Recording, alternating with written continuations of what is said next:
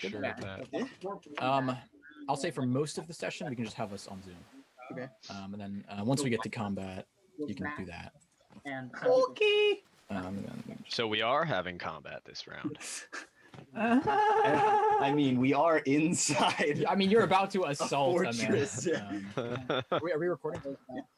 Okay, yeah. Yeah, you're about to assault from underneath, so you would think there would be combat at some point. You never know. That's true. And never then know. it transitions Oh my god, you guys. the hall and the schools and how this cycle is sort of self-perpetuating. And for all of the veneer of we're fighting the drug war, it's really like this is all fucking scripted. Wow. This Tides of the Ocean Sphere episode is brought to you by Fresca. LaCroix. Gesundheit. LaCroix. It's pronounced LaCroix. Dumbass. Stop talking, Michael. How about the rest of you boys? Can you stay up late? We're neats. Well, I've been trying to go to bed before 9 p.m. most nights. No one cares what your schedule is, Michael. Yeah. You fucking post-grad all the time in the world. That's true. That's true. Okay. When we last left off, you guys had infiltrated the sewers underneath the Manor Serobar. Along the way, you had killed all of the urgothols, the faceless stalkers, who were these sort of shapeshifters who had managed to change their shape into that of Alistorus, the captain of House Serobar's guard. And it's sort of been like pulling strings from the shadows for the Black Scars for the past month or two. You killed all the faceless stalkers, thereby removed the imposters, and succeeded in somewhat clearing Alistorus' name, perhaps. But the rest of the battle awaits. Right before you is a long ladder going up this sort of stone sewer to the a storage room. Alistorus indicated was a storage room belonging to the guard tower of the manor, one of the guard towers of the manor. You should have time in the storage room to prepare for the rest of the assault. But the other attackers are waiting on your signal to start the assault. So we're going to pick up. You guys, the ladder is right before you. Well, you know what? Actually, Ilo. How come this guy gets two characters? Ilo, consciousness finds you chained to the wall in a small cell. You're sort of dazed, half aware. Three figures shrouded in black move throughout the room. The ebrium has been removed from the room, and you can feel its sort of sickening, almost kryptonite-like effect on you wearing off for the moment. How do you react? You watch as these three people shrouded totally in black, cultists of some kind, you think. They're examining Zinny, who is strapped to a lectern, sort of off to your right. Two of them are examining her, and one of them sort of glances at you as this is happening. But what do? You can barely move or speak. Have I seen these guys before? Yes. Over the course of the past few days that you've been imprisoned, every once in a while, these guys have shown up, or guys like them, shrouded in black. You recall when you first awoke in the prison in the Talmud jungle alongside Baji and Craven. You rescued one of Hek Caliber's sons from a group of cultists dressed very much like this. The knives they bear are sort of ritualistic-looking knives. These seem to be the Black Scars, the cultists entrusted with scarring new victims. But these ones seem to have been studying the connection between you and Zinny, as per why you were captured in the first place. Every once in a while, the ebrium is removed, Zinny is rolled in on a lectern or a table, and you can just make out in the air sort of these golden tendrils of energy that you'd never seen before, but now you can, that are binding you and Zinny. They come out of your chest and just connect to Zinny. The cultists seem to see these tendrils too.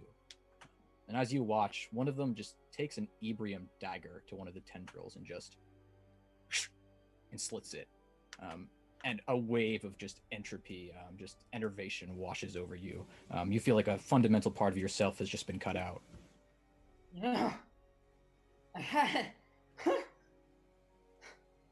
had cut myself shaving before, but that's new. Oh, dearie, you're awake, are you? This cultist, it seems to be a woman, just bends down and just sort of starts stroking your chin. Oh, I do like it when you wake up. I like to see you and your little kitty squirm while we tear pieces off of you. I'm gonna spit in her face. Okay, you try, but you're so weak, the globble just sort of dribbles out of your mouth. She just, you can almost see her grin from behind her mask, her sort of black shrouds, and she just titters a bit. You do have a pretty face, she says, sort of stroking your face. Toldia said we aren't supposed to scar you anymore. Did you? Sorry, what are you saying? Word. Say that again. You better keep your fucking word. You are a strong one, aren't you? The master would like very much to add you to his collection, I think. It's a shame you have that traitor Berengar's blood inside you. That makes you undesirable to us. He would make a great champion for the Scars. I thought that was already the plan. Oh, dearie, we're on our way. Make me a perception check, Ilo. Okay. Ilo's perception is garbage. Yeah. That's a 6. Okay, with a 6, you see vague shadows moving in the room. You're sort of dimly aware of anything going on. They look strange to you, but you're barely conscious. The cultists don't seem to notice this either.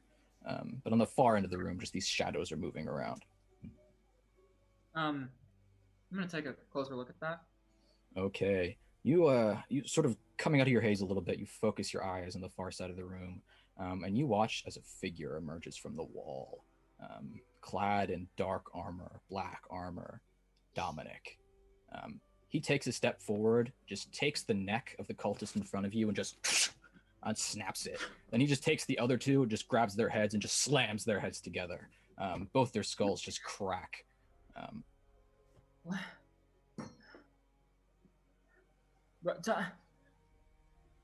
He just bends down to you.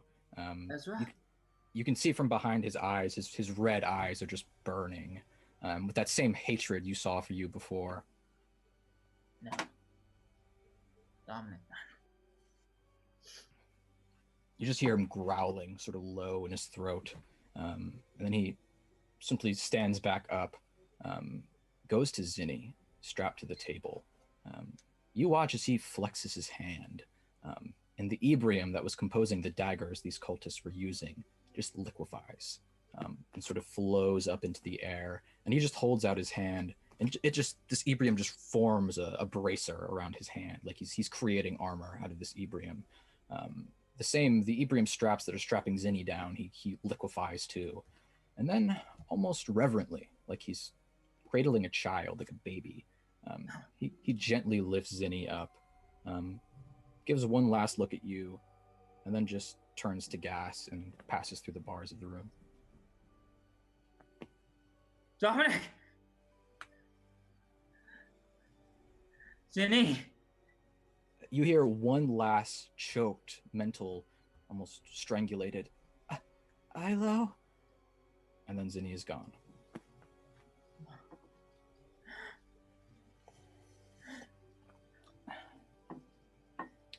The rest of you, Tidehunters, are at the bottom of this sewer ladder.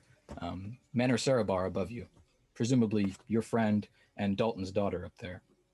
I think we should take a full rest.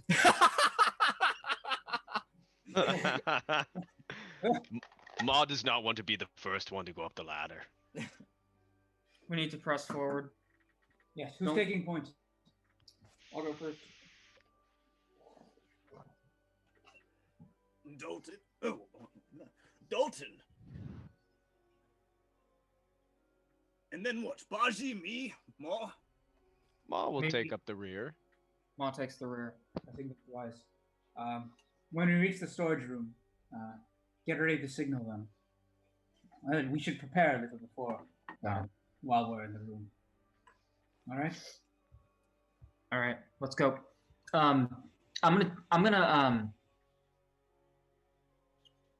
gonna loop my my pepper box around like one finger and then just climb up this ladder. Okay, yeah. Is there an open, like, what does this lead up to? Is this an open trap door? A manhole, so you can sort of prop it up. Do you do so? Yeah, I'll get up to the top, Okay. and I'm gonna gesture down below me, 1, 2, 3, and then I'm gonna burst up through the manhole and point my pepper box around and just kind of do a quick Yeah, 360. okay. The storage room is somewhat small. You don't need to make a perception check since nobody's in the room or anything. You quickly scan the room and nobody's in there. It's small. A few battered crates here and there. A rusty rapier, saber here and there. Little pieces of broken armor. Nothing else though. Just a Okay, door. I will climb up and gesture and come down. It's clear. Come on. All right. As I climb up, where's the door, Mike? It's just off to your right. And is it like locked or anything? It's doesn't seem to be. Little reason to lock a storage room, mostly full of like rusty equipment. But you're in a guard tower. From the layout of the map given to you, there are 7 or 8 of these guard towers scattered over the perimeter of the manor. Okay. Okay. Before we move through that door, are we going in loud or are we going in quiet? Quiet for now. They don't know that we're here. There's no reason to give ourselves away, especially given the whole distraction. Jinx. This is true. All right. In that case, I'm just gonna spend some time to oil my guns with my oil of silence. Ooh, yeah. It's about time you use that oil of silence. That has been sitting in your inventory since like mid Coralia, early Coralia. Can I borrow that? Well, after these 2 pistols, I have 1 left. So yeah, I'll hand him. Yeah, I think I'm using up 3 bottles of oil of silence then. How many shots is that good for? That's for an hour. Okay, so I'm gonna oil up my dragon pistol. Yeah, sounds good. With that, and then I am going to load my dragon pistol with a molten shot cartridge. Okay. Yeah. I'm gonna. Still have Keen Edge activated on my tower. It lasts for an hour. When did you apply that? Right before we headed into the. Right before we got into combat. Yeah, then yeah. How big is this place? Like, The manor itself? yeah. Why? You asking for like a spell reason? No. Well, I meant, well, not really the manor itself. Like the room where, like, can I turn into my like large lion? No, probably not. Probably not. Sort of small, narrow guard tower meant for defenders to narrow spaces for defenders to better hold the line, that sort of thing. Okay, so this is probably not going to be a good place for me to fuck around with larger. So I got my Deinonychus form, which I might roll with that then. All right. But I'm gonna wait to transform. Sorry, I'm Yeah, just sounds sorry to deciding. I'm gonna turn to Ma and say, Ma, Mm. how many transformations do you think you can pull off today? 2. Ma has already transformed twice. Okay. All right, then I'm gonna Mike, is there a keyhole on this door? Yeah. But Can I look for- yeah, sure. Yeah. You look through it. Nobody's in the. It looks like you're at the base of this guard tower, and nobody's moving around inside of it. But on the other side, there's a room with 2 doors in it. Okay. Okay, we'll take this quiet. Ma should go first. Are you sure, Ma? Ma thought about it, and if we are going to be quiet, Ma is probably the most quiet. You do recall Alistorus said once you arrived, signal him. Yep, and wait, when you're ready, let me know and I'll signal the group and I'll signal the And okay, give me a minute, and I'm just gonna spend a grit point and to do the thing. My hold my ale. Yeah, I'm gonna hold my ale. Okay. And charge all my wands into one to my one dragoon pistol. I'm going to drink a new heightened awareness. Okay. And then I will nod at the group and say, and actually, do we have a sense of how? Well, I guess Patches has this, like in terms of square footage. How big is this manor?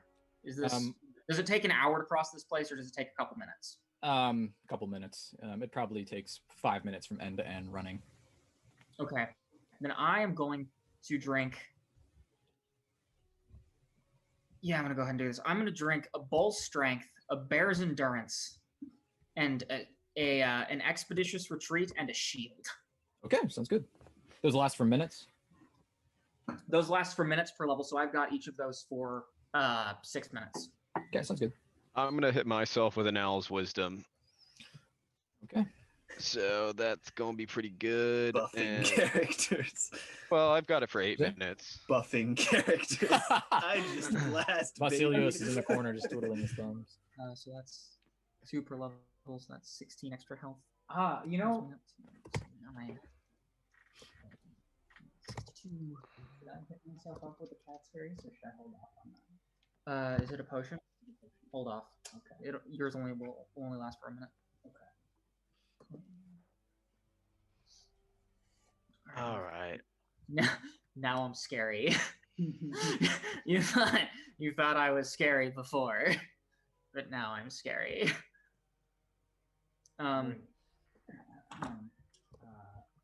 All right, and I will say, all right, we're on the clock. Let's do this. Okay. And I'm going to kill the extract that I left with Alistorus. Okay. I'm gonna down a cure lightning potion beforehand.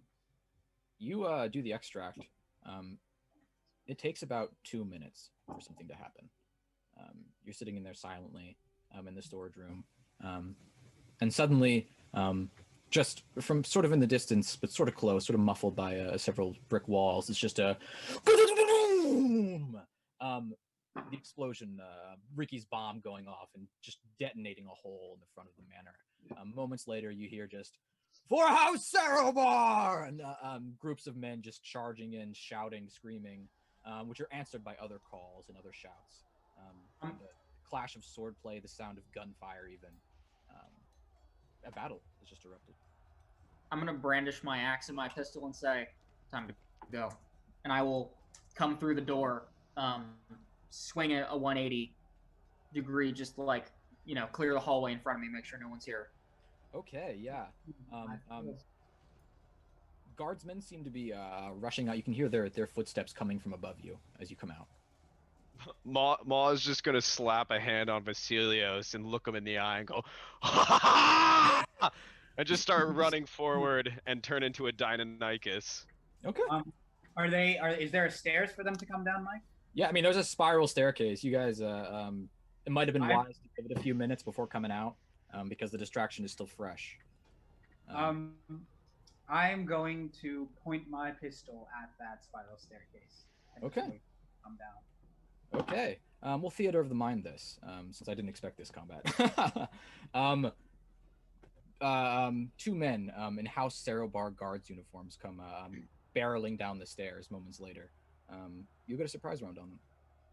I'm just gonna drench the stairs under them. Okay.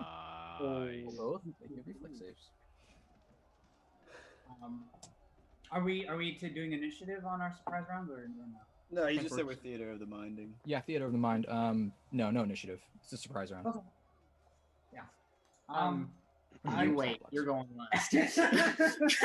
Because I'm gonna as the water comes down, I'm going to spin around, level my dragon pistol, and shoot them and fire a molten shot at them. Okay. Which is a dragon's breath round, and then it creates difficult terrain in its cone. Okay, sounds good. Of blazing hot shrapnel. Yeah. So Baji's up first, then Dalton, then or Vasilios. You drenching the staircase? Yeah, I'm just drenching. Okay. Baji, then Vasilios, then Dalton, and then Maw. I think I'm Okay. probably shapeshifting probably through this then. Yeah, sounds good. Okay. How many guardsmen are there? Just 2. Just 2. All right. Yeah, I mean, yeah, it was a matter of like it probably would have been wise to give it like 5 minutes, for the distraction to really play out before you guys erupted out into the scene. Right.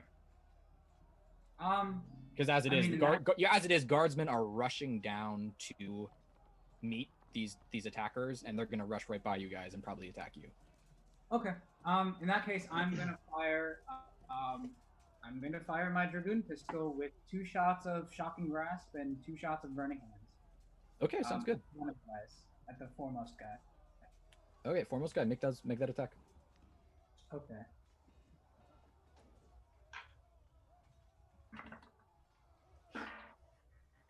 It's going to be a 27 on Okay. the dragoon to touch. Does that hit? Yeah, that hits. Okay, let's do this damage, boys.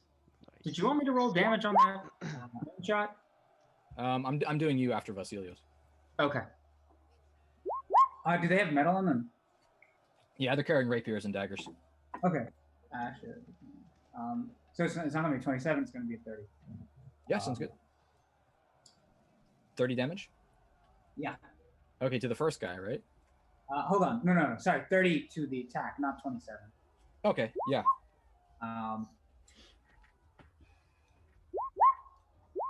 Okay. Jesus Christ.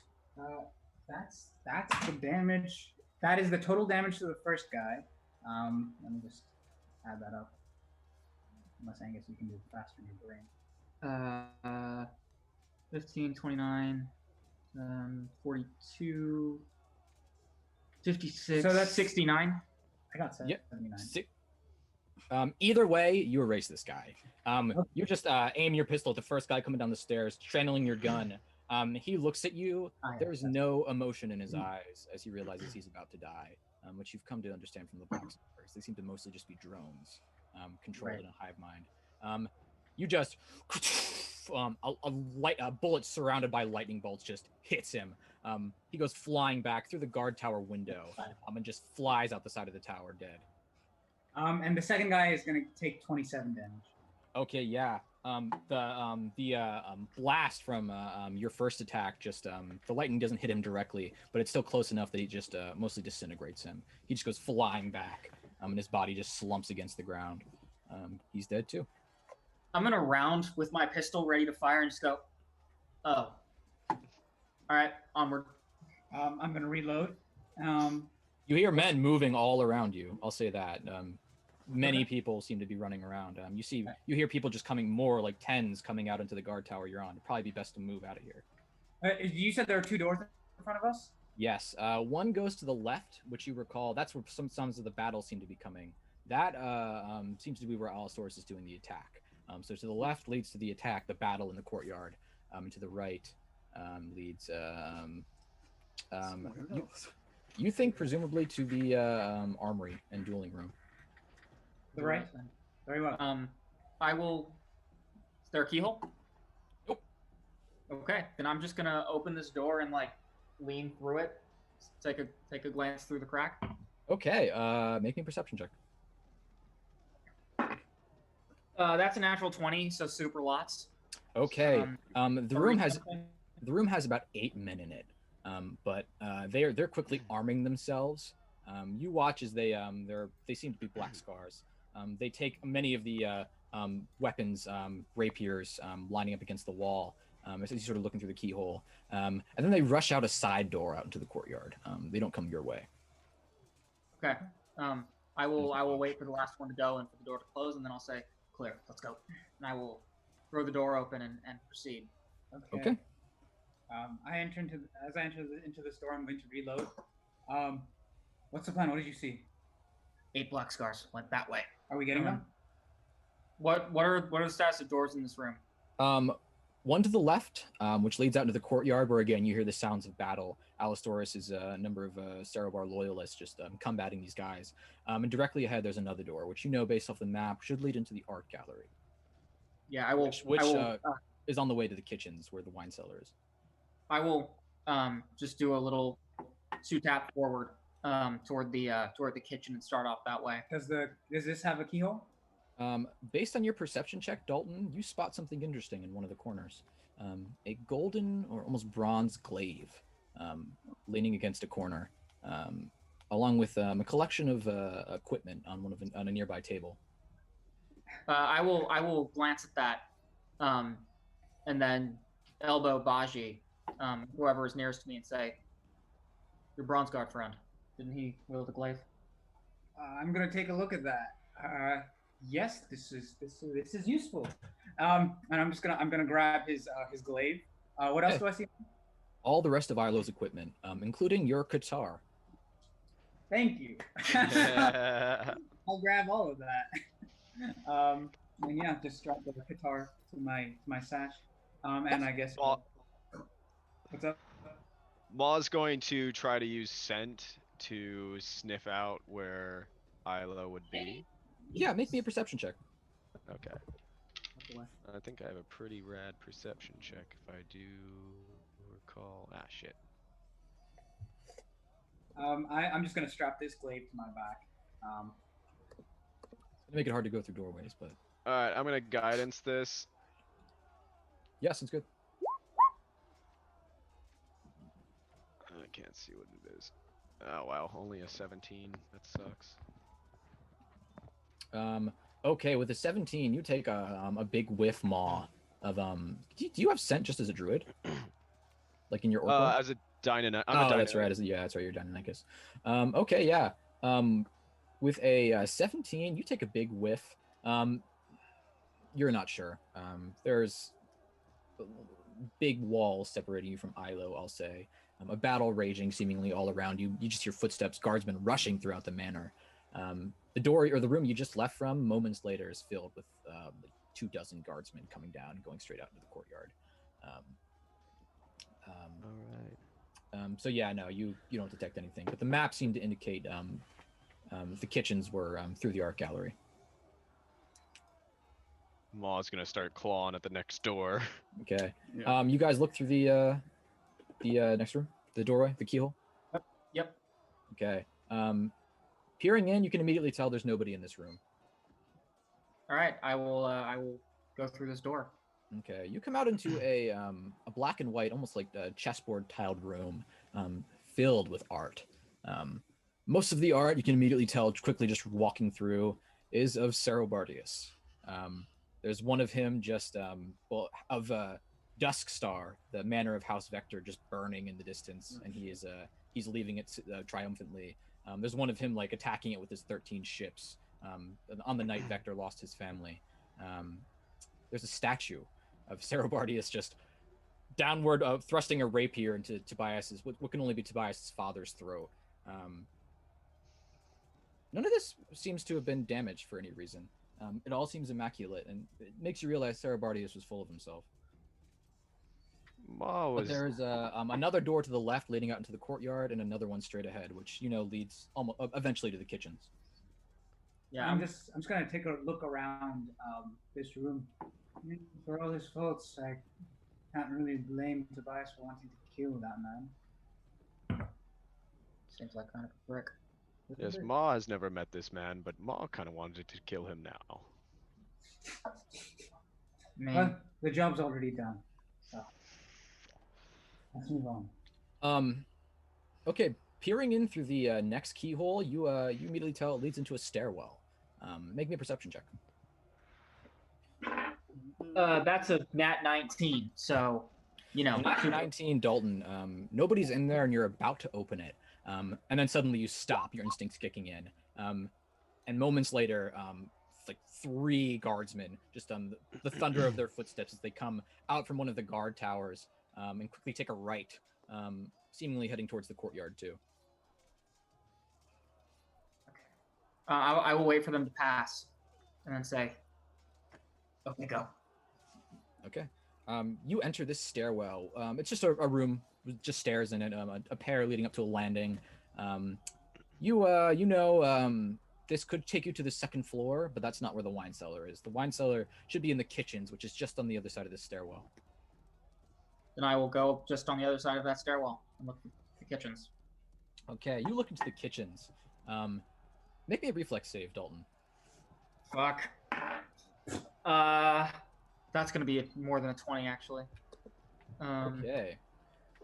You yeah, it's a 23. You look through this keyhole and see another eye staring back at you from the other side. Your instincts kick in and you pull back. Just as the eye pulls back and the haft of a wooden spoon just comes flying through the keyhole trying to poke you in the eye. Get back! Get back, we say! I'm gonna haul back and just kick this door in. Okay, make me a strength check. Ma's gonna assist. Yeah, sure. I got a nat 19 on the assist. That's actually a 9. I have a plus fucking 7 to this, and I rolled a 2. Ma, Dalton, assisted by Ma just comes barreling up and just tries to like shoulder check the door. Dalton, you just take a step forward and try to kick it in, but there's unexpected resistance on the other side. You suspect several bodies, 3 or 4 people just holding the door back. Get back! We don't want any part of this! Ma's gonna throw a bull strength on himself. I'm gonna hit this door. I'm gonna hold up a hand and say, to the, I presume, servants on the other side of this door, I'm not going to hurt you unless you don't move out of the way of the door. And then I am going to hurt you when I kick the door into you some more. Make me an intimidate check. That's a nat 18, so that's going to be like a 30. I think that's a 28. Okay, with a 30, there's silence for a few moments. And then a woman's voice just speaks up. Who are you? Are you these attackers? Madam, we are Clan Valiant. We are here to liberate you from the Black Scars. I want to know who came up with that name. Make a diplomacy check, Baji. I will. It's a number. Not a particularly good number. High level Pathfinder. It's more than a 30. It's a 17. Okay. You hear muttering from the other side as what must be these servants, cooks, chefs, discussing this amongst themselves. And then moments later, open the door. The door pulls in, and you see just an eclectic collection of like a dozen and a half servants. Most of them like cooks, some of them like serving maids, just sort of cowering in fear. One of them, a sort of youngish woman, maybe in her 30s, sort of plump and with brown hair, steps forward. Who are you? You're Clan Valiant, you say? You talk about black scars? I'm gonna put a hand on Dalton's shoulder. My friends, this house has been taken over by black scars, by imposters. The Alistorus that you know is not truly Alistorus. We've been hired by him to save this house. There's a way out, away from the fighting. I believe if you find a storage room by one of the towers, you'll be able to take a route down through the sewers and get out of here. Send them through the sewers, yeah. Right. Maybe a diplomacy check. Ma's gonna put a claw on Baji's shoulder and imitate Baji. Several of the servants are just watching the Deinonychus. Like, just He's a druid. Also, I got a 26. Okay. With the 26, this woman, this seems to be this head chef, steps forward and says, Alistorus is an impostor. Dana, that makes sense. This, he came back a while ago, maybe a month and a half, 2 months. He came with these 2 women. They're sisters, the Ravenwatch sisters. He claimed they were tutors from Azora Quair. He brought them back for tutoring Lord Griff, but listen, there's something wrong with those women. And most of the guardsmen have been let go. This place is not what it used to be. Watch out for those women. If they have anything to do with the Black Scars, then that means they're not good news. We are here to save young Griff as well. Worry not. He will be safe. Last I saw him. Ravenwatch sisters. What'd you say? Can we get descriptions on these Ravenwatch sisters? They're Well, they look like old, kind women, like somebody's idea of their grandmother or something. But don't let that fool you. They're sadistic hags to the core. They've been abusing us. A few servants have even disappeared under their eyes. They get up. I don't think they sleep. We have to serve their breakfast at 6 a.m. on the dot every morning. We were actually just serving their breakfast when this fighting broke out. They took Master Griff. They took him up to the Lord's Tower. It's just beyond the dining room. And she points off to the left of the kitchens. Is any of this ringing any bells for me? Like these things might not be human. No. Okay. Then I'll say, thank you. We'll see to the young lord, but for now, you need to get out of our way. Okay. Be careful. There are. So they see you sort of making your way towards the wine cellar.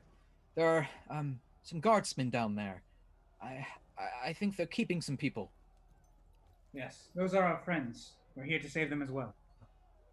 And don't worry about us.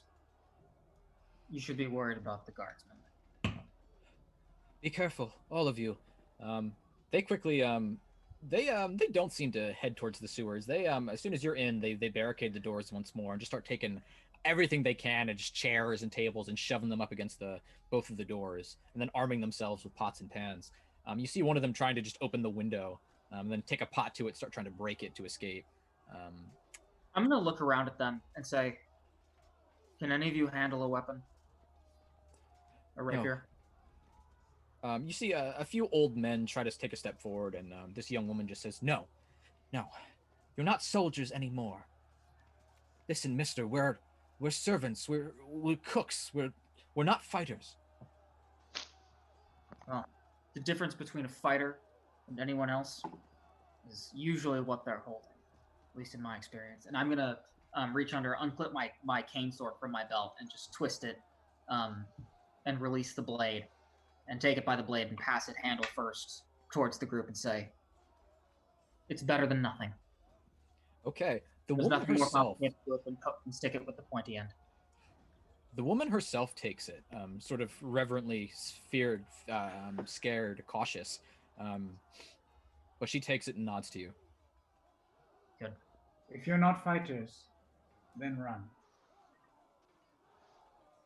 The door to the wine cellar is open before you.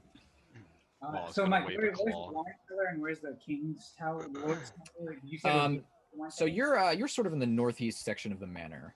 You started in the southeast section. To the left is the dining room, which then leads into sort of the Lord's Tower.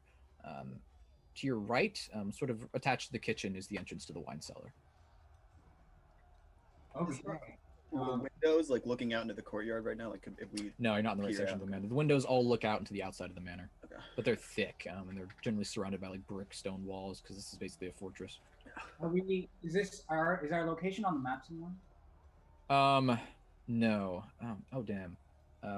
Let's pause for a second, because I'm going to send you what this manor looks like. So there's one of them's second floor and one of them's marked ground floor. Damn, Mike. Did you commission this? Okay, so it's one way to go to the Lord's Tower, and it's a separate way to get to the wine cellar. Yep. The wine cellar is basically right in front of you. The Lord's Tower is still a bit far away. All right, which way are we going? Are we going for the boy, or are we going for my friends? Are we on the ground floor? What'd you say? Are we on the ground floor? Yeah. Okay. The wine cellar's right here. And if your friend is a fighter, then he's one more against these witch women. And my daughter's down there too. We go to the wine cellar first, and then we go for the boy. There's no other way they can escape, is there? Not unless they can fly. We can't discount that possibility. But we'll have to take the chance. Let's go. We're wasting time. And I'm gonna go through the door to the wine cellar. Okay. Busting it down. Yeah. With the last word of the servants telling you to be careful, you descend into the wine cellar. the air becoming cool and slightly damp as you do so. You come down these wooden stairs and onto roll 20. Combat. The stone on the floor is almost a peach color. You immediately come out into a wide chamber. If you see on roll 20, that first chamber there with the wine vats on either side. Position yourself somewhere in that room. I guess I was taking points, so. Point. Fine, take point, asshole. This section of the wine cellar is somewhat dimly lit, but brighter light spills out from a room ahead of you. You can see there's that sort of antechamber, which is the next room, and from the room beyond that, light seems to be spilling. There's the doors open? No, the doors are not open, but they have these like sort of square cuts in them that are barred, and light is cast through those. Okay. All right, I'm gonna approach the next door, and looking back to the party, I'll give a nod, and then slowly push it open. I'm gonna hold it. I'm gonna hold my hand up to tell you to wait. I'll stop. I'm gonna charge up my spell shots again. Okay. Hold my. And I will push and then I'll wait for Baji's go ahead, and then I'll push the door open. Okay, sounds good. I'm gonna nick my hand and cast blood armor. Okay, yeah, sounds good. This door, this sort of a small antechamber, a small hallway, connecting these both halves of the wine cellar. There's nothing in this next room, but the light is brighter still. There's another door ahead of you. I'm gonna gesture to Ma and say, and then I'm gonna lean down and whisper to him. And I throw this door open. You're going in first. Dead ahead. Nearest thing. Charge in. Kill it. As long as it's, not friendly. Make me stealth checks. Ooh. That is a 20, I believe. Jeez, start. Sorry, Boys. 18. I think my Ioun stone is still rolling on stealth. Okay. And so I'm also gonna guidance this. Not bad for me. I got 11. 22. I got a 25. Oh, and actually, Mike, I'm gonna turn on my death watch and look through this door. Yeah, sounds good. Sometimes I think of things. Sometimes I remember. What were those rolls again? 11. 25. 18. Okay. Sounds good. You turn on Death Watch, and immediately you can sense there are 5 living beings on the other side of this door, though something seems off about each of them. Sort of something twisting and mottled in the sort of spirituality you can detect. I'm gonna look, and I'll be full disclosure. This is not within the description of the spell, but can I tell if any of them are Anna? No, none of them seem to be. Do we know he's doing Death Watch? Can we tell or something? He seems to be concentrating. Okay. How many? 5. 5. Okay. Can I get a layout here, Mike? I should be able to tell where in the room they are. Okay, yeah. Let me just bring this up. 3 are gathered sort of in the center of the room. One right there. One like right there, you think. One like right there, you think. Okay. You could peek into the room through the bars. That might give you away. The room is curiously quiet on the other side. But they're all kind of scattered around, it looks like. Okay, I'm gonna turn to Ma and say, okay, there's one dead ahead. That's your target. You go in. When I throw this door open, you're going straight in for the main target. Baji, you and me. There's one on either side, almost 90 degrees to the side on the walls. That's you and I. We go in. I go left. You go right. Ilios? As you're saying this, Dalton, make me a reflex save. Fuck. 22. Okay. You're able to pull back from the door again as your instincts kick in. The door just shatters before you. Roll me initiative as a monstrously sized shark-like mutant stands on the other side of the door. All right, I will pop heightened awareness for that sweet +4. Oh, All right. Fuck. Of course, my initiative was. You watch as Oh. the door almost just shatters before this guy's strength. He just basically bursts through it and just tears it to pieces in Oh, a moment. I got a 20 on my initiative. Jesus I got Christ. a little bit of a big boy, not gonna lie. I got a 21. I have an 11. Is that up in there, Mike? What is it? Yeah, I'll put it up. Pretty familiar there. I Hey, can't believe exactly what I rolled. Oh, you know what? No, I'm not doing it that way. what is he not doing that way? No, come on. It's not Did working. we heal up after that battle? A few of us drank potions and stuff. Yeah, I think I was only at 58 health then. Wow, where else am I? I'm not. Are you? I'm not at full health, but I'm. Okay, it's not letting me change my initiative. I'm hitting 17 and hitting enter, and it just erases it every time. There we go. I changed it. Okay. The door bursts aside in front of you, bursts into pieces, and this shark monster just begins roaring at you. You recognize this Baji as one of the shark-like mutants you fought under Coralia, a variant of Black Scar. This one was probably gifted the blood of Tenebradon. He's sort of the counterpart to the Phantom Blades. You can tell as he sort of recoils, this shark monster. Two more are standing behind him, though they're smaller, sort of thinner. And there are also these black shrouded cultists. Baji, you recognize these cultists as the same cultists you saw trying to scar Calibarius' son in the Black Scar prison in the Talmud jungle so long ago. A bunch of... They all move in conjunction with one another as one body. Oh, that's fucking not good. This first guy is going to make an attack against you, Ma, and an attack against you, Dalton. Ma, 19? Yep. And Dalton, 23. No. Okay. All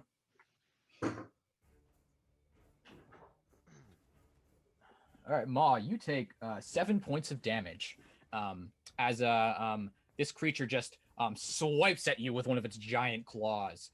You're still just in shock. Part of the door, it sort of burst in and hits you in the head and sort of stunned you for a second. And then suddenly this guy's in here and just swipes at you, sort of digging his claws into your Deinonychus hide. He attempts to swipe at you, Dalton, too. And you don't manage to dodge in time, but your shield just blocks it. Cool. And he's taking a step back, and his fellows are rushing forward. This happens like almost with like a dancing troops level of like coordination. Like immediately as he steps back, these other ones step forward. Dalton, it's not gonna hit. 26 is Ooh, your magic number. Ma, 21. Yeah, 21 hits.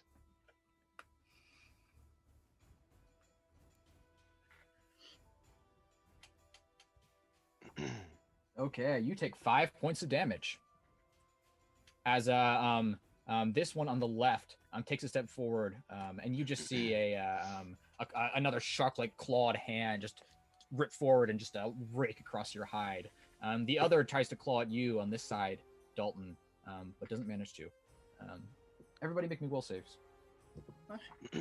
As you see these cultists on either side of the door just begin humming to themselves.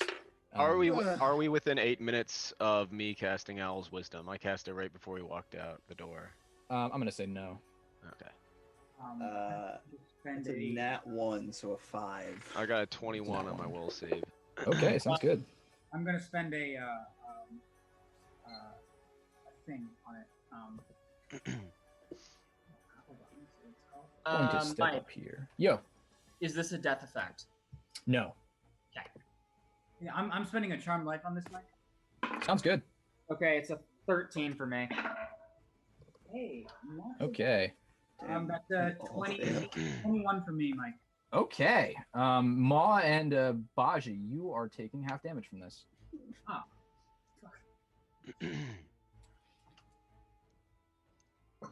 Okay. Dalton and Vasilios, you each take 12 points of damage. Shit. And Ma and Baja, you each take 6.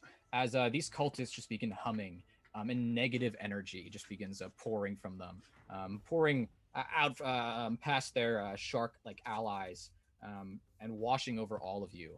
Ma further opening those wounds you've just taken. Fucking, their stale vibes are. So all of these guys just moved on the same turn? With almost preternatural coordination, a hive mind coordination. Okay, so they're not connected. Okay.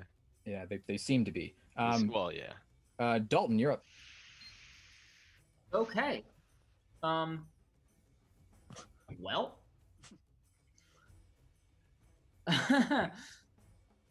I will mutter to myself, plans, first contact. 5 foot in and full attack mutant prime hair. Yeah, sounds good. And I will study him. Yeah, sounds good. Oh man, I'm gonna fuck this guy up. That's a nat 1, I say. I jinxed it. 19 to hit. 19 hits. Wow. Sweet action. He's a big target. 15 points of damage. Okay, sounds good. You take a step forward. This shark monster had recoil in time to dodge your immediate blows, but you're just using your axe, right? Yeah. You step into the room and just drive your axe down onto him. Your first strike just grazes him, sort of doesn't cut quite through his almost sharp, like monstrous hide. But your second one, you take a step forward and just slam it further and just catch him in the side. He just howls in pain. You can just see this sort of inhuman, but strangely at the same time human nature of him. His eyes, in particular, seem like they're in pain. Ma, you're up. I'm torn between doing like a lot of things right now. I'm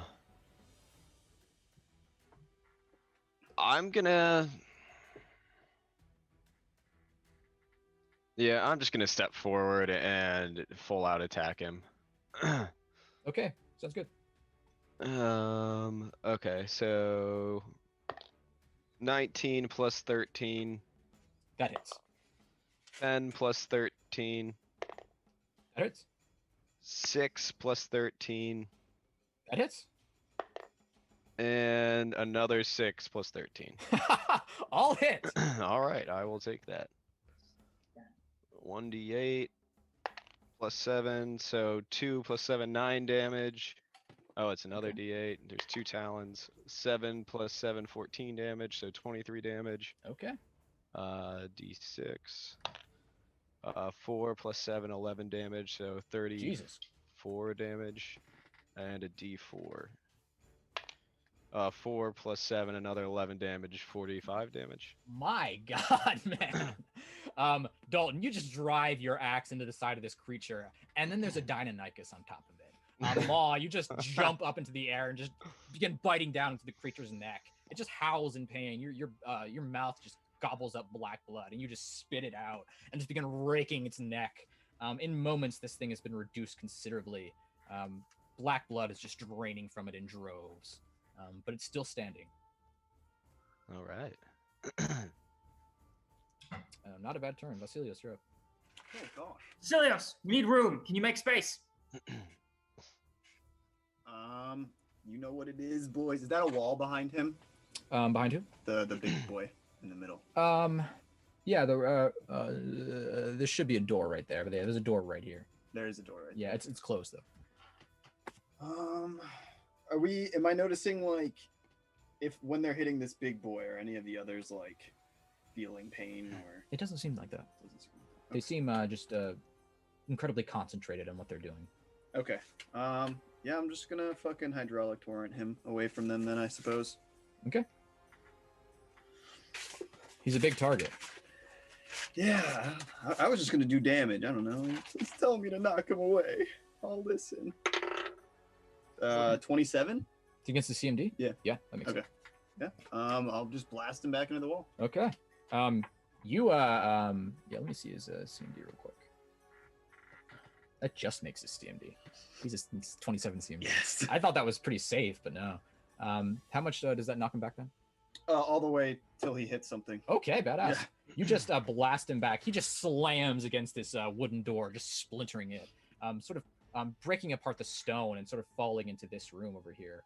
He's going to take some damage. Yeah. Damn, not bad. I think he takes some sort of damage if I hit him into something, but I could be wrong. You can go on to the next person. Okay. We'll bear that in mind, though. Yeah. As a gust of just or a gush of water just blast inches from your skin, Baji, and just hammers this shark monster, blasting him away from you, Ma, who you desperately seem to want to kill him. But he goes flying against the far wall. Baji, you're up. Well done, Vasilios. Baji, the cultists. I got it. And I'm just going to aim my fully charged dragoon at this lad, the one next to Dalton, the Tide Shadow mutant next to Dalton, and fire all my ale shots into him. Sounds good. All right. That's a nat 17 for a total of 31, I believe. Oh yeah, 31 hits. Roll that damage. Hell yeah. Okay. I will.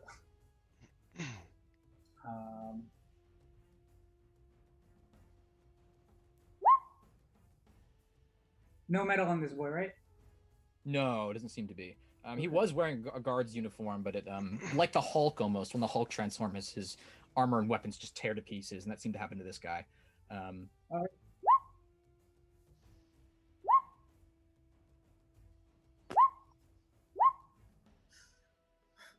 I'm just gonna kill him. Okay. You hold on. just That's not done, Mike. It's not done. Jesus Christ. And color spray for good measure. And colors spray for good measure. Just in case he's dead. He's sure as fuck stunned. Yeah. The blood is the blood aspirin gonna get hit by that? No, I think he's protected. What's he protected by? The Wall. Oh no, I mean I'm hitting him from the corner. Is the blowback from the burning hands gonna hit him? Where's that center? I forget. Is that center on It centers on attack. It centers on the point where the bullet lands. All right, so you're shooting him here. Yeah. Yeah, all out. Hell yeah. Okay, let's calculatrify this. This is gonna be some damage, guys. Damage is good. 35, 57,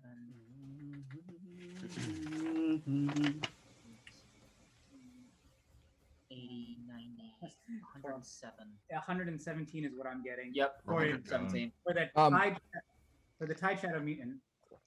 Okay. And the blood aspirant should be hit for 37. 38. 38, yeah. 38. Nice. Okay. Both of these guys, Baji, you just take a step forward, aim your pistol sort of around the corner, and just it's sort of you click the trigger, and it takes a second for all the wands just to charge up. And there's just a loud ringing in the ear of just, and then just as a lightning bolt mixed with just fire bursts out of the end of your gun, consumes, just erases this guy. The fire then just spreads out. You just hear the cultist give out one, and then just gets disintegrated. Nice. Well done, Baji. What happens to the does the Tide Shadow boy die? They both died. Oh, they both died. Nice. Good job. there. Okay, these guys are all up again. He is going to stand up. Does this guy take any damage to him? No. Okay. He's going to get up. He's going to charge at you, Dalton. Well, He rolls a nat 3. good stuff. Which is not going to hit. He gets up. He attempts to, he lumbers forward, and attempts to just charge you and just take a swipe at you. But he seems stunned by just being blasted back through this door, and he's bleeding heavily. One of his hands is just clutching his neck, which is just bleeding. He swipes at you, but it's half-hearted and sort of dazed.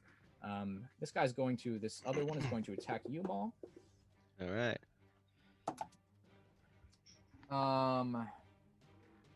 16 hit? 16 hits. Okay. I do not have a lot of AC. I'm Yeah. waiting for level 11 when I can actually get AC while I'm transformed. Okay. You take 7 points of damage as this other shark. You've sort of been this shark ahead of you has been blasted off of you, and then he got back up and lumbered back towards you. You were prepared to engage this big shark monster, and this other one just grabs you, and just slams you against the wall, and just begins just dragging his claws into you. Everybody make me will save. Oh boy. 17. 22. 21. Is that actually? That's sorry. 18. 26. A duck. 17. Okay. 22, Elios? 21. 21. Everybody, actually just Maw and Baji are taking half damage, or Maw and Vasilius are taking half damage. Jeez. You take 6 points of damage. Vasilios and Maw take 3 points of damage as this cultist just begins chanting again. And your wounds just open up even more. Makes sense. Yeah, how much did What we kind take of last damage time? is it? Is he Negative energy. channeling? Yeah, he's channeling negative energy, Yeah. isn't he? Yes. That's Just stale awesome. I vibes. want to play a negative energy cleric at one point. Dalton, you're up. As again, Alright. these guys seem to work in perfect coordination with each other, but you've just decimated their ranks. All right, I'm gonna take a 5-footer to here. Look at this guy's bleeding neck and say, "I like how this has started. Let's see if we can keep on this tack." And just slam my axe into his chest a couple times. Okay. That is a 19. Hits. Fuck, that was a nat 2, so I literally have to not nat 1 on my first attack. That's cool. Oh, and that is a 30. Oh yeah, they both hit. Good stuff. 14 and 13, so 27 damage all day. Okay. He attempts to just take another half-hearted swipe at you, and you just sidestep easily, and then just with a simultaneously barbaric and extremely civilized movement, just slam your axe once into his chest, then just rip it out and slam it into his chest again. He just goes down for the count, bleeding from his chest. Blood. I will let my axe fall with him, keep my hand on it, just point my dragon pistol at the other two guys and say, "Okay, I think we have the shape of things. Would you like to try something else?" Are you trying to get these guys to respond? I mean, I'm just saying stuff. Okay. They seem to agree. Okay. Maw, you're up. All right. Maw is going to full out attack this douchebag that just hit me. All right. 10 plus 13. Barbaric and also extremely 6 civil. plus 13. What was the first one? A 10, a 6, and a 10. Plus 13 for each of them. Okay. And then one more Yeah, I'll hit. is an 11 plus 13. Yeah, that hits. All right. 1d8. 5 plus 7, 12 damage. Okay. 1 plus 7, 8 damage, so 20 damage. 5 plus 7, 32 or 27 damage. And 5 plus 7, sorry, 32 damage. I was right. And then 1 plus 7, 40 damage. Describe your kill on this guy. All right. Maw's just gonna, like, as he dug his claws into me, Maw's just gonna, like, just grab him with a bite on his arm, and then just rip like crunch down and tear off his arm, and then just like jump on top of him and like sink his foreclaws and his claws right into him and take him to the ground. Yeah, you watch as Maw just pounces on this like a fucking tiger, like a velociraptor, honestly. There's just a whirl of claws as he just tears this shark monster to pieces. The last cultist does not stop chanting. He seems unperturbed by the deaths of all his allies. Baji! Basilios! One of you! I turn to Basilios. I'm gonna roll up in here. Fuck him up.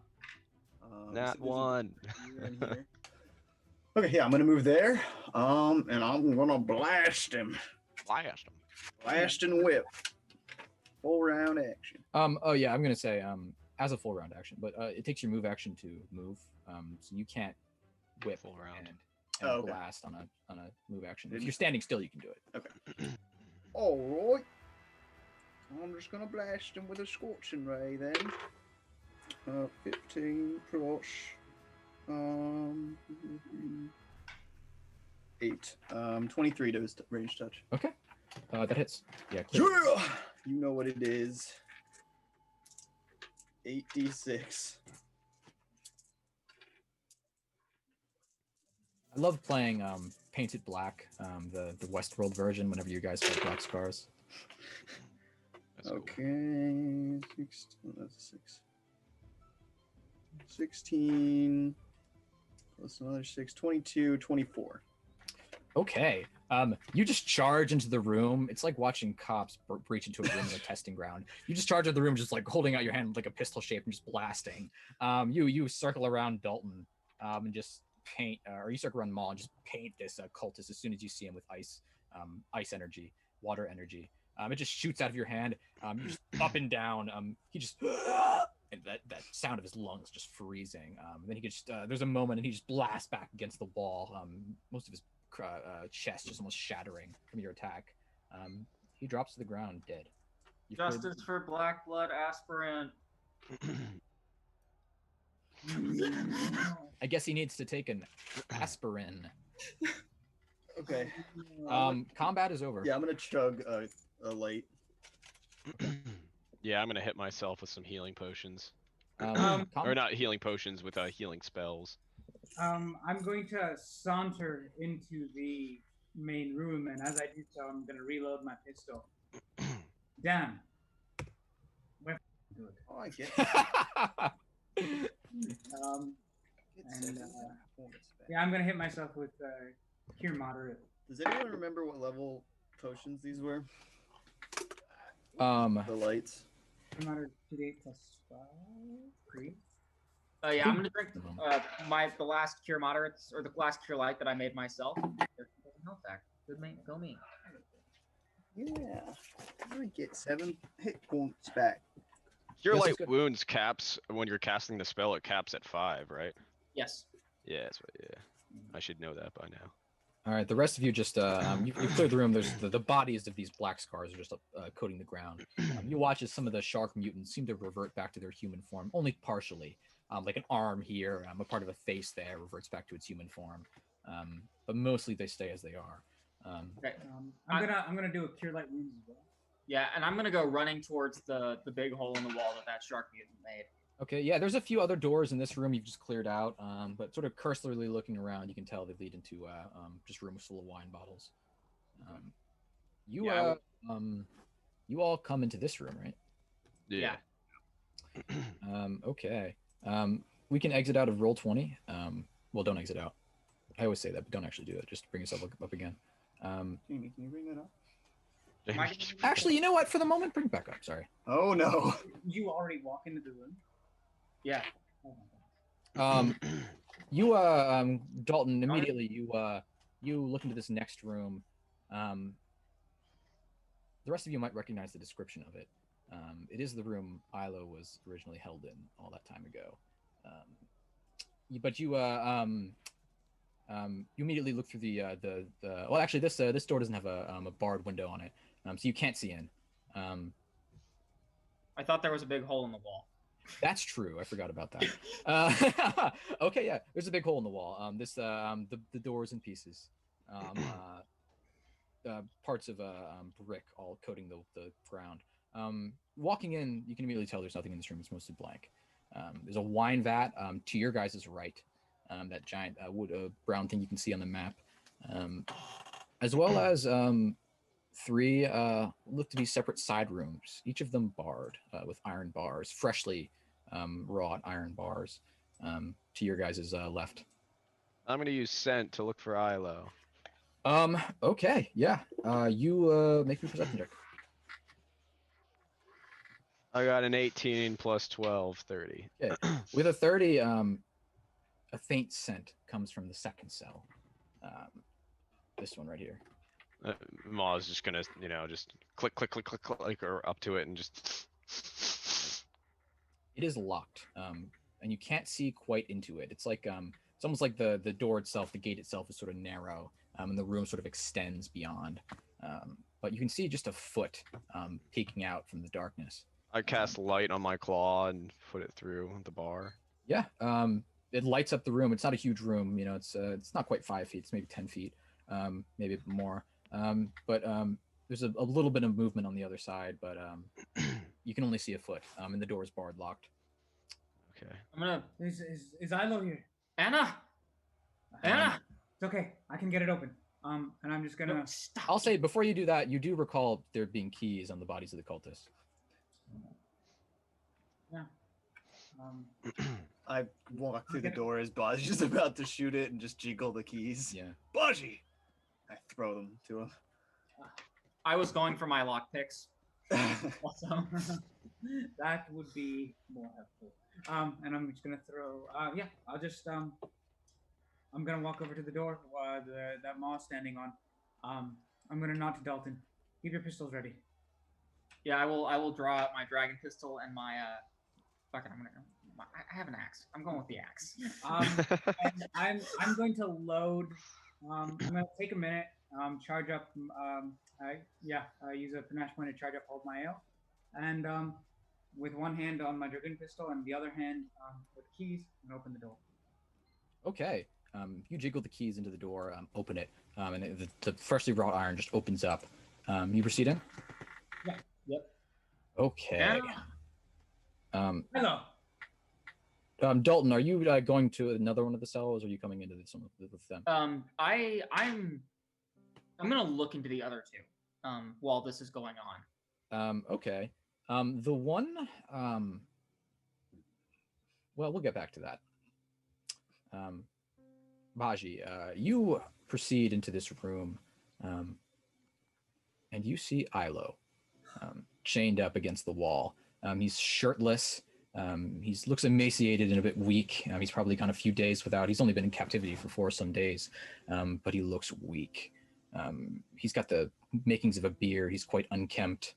Okay, I'm immediately going to let the charge just fizzle out, holster my weapons, and head over to Ilo. Ilo, and I'm just gonna put a hand on his face and lightly tap him. Am I awake? Ilo. You sort of come to consciousness as Baji's in the room. I walk. I'm hovering in the doorway. Zinny? No, Zinny? Wait.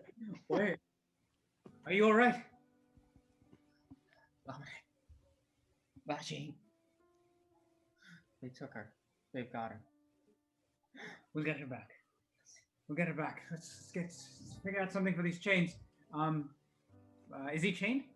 He is, but one of the keys seems to open the locks of it. Okay, yeah, I'm just gonna start unlocking the chains. Okay, Ma's gonna be licking Ilo's face. I love that. I'm gonna pop Ilo with a cure light wounds. Yeah, I'm gonna pull out a ration in like a bowl and fill it with water. Okay. Okay, yeah. You begin sort of feeding and clothing Ilo. Maul licking his face. You unchain him from the wall, Baji, and his arms just drop. And he's sort of Does he look like skinny, like malnourished? It's only been about 4 days. Yeah.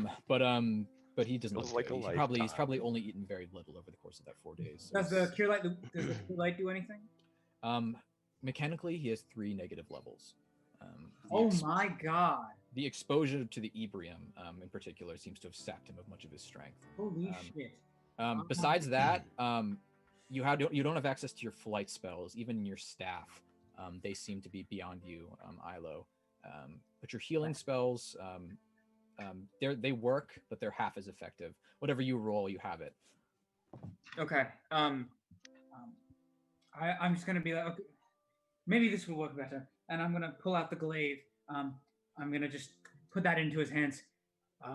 See if that puts any strength into his body. It does not seem to. The glaive, usually it shines with a sort of radiance. This time, it just seems to be somewhat dull and dim. You have the healing spells from the glaive, Ilo. There's a weak tendril of golden blue energy that comes out of it. But the flight spells are still beyond you. This is bad.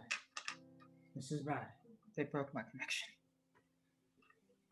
It's all right. It's all right. All right, we're going to get her back. You're going to be safe. They took her from me. All right. Can you stand? Watch me. And I'm gonna climb to my feet, Okay. unsteadily, just like bracing myself on the wall, leaning on my glaive. Okay. You do so.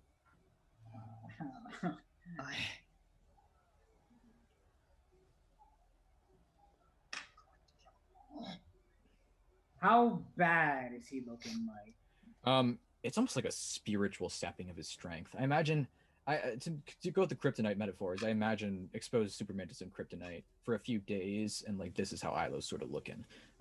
Somebody who's been in captivity for 4 days should not look this fucked up. Okay, this is gonna get a little weird. Can Dalton examine Ilo? Yeah, a dream within a dream is too unstable. Yeah, you can make a heal check. That's a lot. But the question is, what is Dalton doing during this? I mean, Dalton can death watch him. Dalton is an undead expert. No, I mean, would not- Dalton do this, or would Dalton look for any other cells first? Okay, so actually, yeah, I mean, actually, Dalton is looking in the other cells first. Okay. Dalton's looking for Anna first and foremost. Okay, then we'll go to that. Do you check, which cell do you check first? I'll check the north side cell. Okay, you look in. This cell, you can actually see into this one. There's just a single crate, as if for a cat, just sitting sort of forlornly in the far side of the room in the darkness. Besides that, there's nothing else. I'll gesture and say, "You had a cat, right? Look in here." And then I'm gonna go and look at the other cell. All right. Okay. You open that one for him, and then you go into this cell. You sort of clattered open. You peering in, you can't see anything. It seems to be a similar structure to Ilo's cell, where you can't really see around the corners. I have dark vision. It's not a matter of light; it's a matter of just purely vision. It's just obstructed by the wall. Okay. But in the third cell, not chained to the wall, but almost sleeping, unconscious but stirring slightly, is your daughter, Anna. Annie. Oh god. I'm gonna walk over and just drop to my knees. Annie, wake up. Come on, wake up. Again, she just stirs slightly, just Father. But she does not awake. Maybe I'm here.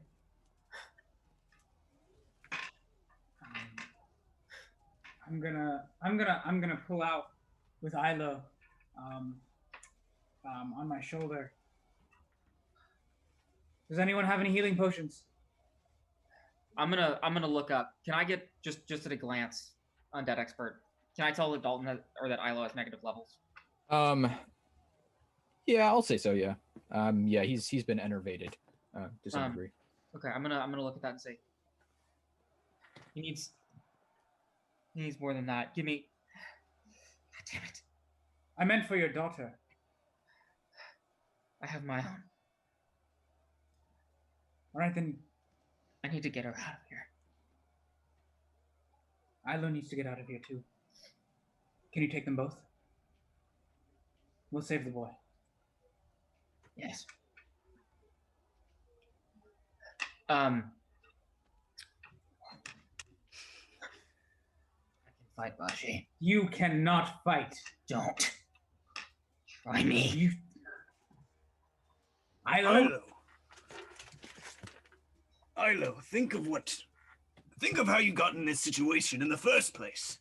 I walked in with no backup. You're here now. You didn't let us give you backup. I did what I had to do, Bashi. And it didn't work. So let us save Zinny. Just let us do this. We got this far. We can save her. You can't fight Dominic. I can. We can fight Dominic. But I'm not leaving. How's his health looking, Mike? Mechanically, he's at full health, but minus 15 because he's 3 negative levels. Okay. I'm gonna look at Dalton. I'm guessing you can't carry both of them? Can I? I mean, I'm ridiculously strong right now. You might be able to. Yeah, But it'd probably be more just shouldering both of them and helping them along, less carrying them. If he seems like he can mostly walk. I can get them both out of here. He's not going to be able to walk. And I'm just going to give him a nod. I'm going to give Dalton a nod. And I'm just going to imply something with that nod. All right. I will look at Ilo, look at Anna, and then just give Bashi a nod. Okay. And I'm just going to knock him out with my pistol. Who? Ilo? Yeah. I'm not going to take that lying down. Yeah, no, you're gonna have to make an attack roll against him. Okay, it's going to be non-lethal. Yeah. Kills Ilo. That's how this works, guy. Accidentally shoots Ilo. The biggest twist. It's going to be a 26. Yeah, that's going to hit. Okay. That doesn't do much damage. It's like 1d8 plus what, right? Yeah. Oh, fuck, right. So roll that damage. Roll that non-lethal damage. Right. Can I not? Can I take that back? We can say, Baji, you move to strike Ilo with his pistol, and Ilo, you just reach out your hand and catch it, and just hold him back with a surprising amount of strength. I can fight. Ma's gonna change back into his, half-orc form. Pull out the armor that you commissioned me to make, and kind of like kneel, and Ma's gonna go, Ma knew you would be back. I'm gonna strap on my armor. I imagine that I was shirtless. I am just strapping on this armor, no shirt, no coat, just pants, boots, and my breastplate. And I'm gonna take up my glaive. Look at Baji, kind of, and let my eyes bleed to that glowing blue. I can fight. Okay, fine. I look at him. Ma believes we have 2 sisters to go meet. You stay in the back. You stay behind us. Baji, when was I any good at listening to orders? And I'm, okay, real quick. How quickly can I whip up a couple potions as Dalton? I'm not sure about the mechanics of that. I would say, how long does it take you, like, mechanically? I think it takes I think it takes hours, not minutes, honestly. Yeah, so I'd say no. But as I said, you, as Ilo, have access to all of your healing abilities. They just do half. Okay. So all of your heals are good. Just you can't fly. Okay. Are my lay on hands halved as well? Yes, all of you healing. Um.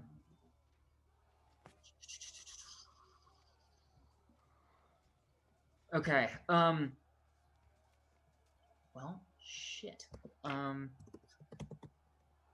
Well, I guess then the next question is how quickly can I prep spells here as Ilo?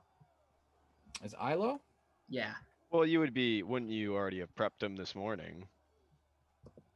I mean, Because I don't. every day you would be prepping spells, I guess. Yeah, could I theoretically be prepped like I'm ready for this? Yeah, I'll say but it depends. I would say mostly healing spells probably. Is that what you planned on doing? Or did you Well, plan on I doing was something gonna else? prep 2 lesser restorations. I would say no. No? No, yeah, that seems a bit far fetched. I don't know. Yeah, I mean, I would say no. No, I mean, thing is, you've been drifting in and out of consciousness. Oh, I'd that's say it's true. like your base spells, like your like the shit that I always prepare. Some lay on hands. Yeah, maybe. Okay, so I will say my baseline, like the shit that I always prep, is Hero's Defiance and Avail of Positive Energy, or something to that effect. Yeah, I would say that probably sounds more effective because yeah, no, that just strikes me as too situational to just too mechanically convenient to just say like, yeah, I'm gonna prep these restorations.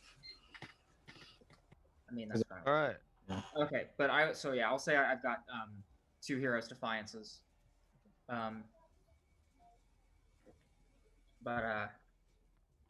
Okay. In that case, I'm at minuses. Mike, I'm going to load up my pistol with my dragoon pistol with electrical mage shot, red mage shot, and green mage shot, and my flintlock with 1 green mage shot. Okay. Yeah. Ilo. I think you do get a chance to make a fort save against these. Against these negative. Once a day, you think you can make a fort save. Okay, so can I roll a fort against all 3 of them? No, you can only hit 1 at a time. Okay, well I'm still great at these. But let me see. I just gotta see. Yeah. Pair of shoes, baby. Oh yeah, that's a 31. Oh, yeah, that's gonna beat it. Okay.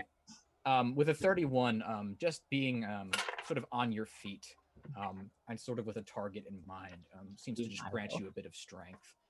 He still looks very emaciated on a more than physical level, but one of those negative levels you sort of managed to shrug off. That was a Dex character, right? Yeah. I'm going to pull out pull out the cat's grace, and I'm going to hand it to him. When the fight comes to us, use this. You'll need it more than me. I'm gonna take it from him. And I'm going to give him protection from evil and blessed weapon as well.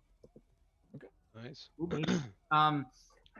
Oh, and all right, Dalton's gonna do some. Dalton is going to lay out a couple things. Okay. He's gonna basically go under his coat and put out a potion of cure moderate wounds and a potion of cure light wounds, and put those down, as well as 2 Cytalish stun vials. And say, most of what I've got won't do much for you, but these are useful. And I'm going to give Baji the 2 stun vials, and then give whoever the 2 potions. I think I'm going to need the potions. I can heal myself. How well? Well enough. Fine. More than you. Ooh, okay. Does anyone else need the potions? Good. All right. I'll take one of the cure moderate wounds, and I'll take the light wounds as well. Yeah, whatever. I already have healing.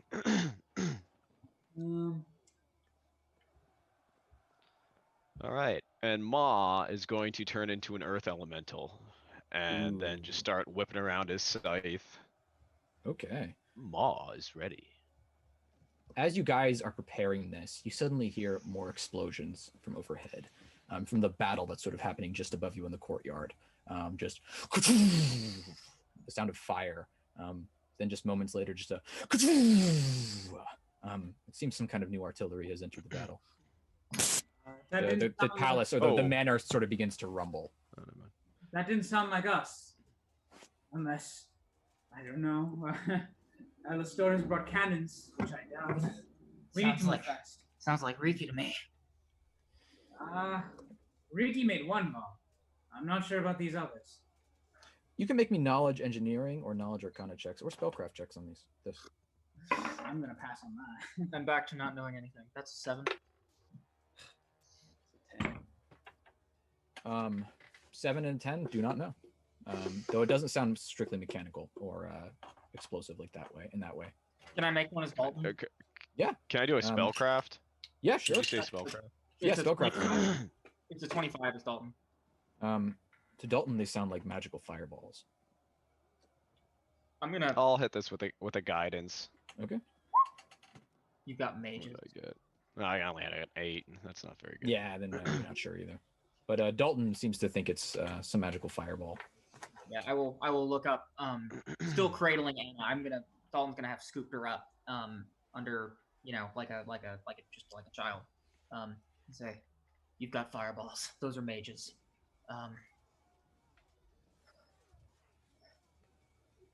I'm sorry.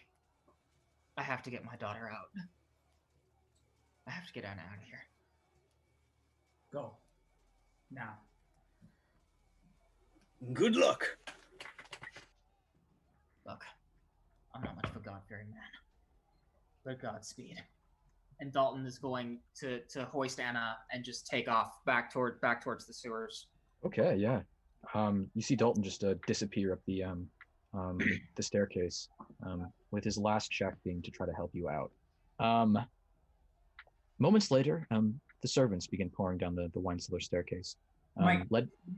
Yeah, just a small thing. Instead of the electric mage shot, I'm just using fire using what? red mage shot, fire mage shot. Okay. Instead of electric. No, sorry, could continue. Hey, Sorry, you watch these servants begin pouring down the stairs. What's going on? where's my bag? Right, sorry.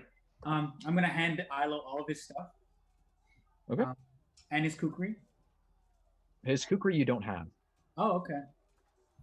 I'm just gonna like Frodo in Sirathungol, just start pulling stuff on. I'm still not. Was my coat among my things? Yes. I'm gonna look at that. Duster acquired.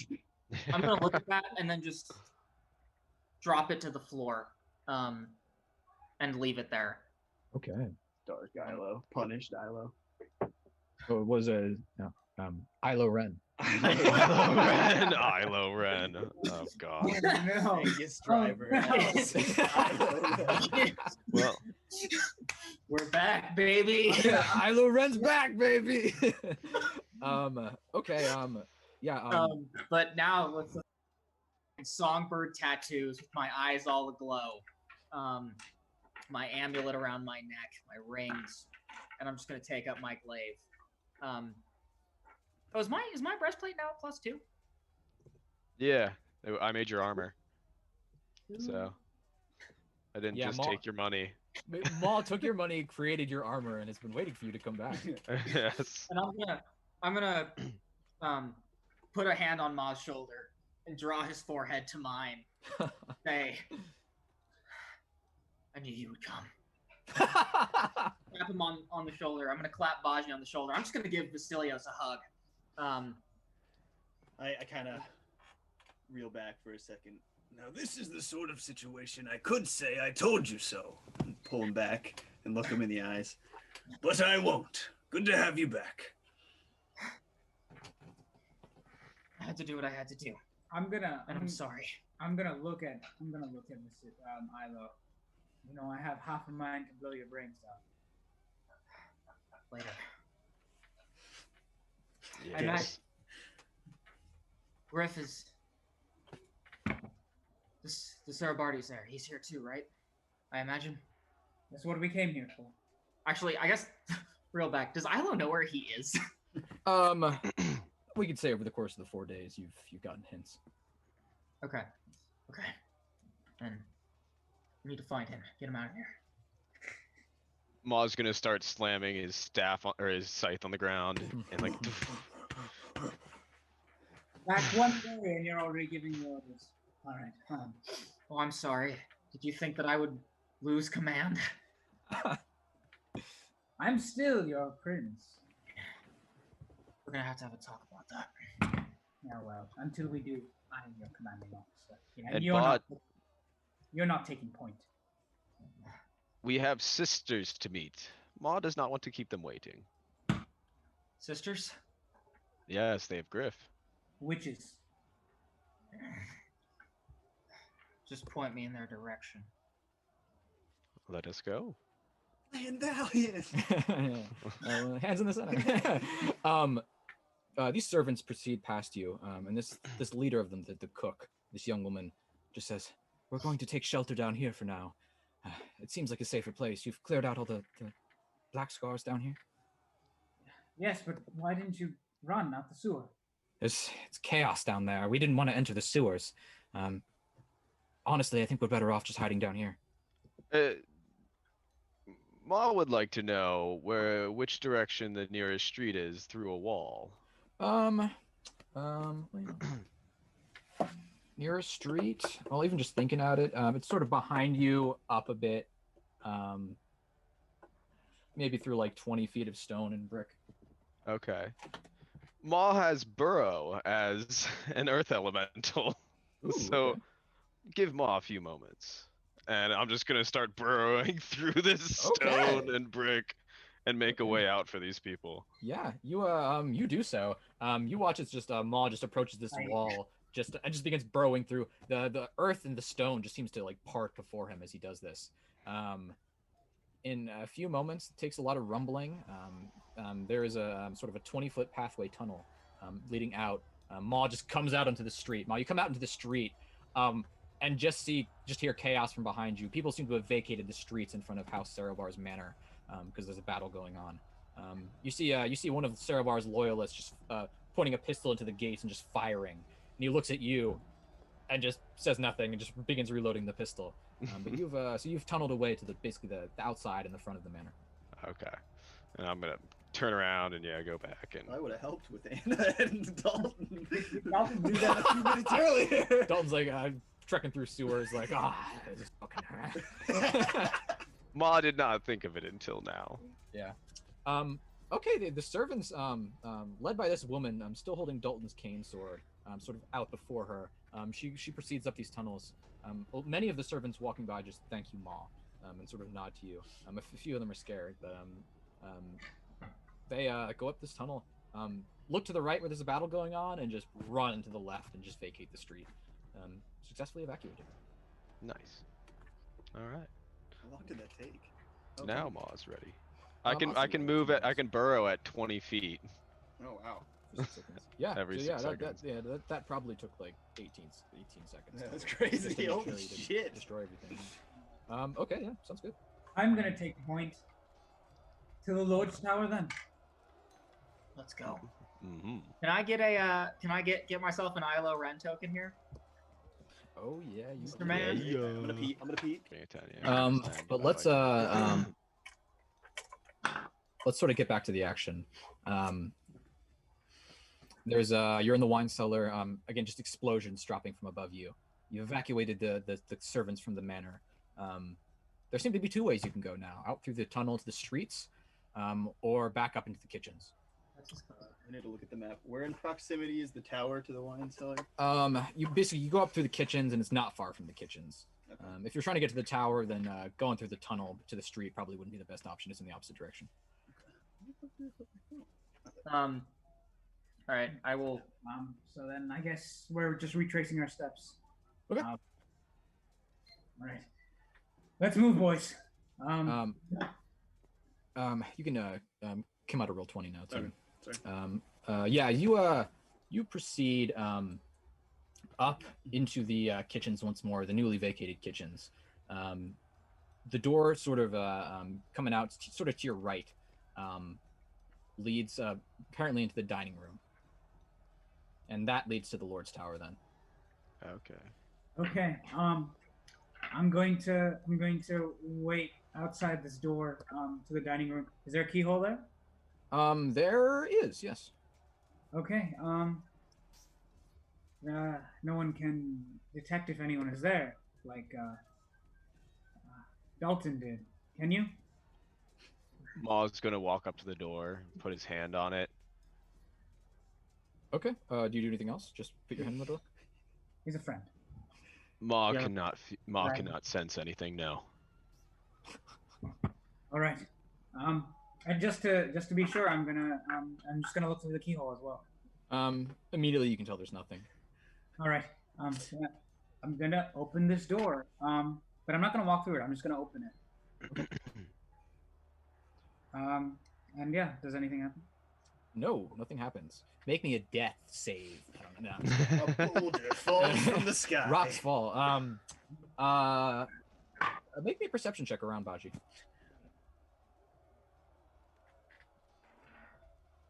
Uh, 26. Okay. You stride forward into the room, immediately telling there's nothing immediately threatening in the room. At the table, there are 3 place settings, all with silver plateware. The makings of breakfast on each of them. It seems you interrupted somebody's breakfast with your attack on the manor. One of the place settings, Baji, you can immediately tell is for a child. The other 2 are not. How old is Griff? 7 or 8. 8. Okay. Looking off, something else catches your eye, Baji. You catch, there's a window to your left that sort of overlooks the courtyard. Do you go and observe the battle? Yeah, I'm gonna take a look at it. Okay. You go and observe the battle. You see, looking out into the courtyard, Alistorus' men just being steadily hammered by just waves of black scars, probably 80 of them, just approaching,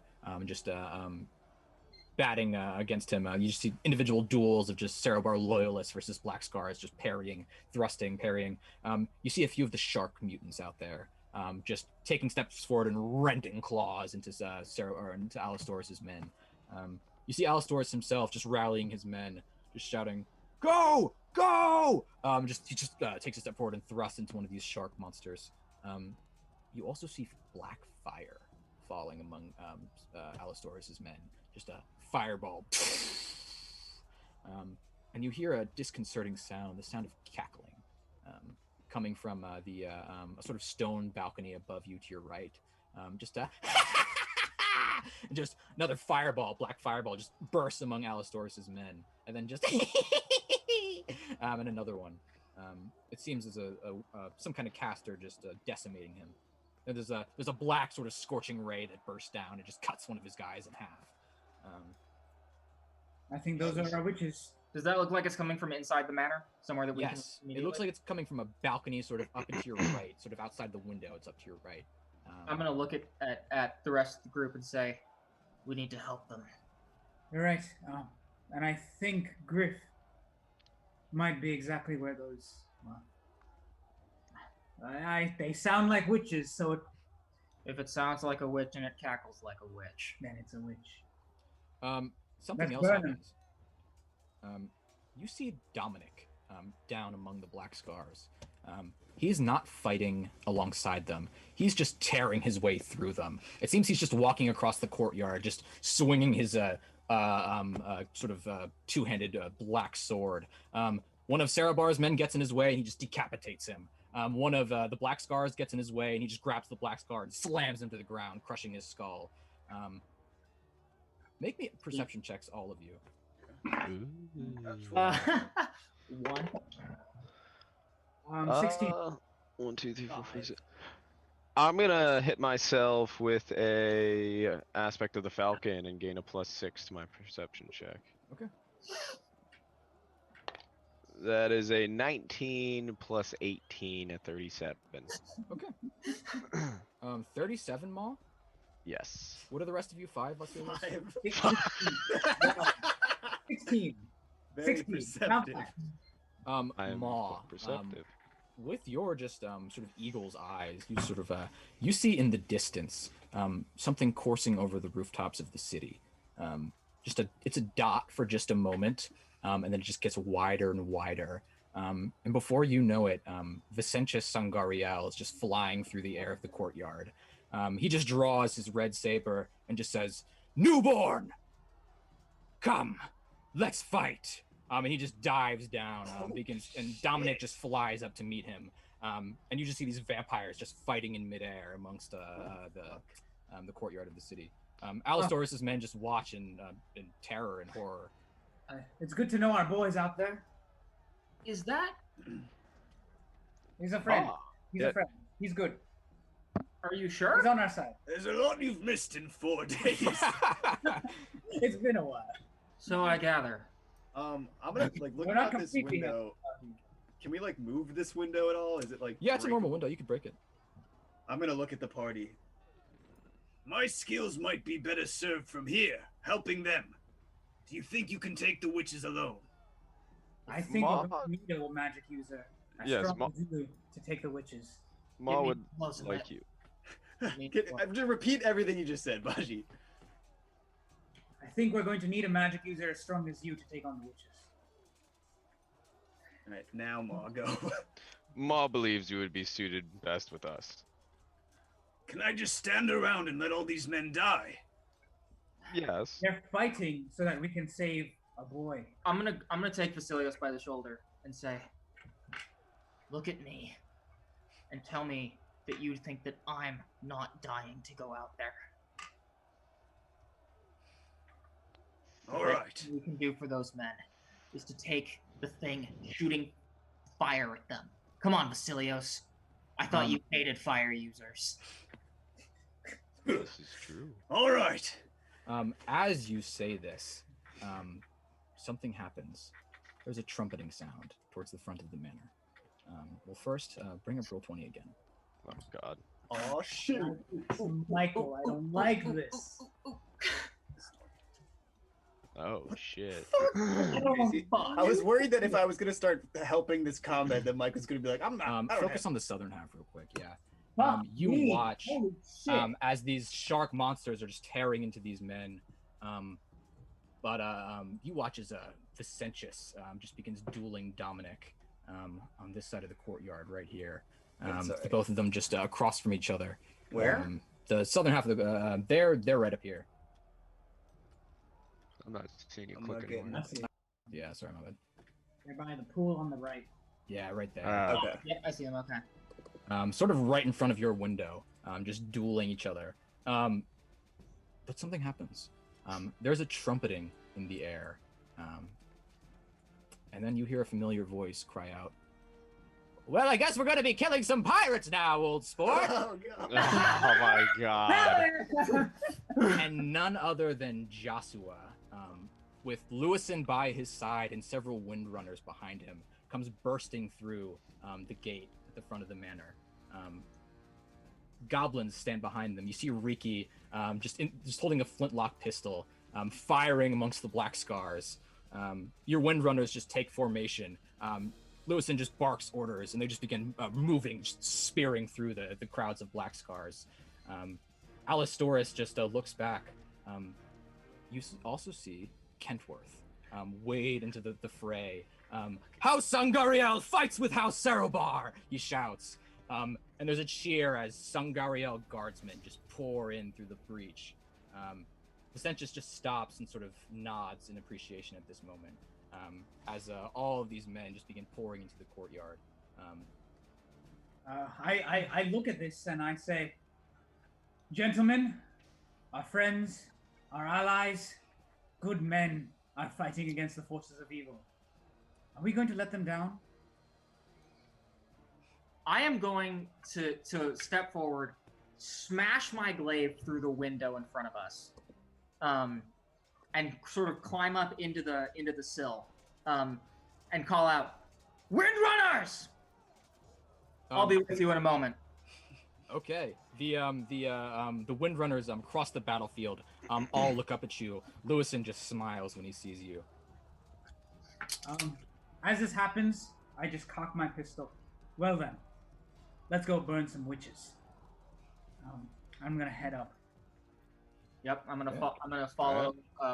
Is there a door Yes, a door leading into sort of a central foyer. This battle just erupts in the courtyard. The tide sort of turning against the Black Scars somewhat, and their monstrosities. But breaking away from it for the moment, you see Alistorus just salutes you, and he just mouths, "Find him," and then goes back into the fight. You burst out into the central foyer, sort of this large circular chamber. You can see it on the map.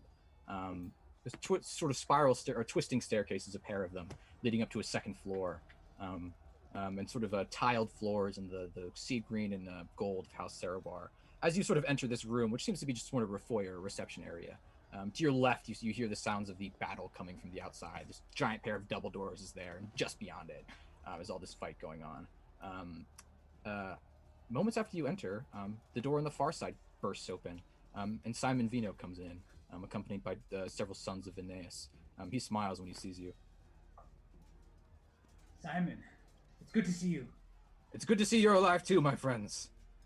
We've just managed to take the stables. I've lost a few men, but we've cut through all the Black Scars on our way.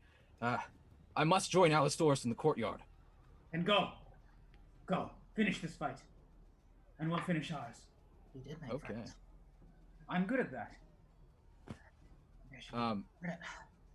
Really should. Outside, several Sons of Veneias just join the fray. They burst through another entryway into the courtyard. Actually, they're going to burst through the main gates right there. And you watch as the Serobar loyalists just hurrah! As the Sons just join the fray from behind. There's a spiral staircase leading to another floor, though. You're sort of at the base of this tower. You have to rise. You have to go up. Okay, the spiral staircase leading to another floor. Is there a door separating us from that main? Is there does it lead to a door, or is it just a straight passageway? Straight spiral staircase. You can't see the top of it because it sort of disappears onto the second floor. Okay. You can see there's another giant room, probably just as big as this one up there. All right. Then as I'm walking, I'm gonna charge up my spell shots. I'm gonna put a hand on Baju's shoulder and say, "I know you said I'm not taking point, but you also know damn well that I'm most effective at the front, You're usually most effective at the front. and I still am. I'm not as weak as I look." Maul will watch him. We've never Besides, been he's able new to armor. stop Ilo's head-heartedness before.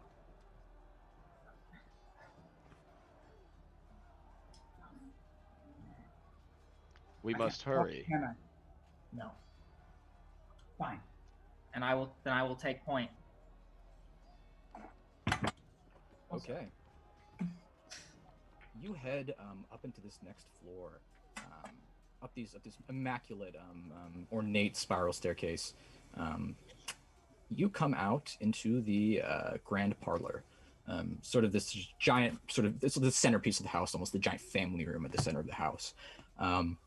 There is one last staircase, a short one that's sort of like a small wooden staircase that leads up into the tower study.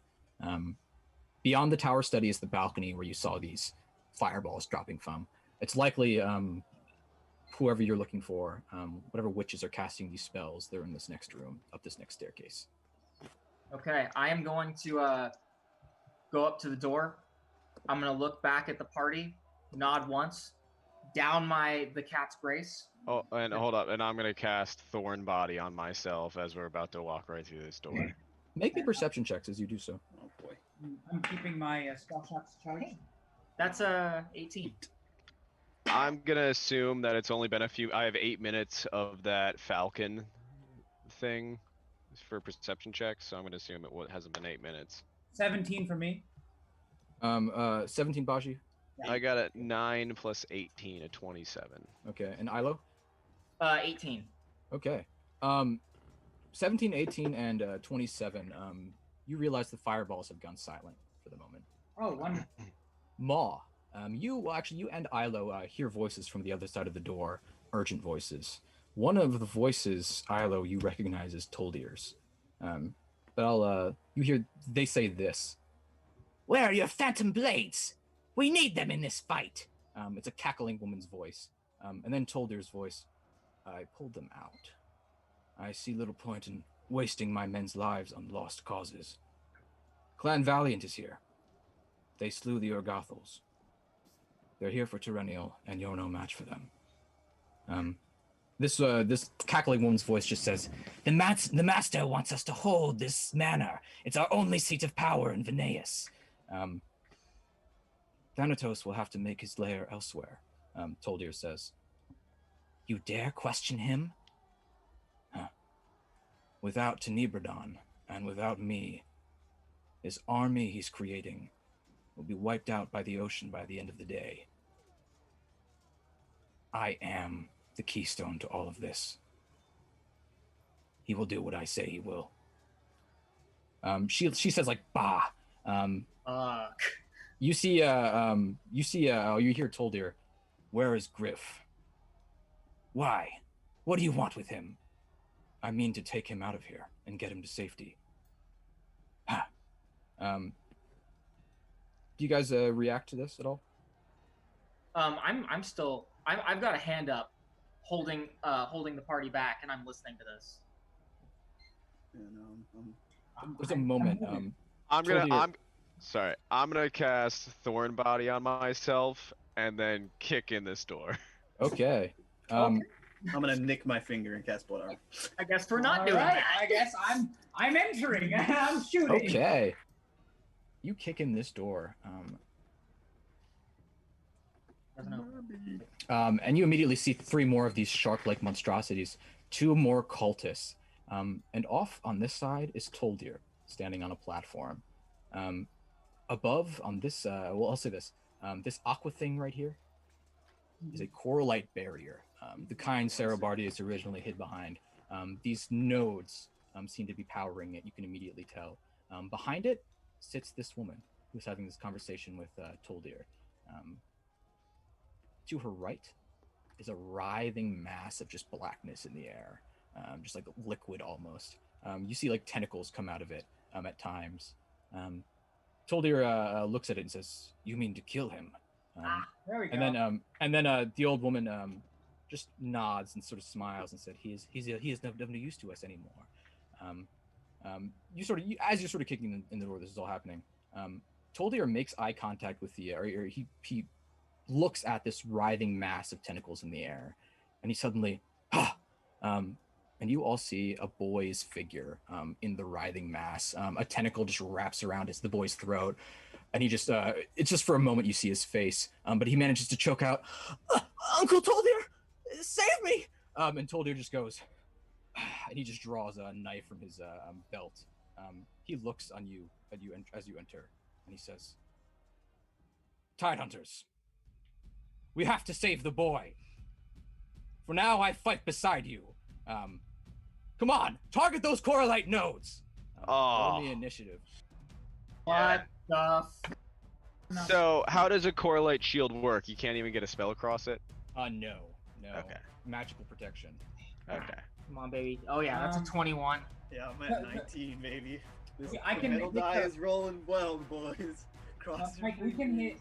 hit. Oof, I got a Man, I wish I had 4. more empower spells for this. I used almost all of my. Michael. Yeah. So, Is the assumption that we can hit the coralite nodes, but we can't hit the coralite shield? yes. They're basically, it's almost like this mechanical contraption. These nodes are like, they're sort of shrouded in sort of bronze armor, almost like a mechanical shell. And they're very clearly powering this device. But with some firepower, you should be able to penetrate the shell and destroy the nodes and deactivate the barrier.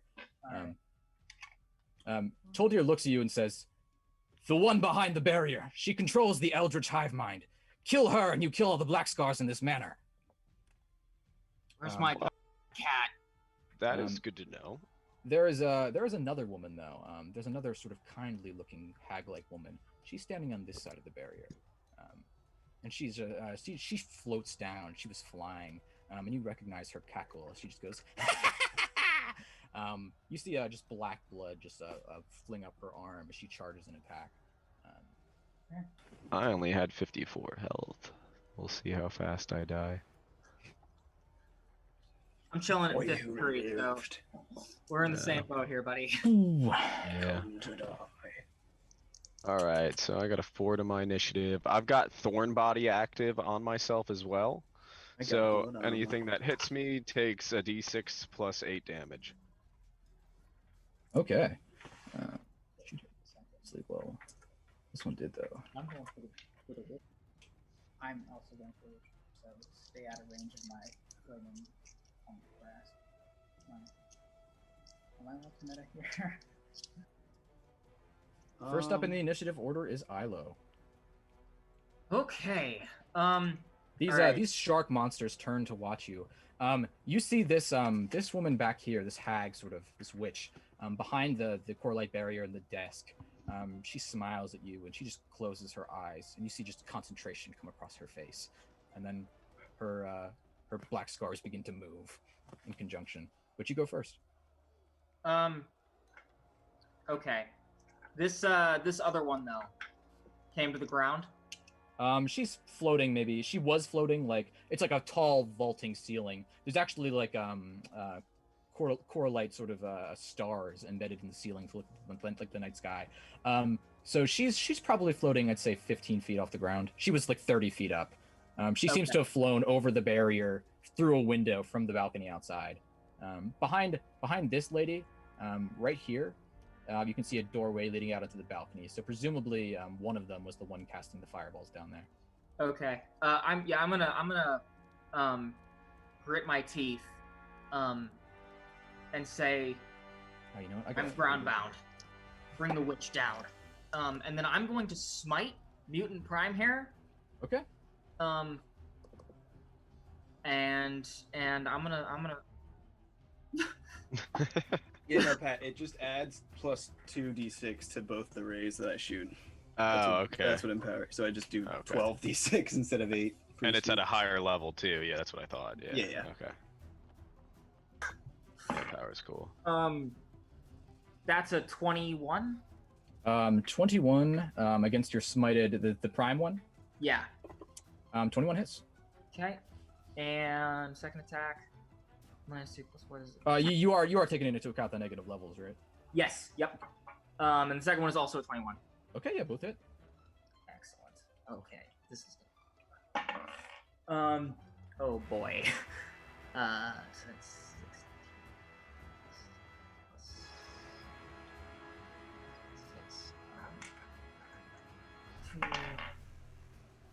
44 damage. Jesus. Jeez, there we go. Ilo, you just you watch as this shark monster begins to move, and you just sort of you sense what it's about to do, and you just dive under one of its claws as it slashes at you. Just charge your glaive with a divine might, and just drive it into his side. You watch as your golden energy just begins burning away parts of him. The golden energy almost seeps into his veins. It begins burning away the very fabric of the black scar itself. The black blood. 44, you said? Yeah. And I'm gonna cut this thing up. And I'm gonna stare at Cordelia as I do. Okay. Just never break eye contact with her as I eviscerate this thing. Okay, yeah, you do so. It's still standing, but you do so. This lady's up next. She is going to. What's her dex mod? It's not great. What's yours? 2. You go first then. Okay. Can I step here? Is this legal territory? Where is it? Right here at the top. It's like, so, yeah. pressed against the wall, I guess. Yeah, I'll allow it. I'm just gonna step. Actually, I'll step here. I'm gonna step there, take a 5-footer, and I am just going to look at Ilo, look at the rest of the party. Okay, maybe I missed this. And I'm gonna just shoot at the node. Okay, which node? This one. Rightmost one? Yeah, right. You know what it is? Scorching Ray. Do I even have to like roll for this? 8 plus 8, 16. Yeah, that makes it. Okay. And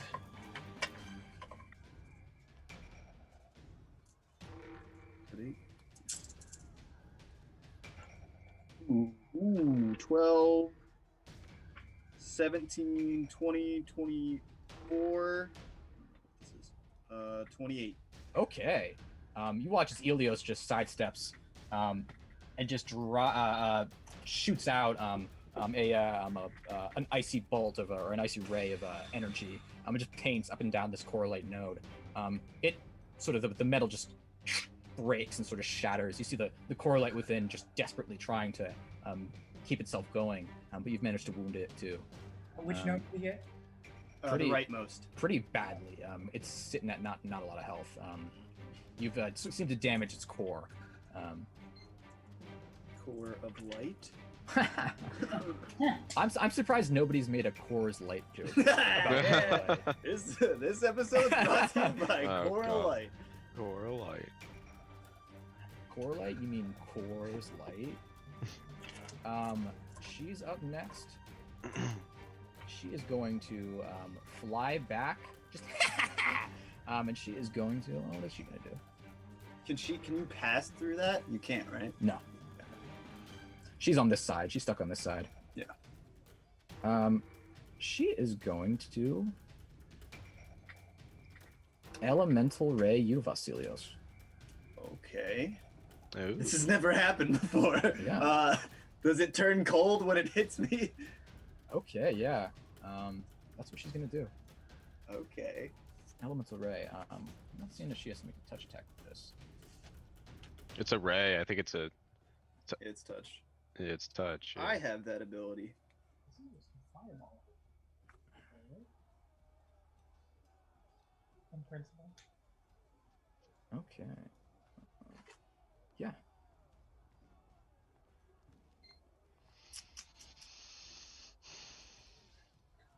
Okay. Oh yeah, 18? Yeah. Okay. You watch as oh, you take 8 points of damage, Vasilios. What kind? Fire damage. Fire. As she flies over to this the edge of the barrier, just sees you sort of attacking the node and just activates her own elemental ray. You see black fire just shoot out of her hand and just course over you. Your correlate shield manages to absorb most of it, but severe heat. Okay. Oh, dearie. Oh, you've got to do better than that, she says. All right. Okay, sounds good. That's such him.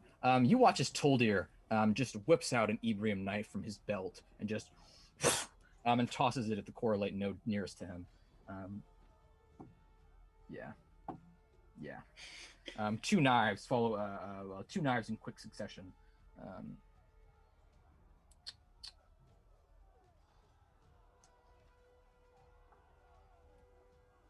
Okay.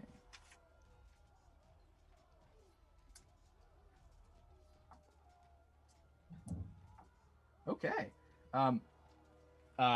His Ebrium knives just pierce through the armor of this the shell of this correlite node, and you watch as it just you just see the correlite almost give a groan of agony as the Ebrium makes contact with it, and then just both the Ebrium and the correlite just it's like fusing matter with antimatter. Both meet and just repel and explode.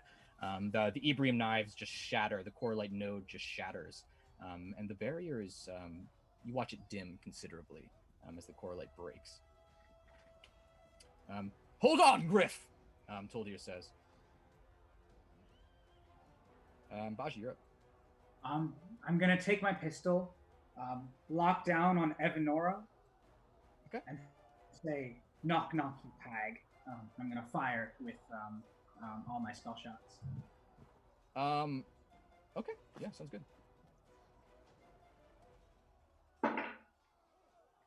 Ooh. That's gonna be a 16 to touch. 16. I didn't even know you could roll that low, Baji. I can. But what? Ooh, 16 does not make her touch. Ah!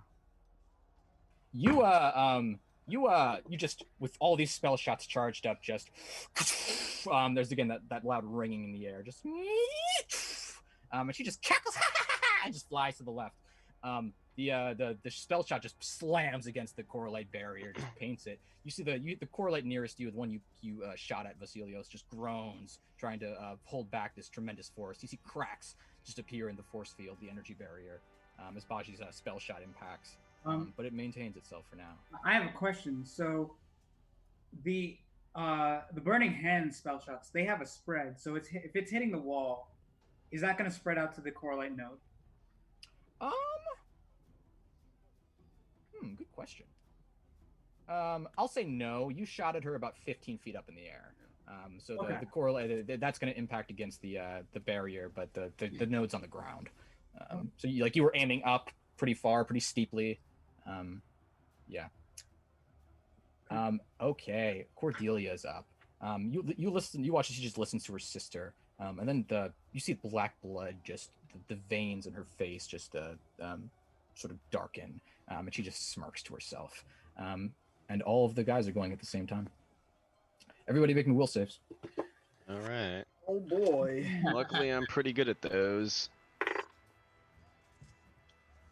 5. Oh, 9. I got a 26 on my will save. Okay. I'm gonna go ahead and use Vengeful Heart on this. Hey, not bad. 10. I'm going to use Charmed Life on this. Okay.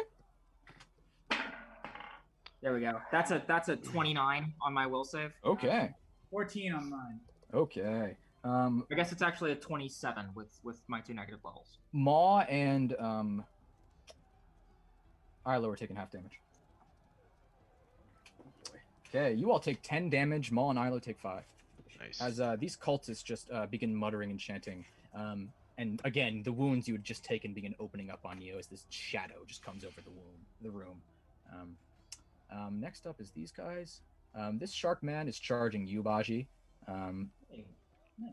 This one is going to take a step forward and flank you, Ilo. Was that more than 5 feet it just moved? I think it was. I think it might have been. Well, he's going to take a 5-foot step then. Okay. Baji does a 22. Parry riposte, parry riposte, parry riposte. I didn't hear it. Parry riposte. All right, make that attack or make that parry. There we go. Thank God. That was aggro. That was aggressive. I'm an aggro man. It's a 29. Oh yeah, that makes it. It's a You beat nat him. 15. Oh wait, it doesn't work on a parry. But does it hit or does it work? Yeah, that's a parry. Okay. Nice. Roll the post. Yeah, roll that repost. All right. And that is a nat 19 crit threat. Okay, roll to Nice. confirm. Can I spend a panache point to confirm and then check if it's a double crit? Nah. Okay. That's like one or the other thing. Okay, yeah, all right, then I'll roll. It's a 18. 18 does not make his AC. Damn. Confirmed hit, not confirmed crit. All right. All right. I'll just roll damage. And the damage is 14. Okay. Fresh off of firing on this lady and missing, you sort of grit your teeth and just see this shark man just come up and just swipe at you with his claws. You just duck out of the way, Baji. And in the same moment, just whip your Tawar up and just almost just cut into his wrist, just almost severing half of his clawed, monstrous hand off. He roars a sort of shark-like, dead-eyed roar. It's going to be his turn. These two are going to attack you, Ilo. Okay, I'm gonna parry the prime. Okay, sounds good. He's going to roll first. Okay. Um, It's a. Ooh, that's a big number.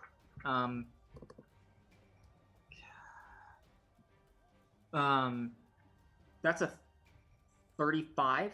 okay, yeah, that makes it. Okay, may I riposte? Yeah. Cool. 22.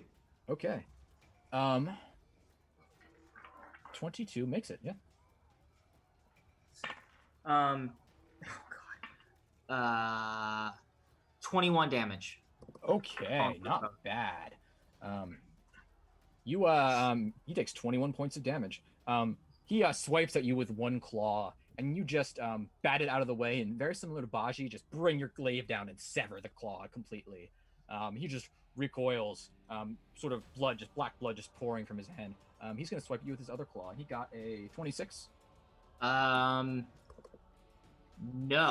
Okay. My smite target, so no. Okay, sounds good. He just slams the other claw into you, and your breastplate just absorbs the impact. I mean, he just stops, almost confused for a second as this happens, as he brought like enough force to like break a door in half. Yeah, I'm just gonna have my feet planted, unmoved, and I'm gonna look at Cordelia and just smirk. Okay. You can sort of see through windows the battle outside. Just a combination of Sons and Sangario guardsmen just hop on top one of these shark monsters and just start thrusting their rapiers into him. You see the creature just and just collapse to his knees and then drop to the ground. Yeah, this wasn't. This is not what I expect. I didn't expect like Sangariel to show up. All the Sons of Veneias, Vicentius. Yeah. This is a real Avengers portal scene right here. As all of these guardsmen just begin pouring in. Or a ride of the fighting road. It's a Helm's Keep Yeah. or Helm's Deep. Helm's Deep. Alistorus just looks back. Kentworth. Just smiles. Kentworth? Oh man. All right, I'm back as well. All right, you guys ready then? Angus, Yeah, not every day. Not every day you see like this open, crazy battlefield with two vampires fighting in the fucking sky with a witch throwing fireballs down. I know he has like the ring, Yeah. for the sun, and a few other things. But is it like even like really light out right now? He says it's only like 6 a.m. It was 6 a.m. sort of when you set out from your ship. Okay. I'd say that it's dawn by now. Okay. It's probably 7:38. You guys trekking through the sewers took you like 30 minutes. Yeah, 20, 30 that's minutes. right. And then all the encounters afterwards, just all the combats today, all the encounters today. Just like getting, prepping, all that stuff. I'd say it's the sun's well in the sky by now. Okay. Yeah. And there's just two vampires. Mike, does that mean it's been an hour since I popped the keen edge? When did you pop it? Like right before our first combat. Yeah, I'll say it probably wears off about now. I'd say it's about 7:30 a.m. Cool. All right, fine. All right, that's okay. Yeah, your camera's down. So you managed to like almost what the sever hell? this. You managed to almost sever this guy's claw, and then you realize your keen edge just wore off then. You all ready? That's my Oh, Yeah. it is. Okay. A little bit of damage now, so I've got slashing grace. Right. And so it's that, but it's also my smite, and it's also just my base. So you're doing like plus This other one's going to make 2 attacks against you. plus 14. Ilo. Ooh, nat 20. With my smite. Ooh, no. Ilo, this is on. Oh, nat 20. Oh, You're hey, getting crit right now, Ilo. I'm sorry, what? What happened? This other shark guy just double nat 20'd you. Fuck! what was the third roll? Third roll is a 13. What's your AC at? 25 against that guy. You got a +2 for that armor.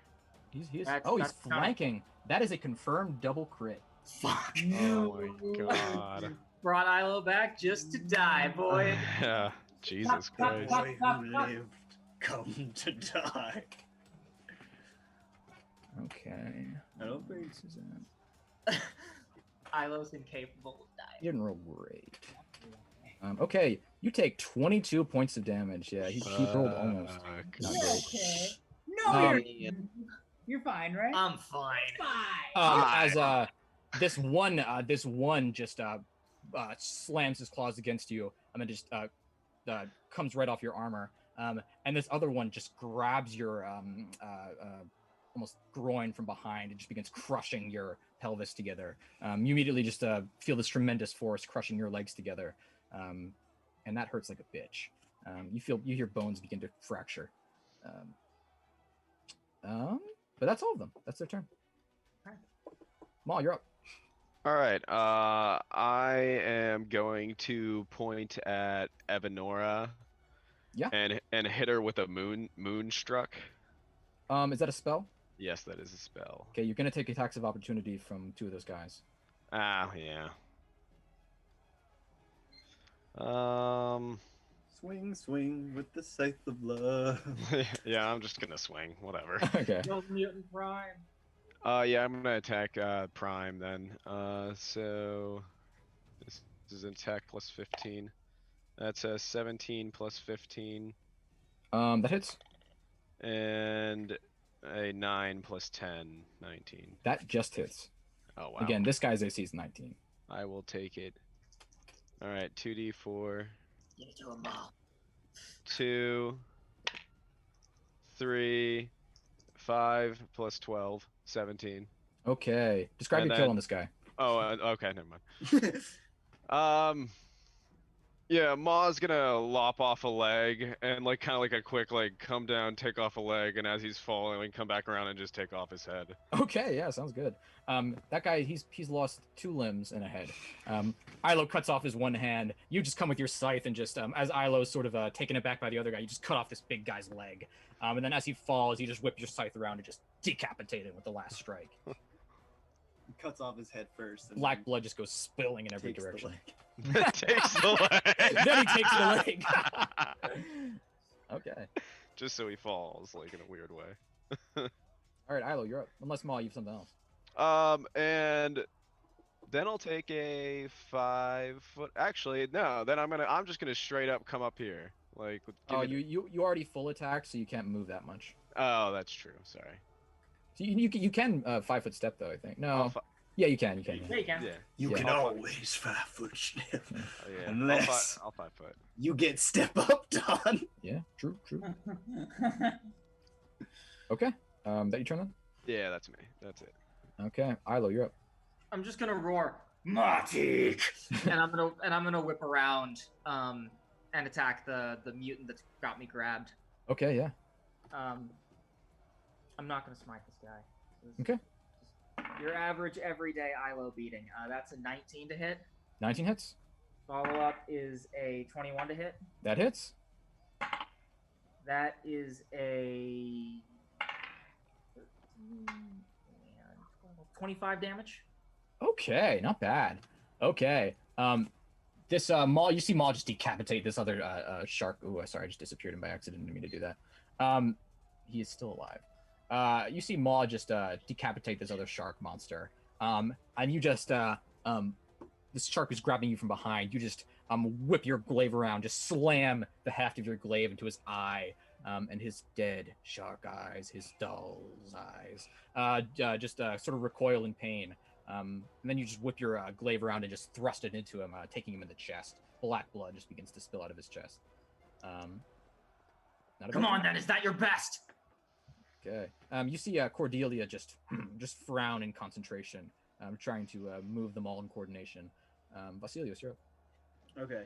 She just hit me with fire. Where? Like in my chest, in my. She sort of painted it across you, Okay. but your correlate shield absorbed most of it. It sort of convection sort of reddened your skin a bit, but you're still mostly good. Okay. Taking almost like a knee from this. I am going to, on my ring side, my whip side, it's gonna start icing up, and on my left hand, it's gonna start watering up, Okay. and I'm gonna cast protection of energy on myself, Okay. and just kind of stand up and breathe, and just cold air starts coming out. Now I really don't like fire users, and just blue energy. picks up, Okay, and that's that's all I can do. Okay, yeah, sounds good. Sexy as fuck. That happens, yeah. Vasilios just seems to Super Saiyan him up with himself up with cold energy. It's Ivanore's turn. She's gonna see this and just sort of smirk to herself and says, "Let's see how much you can handle, then, love." And just black fireball. She's gonna drop it right here. Ah, shit. Oh, she's here. Oh shit! She's dropping a fireball there. Oh, she's dropping a fireball. Oh! Of course she She's is. dropping a fireball. It's fine. That's a lot of damage, isn't it? I'm gonna get Alright. that reflex save, Yeah, right? everybody make me reflex saves. Do Yeah. I have some shit for this? Oh, I got a 10 on a reflex save. Are you fucking kidding? I'm gonna charm life this and vengeful heart this, Mike. Okay. So good. I am you, totally What? immune to fire damage right It's now. only So do I four even have will to save. reflex for half of this? Oh. Yeah. So I can only reflex save it. That's correct. That's fine because my reflex save is good, but not actually fine because fuck. I should have hit her with that move. Fortunately, my reflex save is my best save. Yeah, but Come you on, would have baby. probably gone down. Mike, that is a nat 20. Okay, all right. The dice Okay.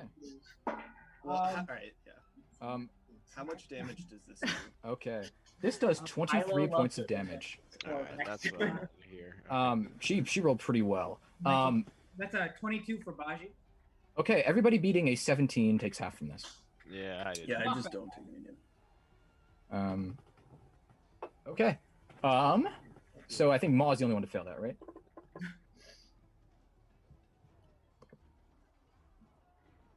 Oh yeah, I made it. I made it. That- Yeah. Yeah, I failed it. Yeah. I already said the health it took off. I forget what it was now. 23. Wait, I I had it here. already subtracted mine. Sounds good. Yeah. Okay, you watch as this black fireball just shoots from her hand and just explodes right in front of you, Ilios. She actually aimed it at you almost.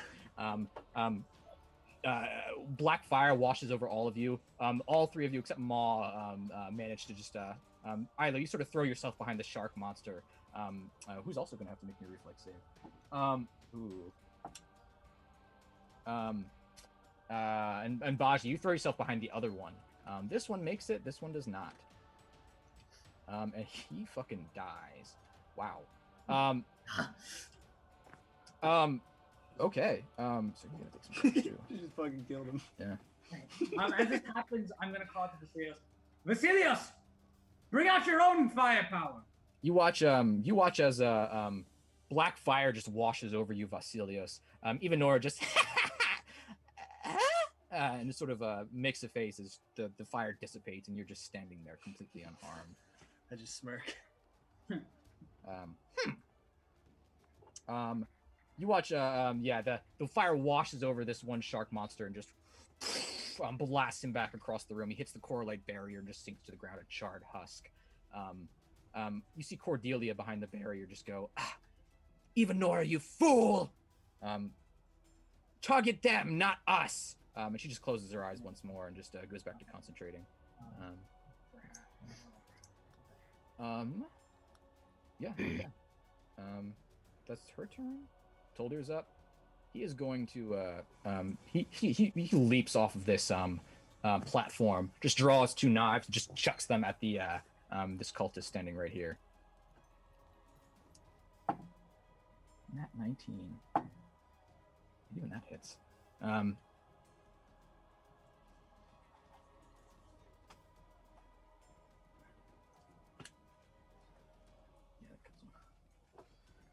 You watch as Toldir just draws these knives, chucks one of them, just takes the cultist in the back of the head, and he just goes down. Toldir is about to throw the other one in midair, just sheathes the knife again, and lands. Maybe his turn. Baji, you're up. Okay. I'm about to full attack. The shark man in front of me, I'm hitting him with 2 sword slashes, and Evanora, I'm hitting her with 2 bullets. Okay. Okay. Let's get shoes or something. All right. So the first one is gonna be a 25.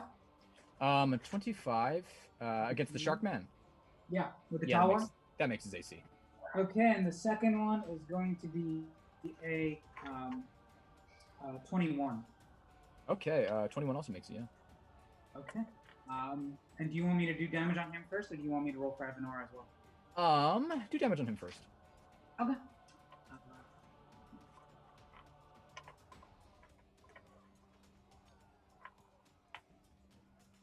And that's going to be the damage. 9 plus 7. So 16 damage to the shark man. Okay. All right. Okay. Baji, you just take a step forward. The Sharkman swipes at you. You just parry it off your talwar. The correlite in your talwar infused into it just sort of hums, and it provides the power you need to just magically thrust his monstrous blow back. And then you just thrust your talwar into his heart and just sort of tear it across his body. Electricity just, he sort of starts seizing his electricity, just goes flying up his body. And you rip your Tawar out, and blood and viscera just comes out. He dies. All right, and I'm gonna hit Evanora now. Okay. Hey. All right. Okay, not bad. So one is going to be a all right, 22 to touch, and the other one is going to be a 29 to touch. Both hit. All right. Legit. All right. Here's my legit to quit. Mike. And I'm hitting her with a burning hands. But I'm guessing that's not going to hit the correlate shield. No, she's maintained where she's at. Okay. All right. And she needs to make a. Oh wait, hold on. Before that, I'm also gonna do a thing. She needs to make a DC 14 reflex save. That's good. There's her reflex. She's got decent AC and decent reflex. Let's copy that again. She makes it. She makes it? Yeah. Okay. But she's also going to take an extra 2d4 points of damage. Okay. All right. So yeah.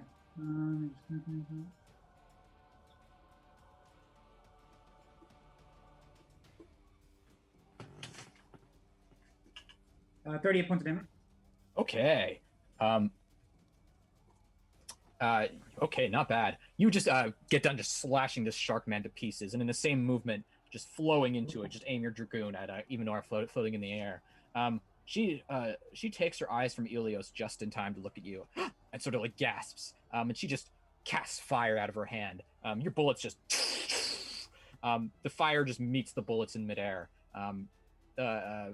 Both of them still seem to they fly through the air almost through her fire. She flies to the side and they graze her. You hear just grunt in pain. The fire, however, her fire seemed to have met your fire and your lightning and stopped it. But she's still been shot. At least one of the bullets seems to have lodged itself in her. And she just looks at you, Baji, and just says, "Ah, uncivilized martial fool." It's going to be her turn. Not bad. Cordelia's up. She's just glowering in pain, or glowering in frustration at most of her people being wiped out. She is going to. She's going to do the only thing she can do for now. She's going to. Everybody make me will saves. Oh boy. 20. Okay. 15. Is that the DC? Hey. not Shit, bad. sorry, I thought I pressed it and I didn't press it. I think that's an 18 for me. I got a 26 again.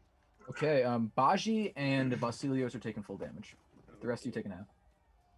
Not great damage though. 5 points of damage. What do we do? Half of 5? Do we do lesser or more? I think less, right? You always For damage, I would say 3, but I think I think it's basically worse for the players. Is how Yeah, I round would assume that. So it takes 3. You take 3 points of damage then. Half of take 5. 3, yeah. Okay, sounds good. Yeah. The two of you who didn't make a 20 take 3 points of damage. Alright, cool. you said it's negative. This is negative energy damage. Yes. It's exactly what a cleric does, but negative. It's Yeah. it's interesting that it's not an energy type, even though it's negative energy. Yeah, negative energy is just like pure, because like positive energy is just healing. Okay. And Yeah. negative energy is just pure entropy, basically. Stale vibes versus good vibes. Yeah, basically, yeah. Shut Make up. the vibe. You're getting vibe checks. Yeah. That's her turn. Cordelia's actually, she's also going to just, in frustration, just turn around and walk out into the balcony and sort of survey the battlefield and sort of just begin. She's controlling both the black scars you're fighting and the black scars down there too, most of them anyway. So she's just, she seems to be done with this fight and seems to just be trying to win the other fight. Ma, you're up. Okay, I'm gonna try to hit Evanora with a Moonstruck. Okay. Which Like that is moon. a range, medium, 100 feet, plus 10 a level. 1 round a level. 1 humanoid creature. Saving throw, will. Okay. Spell she'll make a will resistance, save. yes. Yeah, okay. I think it's, what is it, 10 plus my spell level plus my modifier? Yeah, okay. You're, Yes. what's your number? Oh, I gotta roll. Okay. 16. 18 to beat it. Nice. Okay. So what happens to her? All right, I'll link this in chat. It's great. It's a fun one. I just discovered it not too long. Well, right before we came into this place. So it's linked. You invoke the mystical power of the moon to drive a target into a mad bestial frenzy. If the target fails its save, it is dazed for 1 round, dropping held items as it nails its teeth. Elongate and sharpen. Wow. The target gains a bite attack and 2 claws, and for the remainder of the spell's duration, the target behaves as under a rage confusion spell, attacking with its natural weapons in preference to other actions. During the final round of spell's duration, the target is dazed and returns to normal state. Okay, let me see what does dazed do. You Real just quick. fucking turned her into a werewolf. And then I'm gonna say, your sister is Ma's dog now. Okay, you Fucking bad. almost lazily, Ma, you just look at this witch and just make the gestures in the air, and just moonlight seems to shine from your spell, and suddenly Ivanara just goes, and just like her teeth just grow, her claws just grow, and she just drops the 15 feet to the ground. She just begins barking madly. That's awesome. Taking some damage. As this happens, you hear chaos erupt in the outside. Both of these sisters seem to have some control of the eldritch hive mind. They seem to share it between them. So half the black scars seem to be connected to her, and half connected to the other one. So many of the black scars outside, you just hear some of the men just go, "What the hell?" As the black scars go, just begin clawing at each other down there. And I'm gonna move up next to her then. As well. Okay, good. Ilo, you're up. Mike, quick question. Yeah. I hit her with acid shot. And that's gonna do 2d4 damage to her for the next 2 rounds. Is that gonna happen every time we go to the top of the initiative? It should either say your turn or her turn.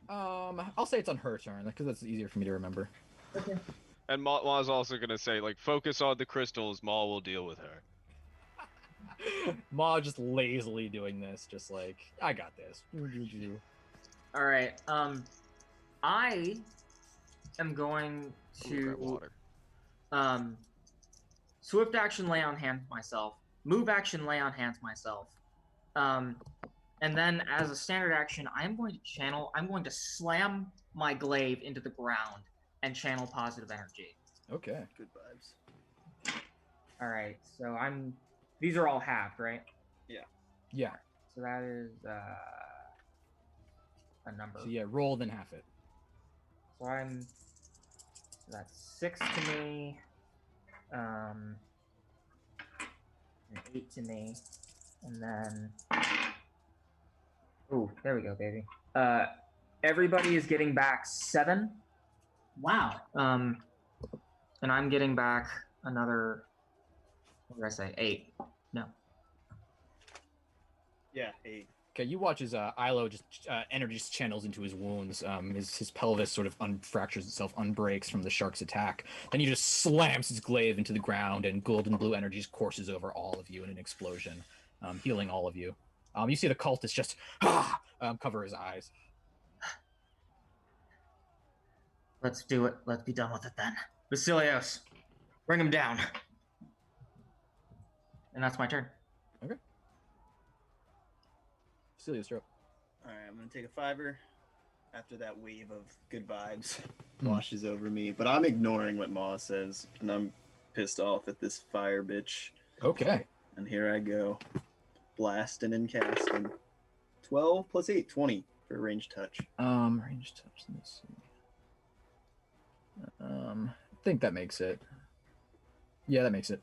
Okay, I'm empowering this shit, so you know what it is. My last 4th level for the day.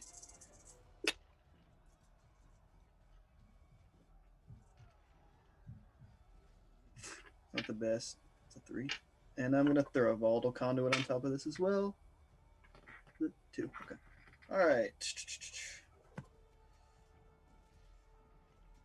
4 plus 8, 12. God, Jesus, 5 fucking ones.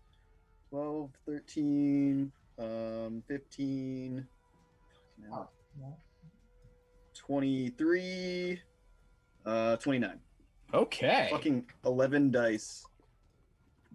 Not bad though. 29. Yeah, you just you sort of this black fireball dissipates off of it, and you almost just absorb the energy from it, just turn it into cold energy, and just and redirect it back at her. She just she takes it full in the chest. She's fallen. You hear one of her legs almost fracture as she falls to the ground. And then she just wolf-like, she just like dimly like an animal. She looks up and just this, catching her in the chest. You just sort of freeze her chest. She sort of howls in wolf-like pain as her chest is sort of frozen. She's still alive, but she gets thrown up against the core-like barrier, and is just howling in pain. You see her sister just turn back and shout, "Ivanora!" Not that turn. Yeah, okay. She takes 3 points of damage from this acid. As Ilios freezes her chest, and you just see the ice coating her chest just begin to melt as the acid pours out of it. Not bad. She's at Ma. What can she do? Claw and bite. I think she's first off. I think she's dazed for the first round. Yeah. Okay. Tell me what that does real quick. I think she can't do anything. She's just in a daze. That's stunned. I know. Is that dazed too? No, so, hold on. so the difference is stunned imparts other penalties. Dazed is literally just can't take actions, no other penalties. Sounds good. Okay. Okay. Yeah. She's just sort of moonstruck, and Ilios struck, as she just sort of in shock by all these things that just happened to her. You see her, like, her intelligence behind her eyes just begins like shifting and changing. She's sort of fluxing between like, I'm an intelligent human being and I am a ravenous monster that wants to eat people, and that's got to be traumatic. So that's her turn. She's under rage and confusion, but she's dazed for the first round. But after that, she is under rage and confusion, and she has a bite attack and 2 claw attacks. I guess she's a medium creature, so she'll have 1d6 and 2d4 attacks. Okay. Sounds good. And yeah. And so cool. Never mind. You watch as Tuldir draws another 2 Ebrium daggers from his sort of his bandolier of knives in his chest and just tosses them at this correlate node in the center. Yeah, Tuldir rolls well, very naturally. Oh,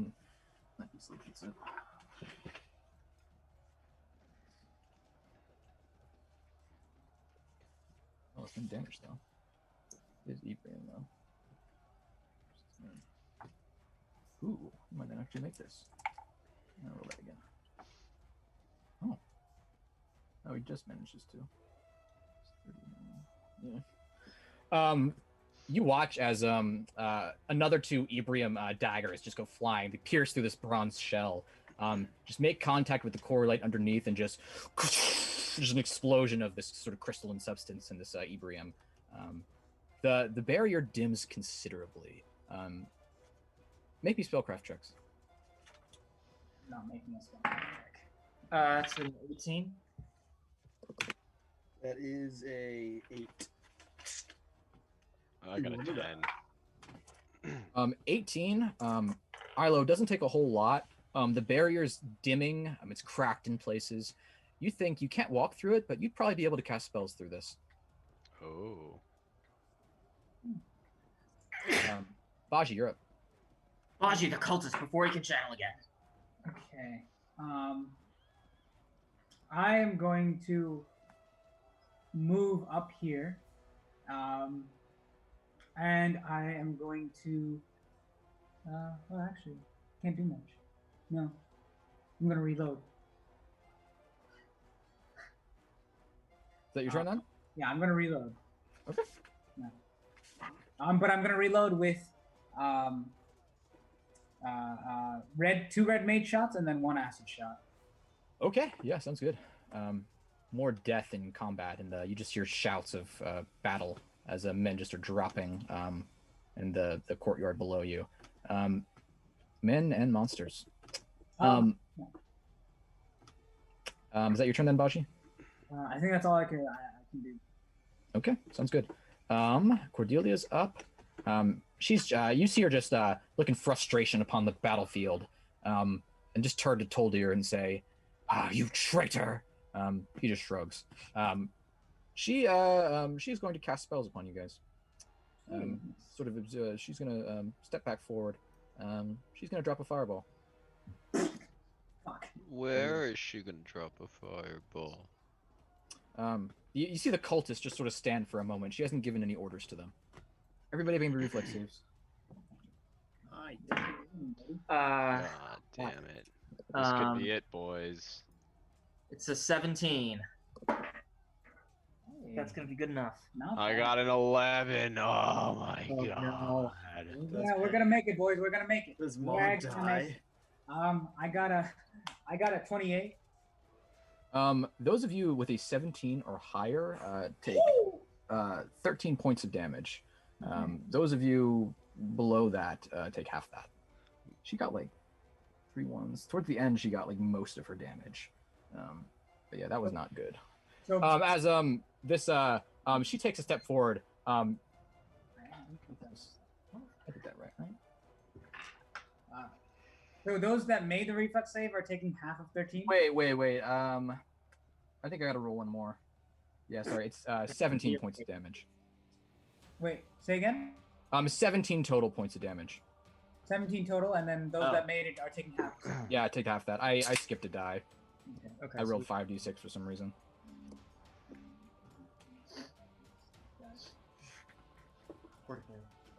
As Cordelia takes a step forward, I'm gonna just cast her a black fireball through this. Erases her own cultist. Actually, he's gonna make a reflex save. Though he's stunned, now he's not gonna. No, that doesn't kill him though. No, it doesn't. Okay, yeah. How are you doing, Mom? Maw's at 6 health. Okay, yeah. You watch as her stunned she's sort of pulled out of the Eldritch hive mind and not giving her cultists any orders, and he's just sort of standing there, and then just a black fireball pierces through the correlate barrier and just erupts in the center between all of you guys. Her cultist just washes over her cultist, just blows him back off his feet. She smiles. She doesn't seem to be as gleefully sadistic as her sister, but she seems to be the brains, but still just as sadistic. Ma, you're up. This is why I wanted you to take out the goddamn node, Vasilios. Sorry, bro. Shit. I mean, I'm going to cast Cure Light Wounds on myself. Okay. I'll say I think she's even Nora is able to attack now, right? She's dazed until her turn. Okay. Yeah, sounds good. Then you don't take any attacks of opportunity. And I'm also gonna move away though. Okay. Technically, like, what is under us? Like, what was under us right now? Just blue carpet. No, like if I tried to burrow. Oh yeah. Presumably a drop into the central foyer. Yeah. Okay. Yeah, I don't want to do that. That would be bad. Okay. I'm going to move 20 feet, and then I am going to heal. So I'm gonna move right there and heal. Okay, sounds good. Move over there and cast that heal. All right. I got a 6 plus 5, 11 health back. I have one more healing spell. I gotta start prepping those higher level healing spells. That's true. All my level 1s Cure to Cure Light Wounds. Okay, Ilo, you're up. Okay. I'm gonna look across. Oh wait. Oh, that's right. We got +7 back from Ilo. I wasn't here for that. Oh, okay. Oh yeah, you did. I'm technically at 24 health now. Okay. So, sorry, Oh. I never actually added You that. you make the gestures for your healing spell, Maul, and your dream magic just begins closing your wounds. I am going to look across at Toldir, and say, break the node. and then I'm going to take a stance and delay my action until after Toldir's turn. Sounds good, yeah.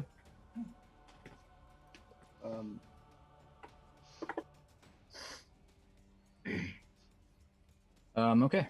Vasilius, sure. I am gonna fireball, ice ball, all three of them somehow. That's However all I can aim that.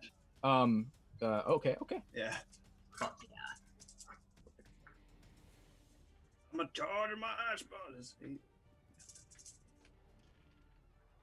That's much better. Thank you. 18, 23, 26, 30, 34. Okay. Badass.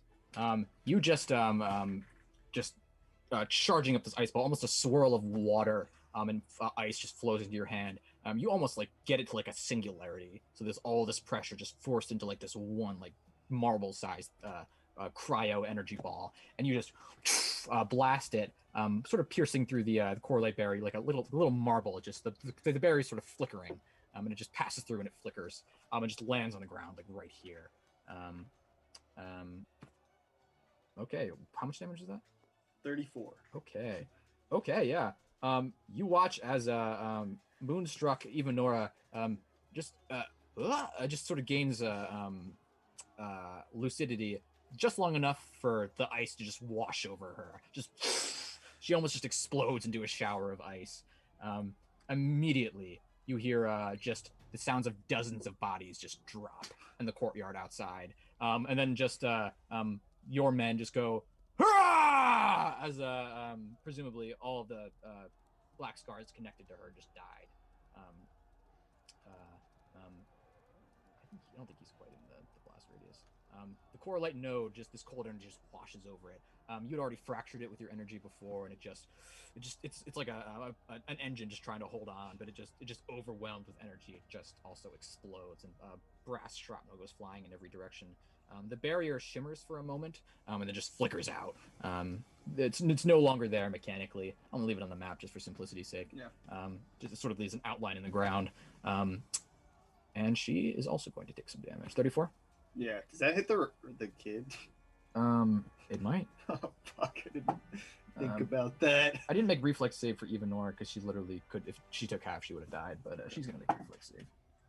She doesn't make that reflex save.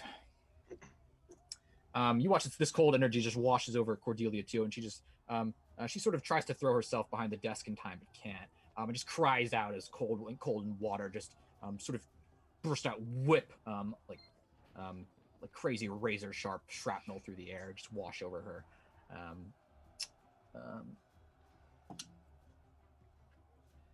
Much of this sort of roiling mass of tendrils just explodes out. You watch there's still a tiny bit sort of holding him in the air, but Griff seems to have been imprisoned in some kind of swirling magical liquid. Most of that is like erased, and he's sort of hanging in air just by a little tiny piece of it. But it seems to have taken most of the blow. I totally knew that would happen. Yeah. He's still sort of connected to it somehow and sort of a writhing. You can actually see his form now. Not a bad turn. Not at all. So the barrier is down. Soldier, he is going to rush over and just leap up and just catch Griff out of the air. Yeah, it makes it. Yeah, 20s. Okay. You watch as Toldir just for a man in his 50s just leaps past the barrier just almost as it's breaking, as it's failing. Leaps onto the desk and just snatches Griff out of the air and just rolls. Sort of lands over here with him.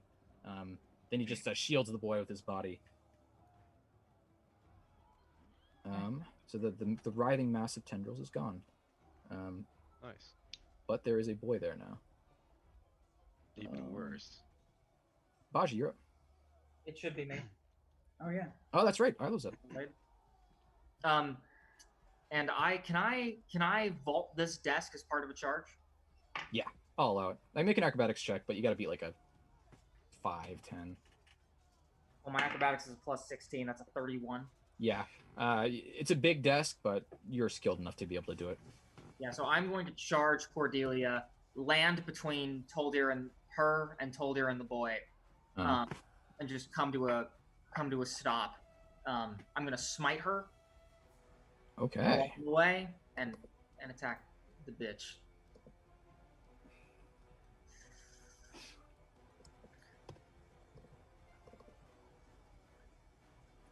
Bum, bum, bum. Bum, bum, bum. 30, more than 30. It's lots. No. No, I'm just kidding. Yeah, of course that makes it. Damn, I'm rolling well. 22 points of damage. Okay. Okay.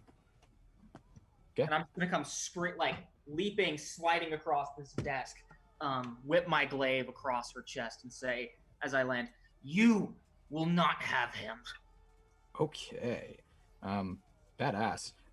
Yeah, this happens. It happens in a moment, almost as soon as the barrier ends. It's like Toldir crosses it, and sort of catches the kid, and he's followed seconds later by Ilo, who just vaulting the desk, just slash your glaive across her chest. She steps back just a bit, but it cuts across her, and she just as this golden energy just flies into the wound and just begins burning her. She is going to. She grunts.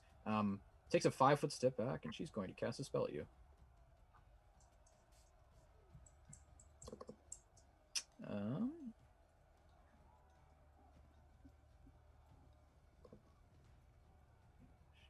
What is she going to cast is the question. Oh yeah, she's going to cast that. I don't like. I never thought about that as like playing as the What's it? spellcasters as the DM. Like, that's weird. Yeah, because I really don't use spellcasters that much. Yeah. Yeah. Okay, she's going to cast Burning Hands on you. I don't know if she's an outsider by any chance. No, she isn't. Okay. All right. That's she's going to cast Burning Hands on you.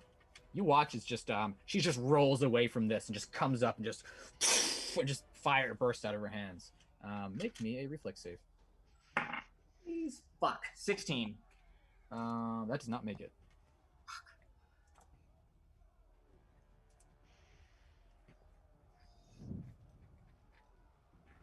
You take 15 points of damage. Okay.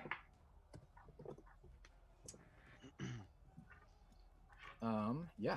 You take 15 points of damage. Just black fire washes over you. You just cover your face, and your armor and shield seems to absorb most of it. But heat, just convection, sears your skin.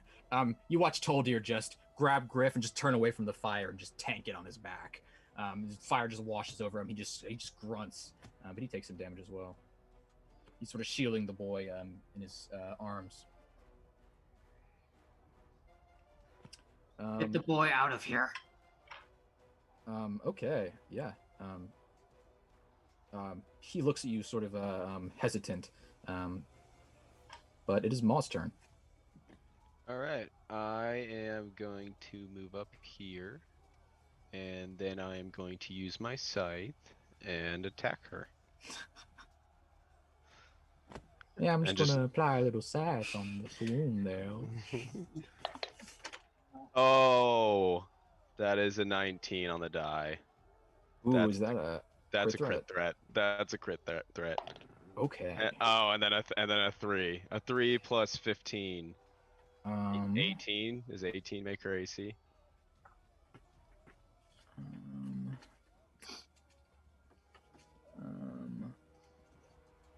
Let me see. Oh Jesus, no, it does not. Yeah, both of these sisters have pretty high AC. That's okay. But the first one hit. All right. So let's see. 2d4 plus 12. So 1 plus 3, 4 plus 12, 16 damage. Okay, not bad. You come up moments after the barrier falls. She's Oh cast a wait, spell. I'm flanking with Ilo. Are you? He's not quite there. Does he have his glaive? No, I don't have my. Oh, right never now. mind. Never Yeah, mind. sorry. Sorry. Mike also. I got really excited there. After Maw's turn, I think you skipped mine. Did I Oh, I think you did. Yeah, you did Ilo, then you passed Baji. Oh, okay. Well, we'll say that's fine. Ma, you just come sort of charging through the barrier. It's just a giant earth elemental. Cordelia just tries to turn the fire on you, and you just with a single slash of your scythe, you just cut her hand off. She just cries out in pain. You see black blood just spurt from the wound. She just hisses at you. Well, this has been a Star Wars session when it comes to cutting hands off. All my homies hate hands. Baji, you're up. Okay.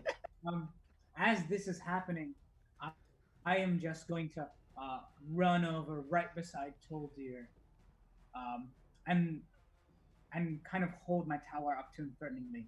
We're getting him out of here together. And I'm sort of going to ready my attack with my talwar against him. And can I, if I can, with my other hand, fire a shot at Cordelia. Okay, yeah. I mean, I'll say you're able to hold your talwar against him. We'll see how that plays out, but yeah, you can definitely fire on Cordelia. Okay. Because that will be your single attack of the round. Okay. It's not quite a prepared action, so he might be able to escape. Because if you were to hold your talwar against him and prepare an action for him to run away, that would be your action then. But you wouldn't be able to fire around then. Okay. Decision. She's spiteful as fuck. I'm holding my action then. Readying my action against him. Okay, sounds good. That's your turn then. That was Maw. Ilo's not going on his turn because he went on Toldir's turn. Vasilius, you're up. Oh. Okay. Is this guy still alive? Yes, she's again hive mind, so she seems to have stopped focusing on controlling him, so he's just sort of dazed. How much movement do I have? 30. One. What can I get here? That seem right? With 30 moving? Yeah. Or one more. Is that right? Where were you? Wait, hold on. I was here. Let me just measure it. Yeah. No, Yeah. 30, bam. So 30 would take you right here. Okay. Fuck. Just out of range of Toldir. I'm gonna pull out my whip and point my other hand at Toldir and just drop the boy. We'll take him. Okay. You're not leaving this place, Toldir. Okay. Oh, you'll ready in action as well. Yeah. I don't think now is the time for this, he says. But he lets the boy go. The boy does not go. He instead takes a defensive stance in front of Toldir and just says, "What are you doing? He's my friend!" Listen to me. They've been hurting you. The Black Scars, a fake Alistorus. It's all been because of him. I can take you to the real one. Boy, these pirates have killed hundreds, if not thousands, and they're planning to do it some more. Step away. Okay. Baji, make me diplomacy. Ilios, make me intimidate. Yeah, this is a switch up, eh, boys? Oh, that's a 19 on the die. Hey, 26. Nice. Plus 8. What is it, 27? 27. Okay. Oh, wow. Damn. Like, never use intimidate, but I still have a plus 8. The kid shit himself.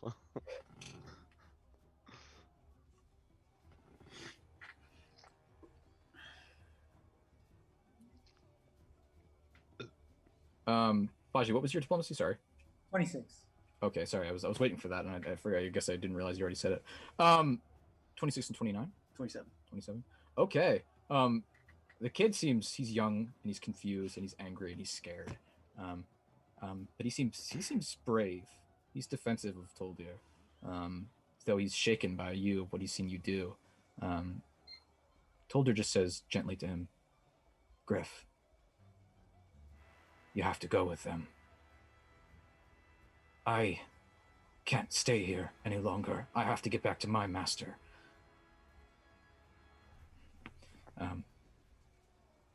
I'm sorry. He is going to just mechanically He doesn't take attacks of opportunity from this. He just Griff just locks eyes with him and just sort of steps back into the wall of the tower, just fades into it. You see him like almost it's like he dives into it. He sort of melds into it. Just darkness surrounds him as he sort of just becomes a shadow on the wall, and that shadow just then slides along the side of the wall and out of the room. It's like he becomes a shadow cast. He disappears from combat.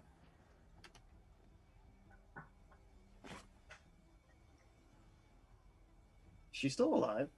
She's still alive. Sorry. And I believe it's my turn. Is it? No, it's Cordelia's turn. no. I was going on Tolder's turn.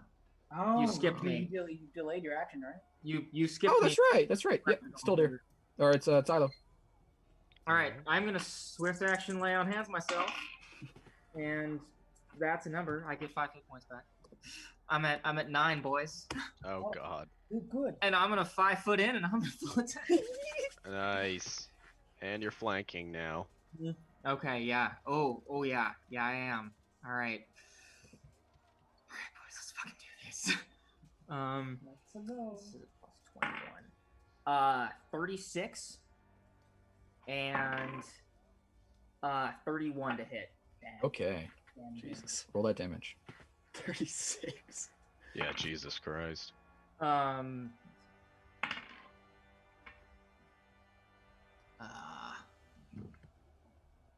Is that? Wait. That's 20, 36 damage. Jeez. Nice. Okay. Having her hand severed, Cordelia looks at you, Ma, just such power. Justasian should have scarred you at Ripcurrent. You could be one of us now. As she's saying this, sort of just admiring Ma's strength. Isla, describe your killing her. I'm gonna step up behind her and say, he could have been, but I am. And then I'm just gonna take her across the Achilles tendons and drop her on Oh. her knees, Okay. and then whip back around and take her head off. Okay, yeah.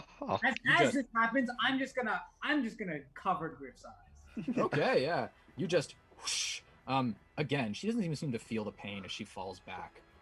She's still just in a daze, almost admiring Ma as a dreamborn. And then Baji, there's just a moment, or Isla, there's a moment of fear in her eyes as your holy lance or her holy glaive just comes down on her neck, and she just there's a sort of a burst of golden light as you take her head off. She dies immediately. The other cultist drops dead, along with all of the black scars in the courtyard. You just hear a collection of as just like 30 bodies just drop to the ground simultaneously, and then just from the survivors of the battle. You just hear Joshua going, "I knew we got that old sport." I'm gonna. holding like a sword. What is Joshua using? He's just beating people with like a mix of like a trumpet in one hand and like a sword in his the other. flute. Yeah. His flute. Um, I'll shove this up your ass, old sport. yeah. I'm gonna just stop for a second with my glaive outstretched, and then I'm gonna walk out onto the balcony overlooking the battle. Okay. I'm gonna look at the kid. I'm also gonna look at the kid. I'm gonna go down on one knee. How's he looking? He's looking mostly fine. Vasilios's cryo ball seems to just erase the spell that was entangling him. Emotional. He's unharmed, but he's still looking at you furiously. I know you. You're the ones who killed my father. No. Listen to me, Griff. You've been fed lies. Your Toldir and his master killed your father. We've been sent by Alistorus, the real Alistorus, to save you. Griff. I'm gonna walk up as well and lower myself. Come with us. We want to show you something, and we can prove that we did not kill your father. I'm gonna walk him out to the balcony. Okay. Make me diplomacy checks, the both of you. Okay. Baji with you supporting. How old is Griff? 7 or 8. 24. 21. Okay, the lot of you walk out to the balcony. you can move away from roll 20, back to just because we're not using it anymore. Vicentius and Dominic are gone from the skies. You don't know where they went. But Griff looks at both of you and just says, "No, that's a lie." I'm gonna is he tall enough to see over the balcony? But he's sort of you sort of take him by the hand and he follows you to the balcony. He is. You might be able to lift him up. Yeah, I'm gonna put him up on top of the balcony and just look for Alistorus. He sort of stiffens and just as you sort of touch him, you get the feeling he really doesn't like the lot of you. But you see immediately upon him showing up on the balcony, you just see the remaining Serobar men just go, "Ah, Lord Griff! Lord Griff!" The Sons of Veneias just, "Whoo! Whoo! Whoo!" The Windrunners just plant up their spears, and Lewison just salutes. Joshua just and the goblins just go the remaining goblins, just bodies everywhere. Alistorus is not among the standing. Oh fuck! Oh fuck! I'm gonna survey the battlefield. Yeah, I'm gonna look across. And they're all looking at us. Yeah. Well, there doesn't take much. You see of the 10 or so remaining Serobar loyalists, 5 of them are crowded around something, all bending over something. Oh, How high is this balcony? It's probably 30 or 40 feet off the ground, at least. Um, Don't jump. Griff, I'm trying to direction him away from Alistor's body, if I see that, I guess. All of these men came here for you. To take back your home, your people against these Black Scars. We're no different than them. What happened to your father was tragic, but you have the power to change everything, Griff. I'm going to look at Baji kind of panicking in this moment. I don't know how to console this kid. Those witches, they hurt you, didn't they? They were mean, definitely. Alistorus said they were to be my tutors, but I'm not sure they taught me much of anything. That Alistorus was not the real Alistorus. He was under the control of Toldir. And those witches were allied with Toldir. No, you're lying. Toldir, he was always kind to me. He always protected me from them. He hated them. Toldir is a complicated man. He may have cared for you, but he served his master. And he used you. I'm sorry. I'm gonna just leaning on the balcony, not looking at him. I'm gonna say, Griff, does the name Vector mean anything to you? Vector. They're that house that was rivals with our house 20 years ago. My father wiped them out. No, he didn't. He failed. He left one behind. A boy named Tobias Vector. And Toldir is Vector's spy master. One of the last remnants of the house that has sworn vengeance on yours. One of 2 who conspired to kill your father. But you're lying, because why would he protect me then? If what you're saying is true, why wouldn't he kill me? I'm gonna turn and kneel down in front of him and say,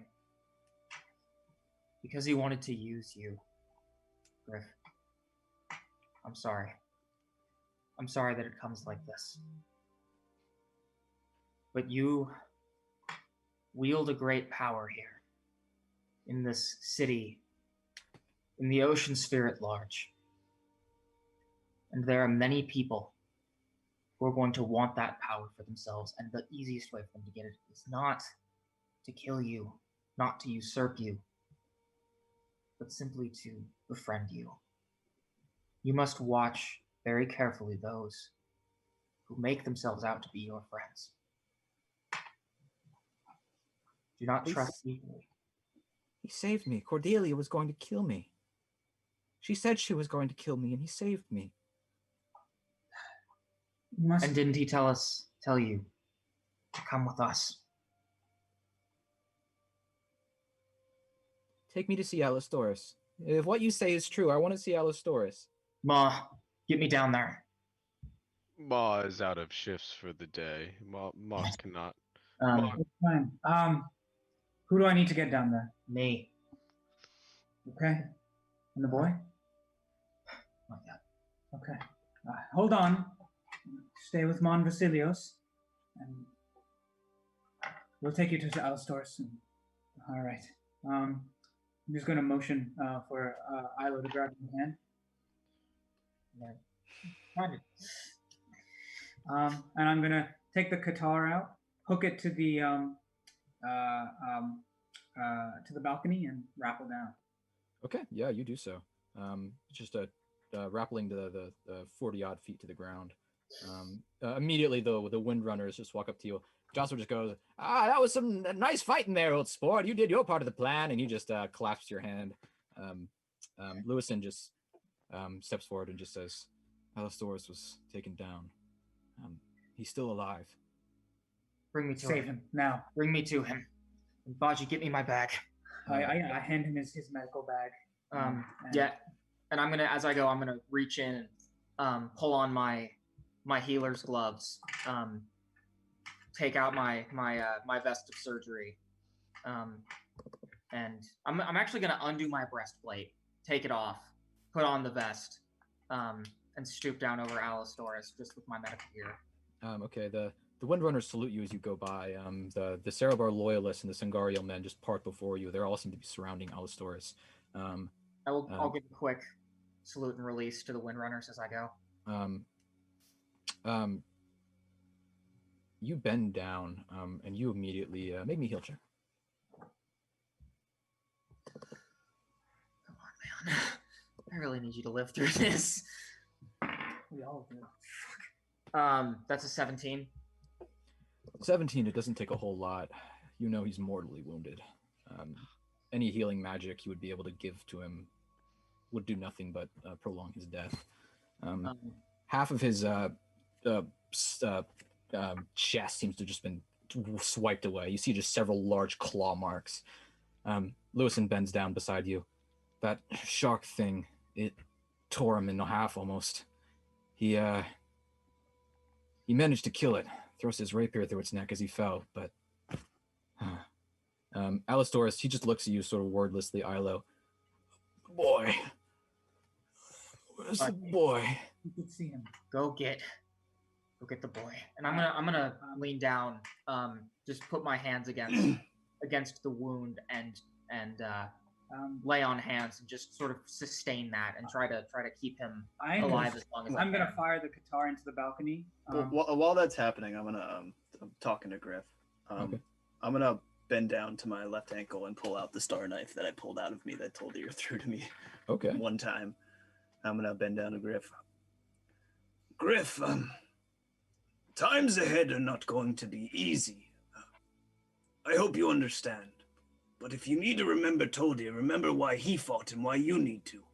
And I'm gonna hand him the star knife. Okay, maybe a diplomacy check. Ma's gonna put a hand on Griff's shoulder and turn back into his half-orc That's form a as 13. Okay. And Ma's gonna say, when Ma was your age, Ma was fighting the other children for supremacy and rank. Ma won most of those fights, but the ones that he lost taught Ma much, much more than the ones that he won. Okay, interesting. Maybe a diplomacy check to support you, Leos. My diplomacy sucks. I think I have a -2. I mean, on the scale of Ma to Ma, It's mom. it's not bad. That's not bad. I got a 16. Yeah. At 16, Griff listens to the both of you. I think it's a 15 total though. He just grabs the star knife from your hand and just throws it at the ground and just says, I hate this! I hate you! I'm gonna rappel up. At that point, it's grapple. Fuck off. Repelling is down, right? Repelling is down. And Yeah. I'm gonna see Griff. Griff, Alistorus doesn't have much time. He needs to see you. Okay, Griff looks at you, Vasily, sort of locks eyes with you, and then just quietly bends down and picks up the star knife, and just crumbles over, and walks to the side of the balcony. All right, I offer my hand. Reluctantly, he takes it. All right, and then we rappel down. Rappel. Thank you. You see him just sort of clutching this star knife in a death grip. You see his hand actually start to bleed from it as he rappels down. I just gave a child a weapon. Arm the youth! I just look at him and I say, you've lost so much. I know what that's like. Don't let it consume you. Just take me to see Alistorus. I take him to Alistorus. He's sort of just angry and cold. He shows no fear, just rappelling down to the ground, some like dozens of feet below him. And he just, as soon as he lands, he just roughly pulls away from you, Baji.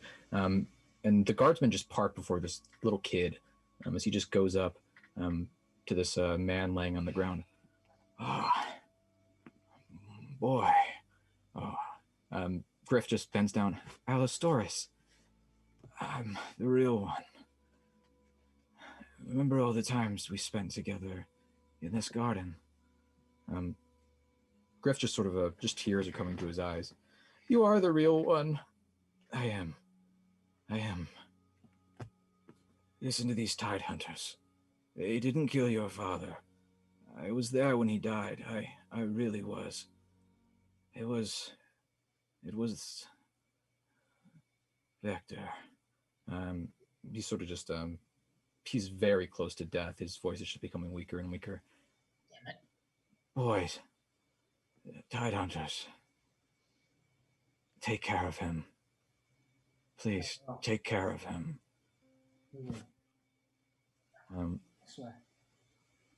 Moments later, Alistorus, his eyes just go glassy and he just dies. Stops breathing. I take off my hat.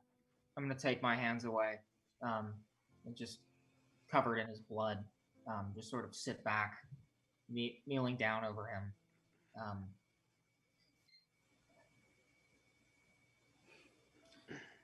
A lot of you make me perception checks. Oh, 11. 16. Okay. I got a 12 on the die plus 12, a 24. Okay. For being so perceptive. What was your ILO? Sorry, I missed yours. 5. Okay, 5. Sorry, I'm not. Yeah, sorry. Okay. Griff just starts beating on Alistorus's body. Just no. Just like trying to get him back up, get him back to life. As this kid's entire worldview has sort of come to pieces, and his one mentor figure is now dead on the ground before him. Vicentius strides up beside you, Ma.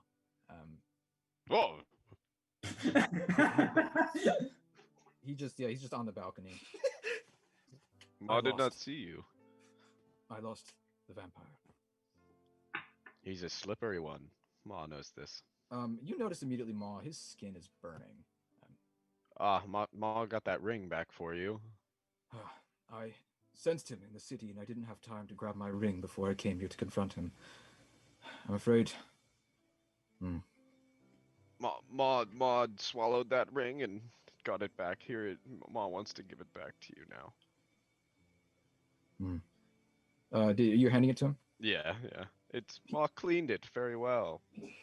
He just quietly takes the ring, just puts it on, and you immediately just see this blood red shield just go over his body. Immediately his skin stops burning. He just goes. Ma used his own saliva. Best not to think about where it comes from or where it came from. The digestive system of a dreamborn. This has changed things quite considerably. Vasilius, you still up there with him? Yeah. It's just you, Vicentius, and Maul up there. With Alistorus dead, your names probably aren't going to be cleared so easily. How so? Well- Maw did not. Well, you're exempt from this, Maw. But Ah. your 3 compatriots, they're not. Well, Maw tried to tell them. Maybe once. Yes. You should search the manor. Find anything useful. Bring me, if you can, any black blood you find. I would like to continue my research that we seem to have. Maw gave you your Destroyed. ring. Collect some black blood yourself. Maw is not going to go around to these corpses and collect. There is a dead witch on the ground here. I've already exposed myself too much today. People will be wondering who I was. The vampiric figure floating in the air, fighting the other vampire. I must be back to my manor. Kenporth will be joining me soon. Do I see him up there? We'll say you glance up and you see just Vicentius standing up there talking to your compatriots. I'm gonna stand up, walk over to the where shouting range and say, Vicentius! Do you know who this is? I don't know think if you you've would ever know. met him. Yeah, no, you don't know who he is. Shit, I wouldn't. I'm gonna walk over and say, you! Vampire! You don't know he's a vampire. Does he look like, come on, does he look like a vampire? I mean, he's 40 feet in the air. All you see is a pale, black-haired guy. I'm gonna walk over, just say, you! I think the paladin wants to speak to me, Vicentius mutters to you. I would avoid that. What is it you want, paladin? You fought the vampire. Yes, I did. Perhaps you could ask your compatriots about me and mine. I'm afraid I must be going. Wait. He took waits. my cat. Dominic did. Yes. He had a sack strapped to his back. He seems able to control Ebrium. I wonder if I'd be able to control that. He sort of mutters under his breath. I lost him, I'm afraid. He, well, I couldn't stay out in the sunlight for very long. My mistake. I forgot. I've said too much. He just retreats back onto the balcony, or back further into the room where all the bodies are. Tidehunters, find me at my manor if you wish to speak with me. I must be getting home. And then he just bursts. This is a burst of gas. He turns into a gaseous form and disappears.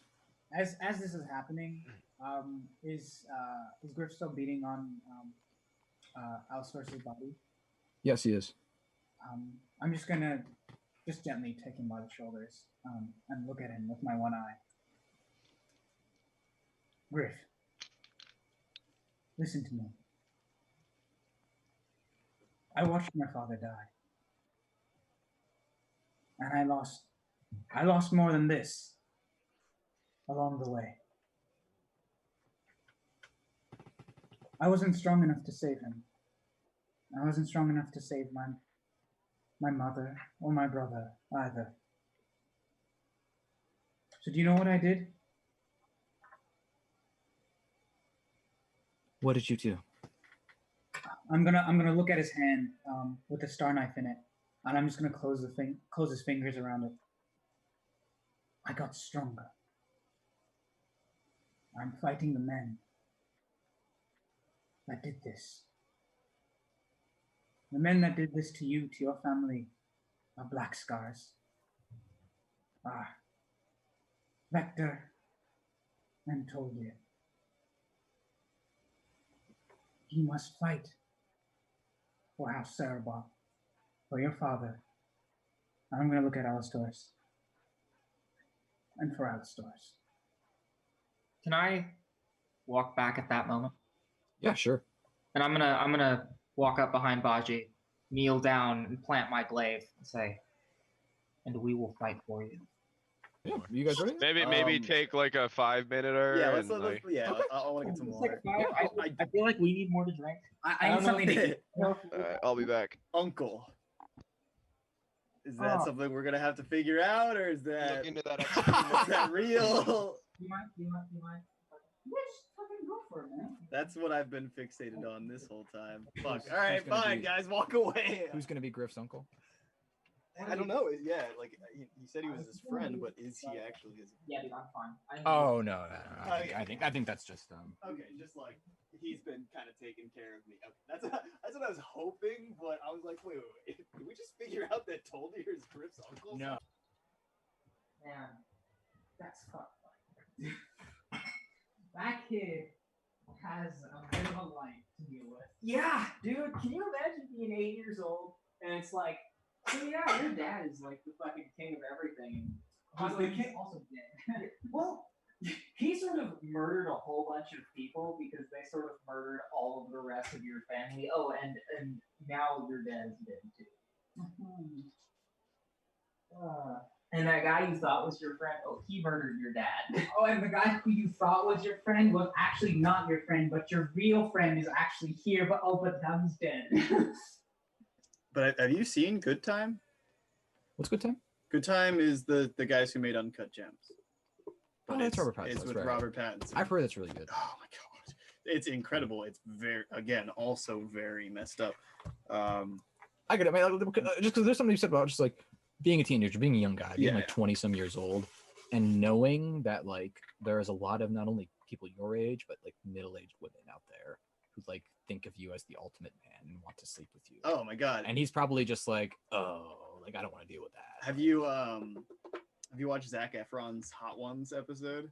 Oh, You watch Hot Ones at all? I've watched it. What is He just like one of the questions Sean asked is like you got famous when you were pretty young, and then you kind of like fell out of the scene for a bit, but when you came back like with Baywatch being like in like the most jacked and just like at the peak fitness level you'll ever be in. And Zac Efron actually in the same interview says that he never wants to be that fit again because it was like hell being that strong for Baywatch. But he asks him, he's like, what's it like dealing with like moms in like with this fame with like paparazzi moms and stuff? And he was just like, it is the worst thing ever. He's like, the amount of like milfs that who just think it's okay Yeah. to like just touch his abs and stuff like Yep, that, and it's yeah. just like fuck that.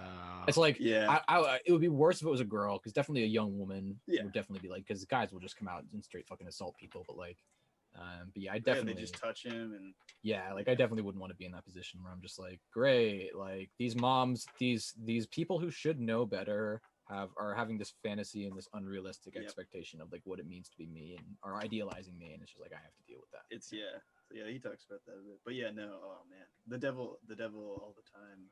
Robert Pattinson plays like a pastor, a young pastor who like comes to a new town and I'm getting me a kitchen roll or a snack or something. really great. He's a great. He does like a great southern like almost like a whistly higher voice like southern Interesting. accent. Like We're good to go whenever, by the way. All right. So not calling it, continuing with it. Griff, he sort of seems somewhat despondent. He's clutching the star knife Vasilios gave him. Again, just like cutting his hands almost on it. Surrounded by all these men who fought and died to free him from the Black Scars. I mean, I'm gonna start making my way down there. Okay. Make me perception checks around the room. Oh. Vasilios and Maul. That's a 17. I got 27, 15 plus 12. Okay, Maw. Something catches your eye. On the desk Cordelia was seated at, presumably Serobardius's old desk before he fucking died, like 3 months ago. There is a mithril letter opener on the desk. Engraved. Something about it strikes you as very familiar.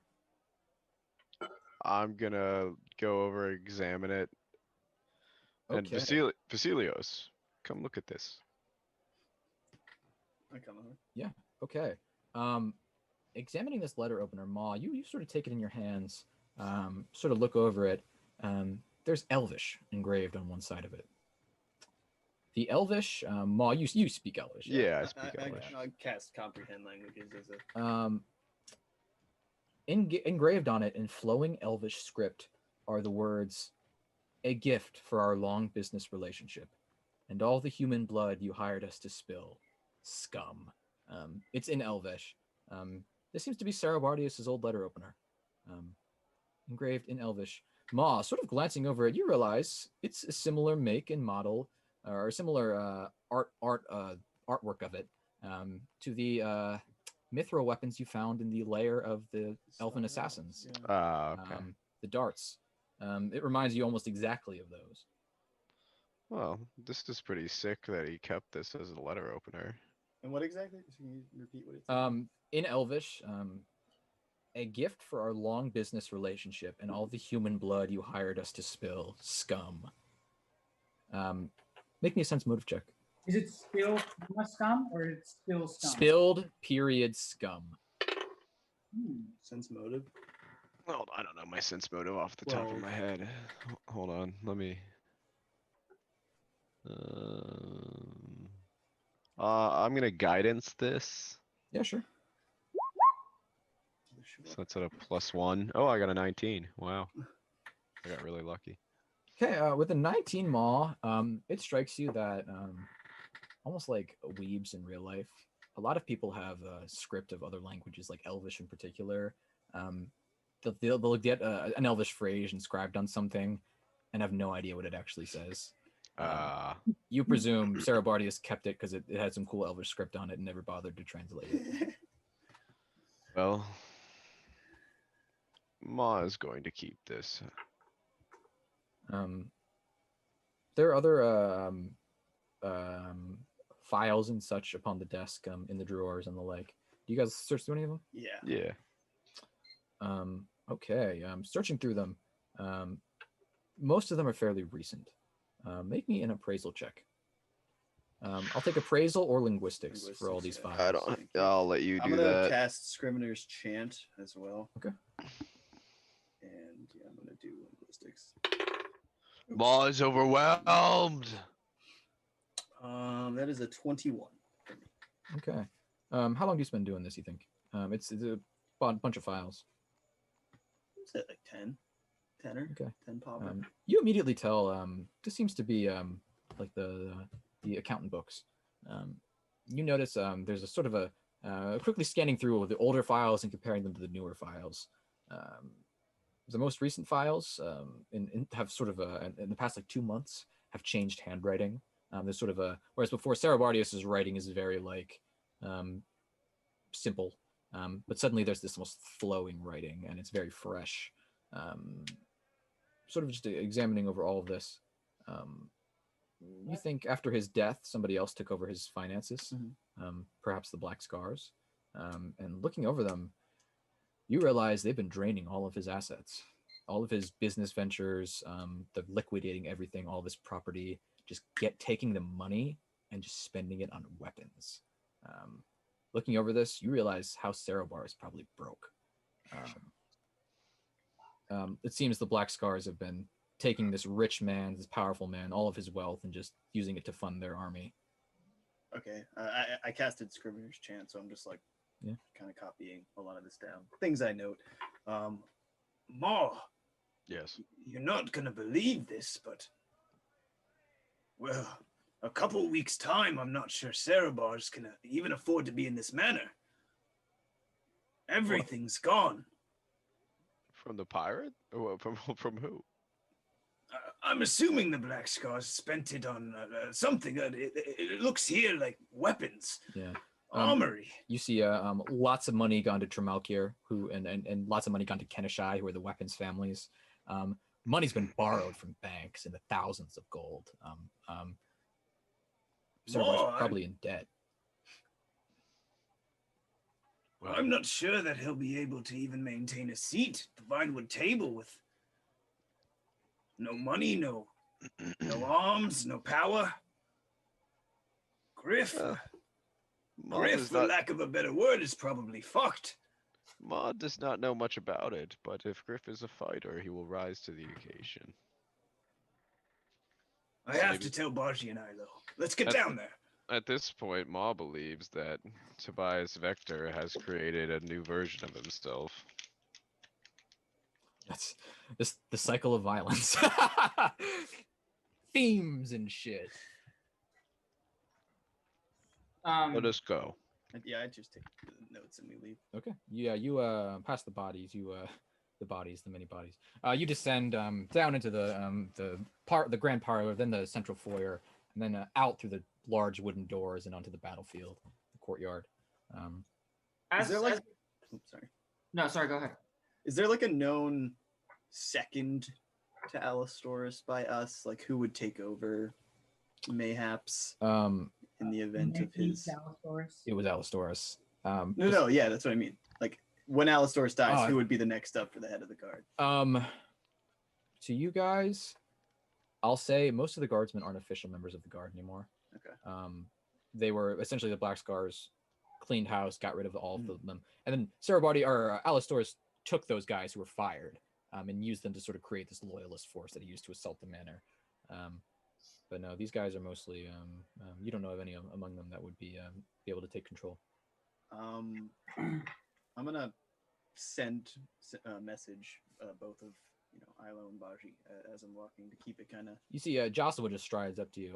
Vasilios, old sport, and he just hugs you. Joshua, well fought. Thank you for coming. Yes.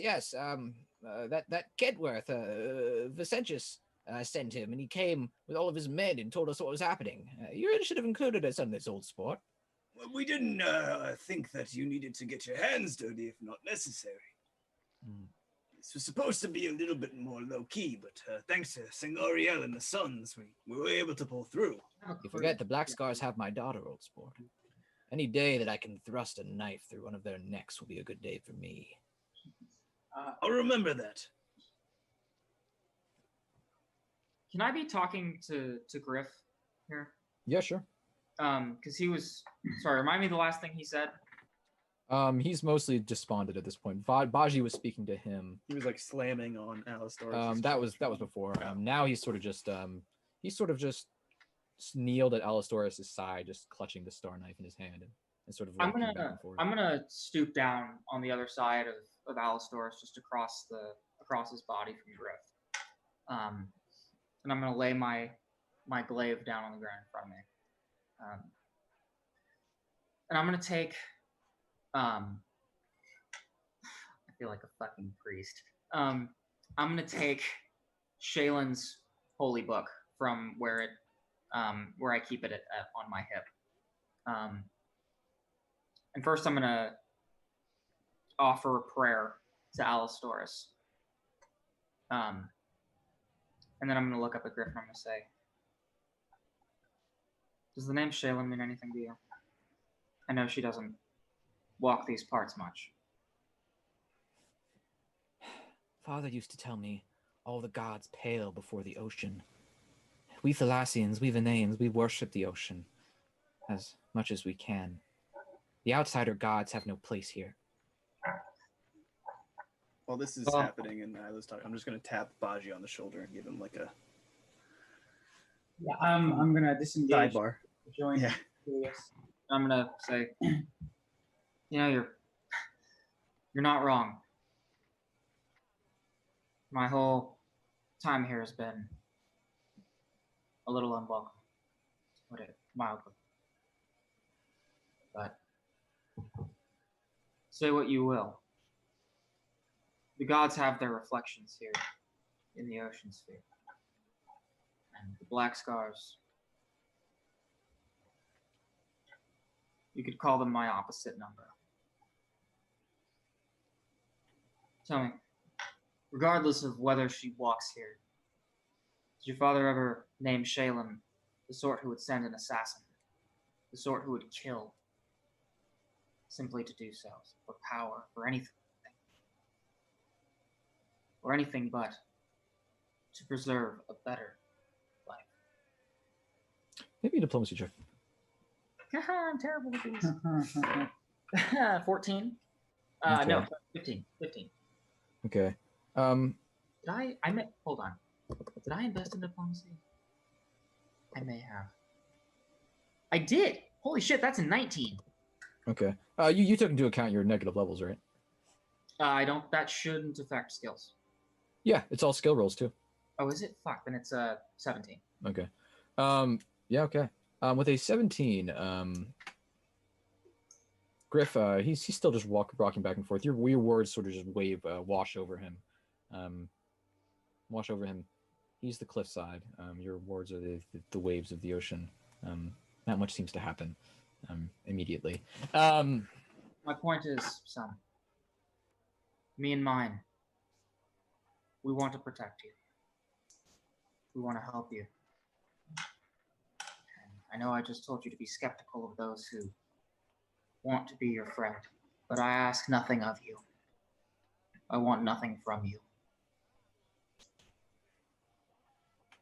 See one of the goblins just hobble up, not Riki, another one, and just sort of stands by Griff. And Griff, he sort of just puts a hand on Griff's shoulder, and Griff just sort of looks at the goblin and then looks to you, and the goblin just bends over and whispers something in Griff's ear, and Griff just braces up against the goblin and sort of rests his head on him, and the goblin just begins patting his back.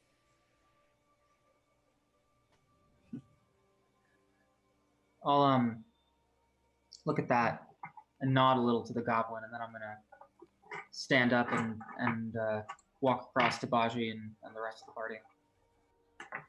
Come on, Williams. Like yeah, right in the middle of a sentence. You're not gonna believe this, but well, Serobars are broke. There's nothing left. They've drained the pool. The Black Scars told her. Yes, they're arming up, weaponizing. Tremalkir is rich, but it doesn't help much when he's in hiding. Kenishai's done well. Tremalkir's what? Yes. Bring me up to speed. There's a lot to bring you up to speed on. Past I am 5 sessions or so.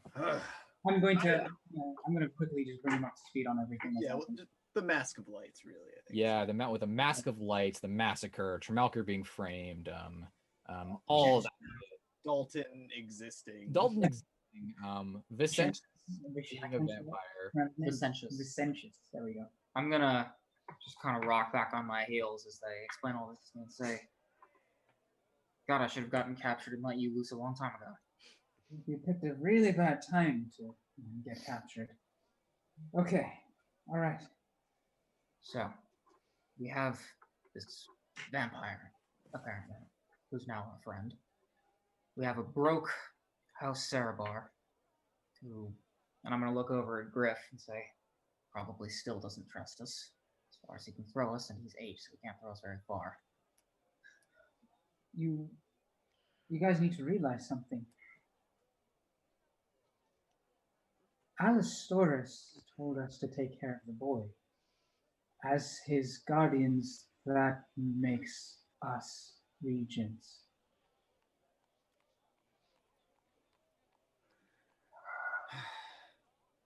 Is it going to be that easy, Bashi? With Alistorus dead, there's really no one to clear our name of Serobar's death. And without Serobar's money, we have no power as regents. So, But do we have to clear our names? no, we don't. It's not like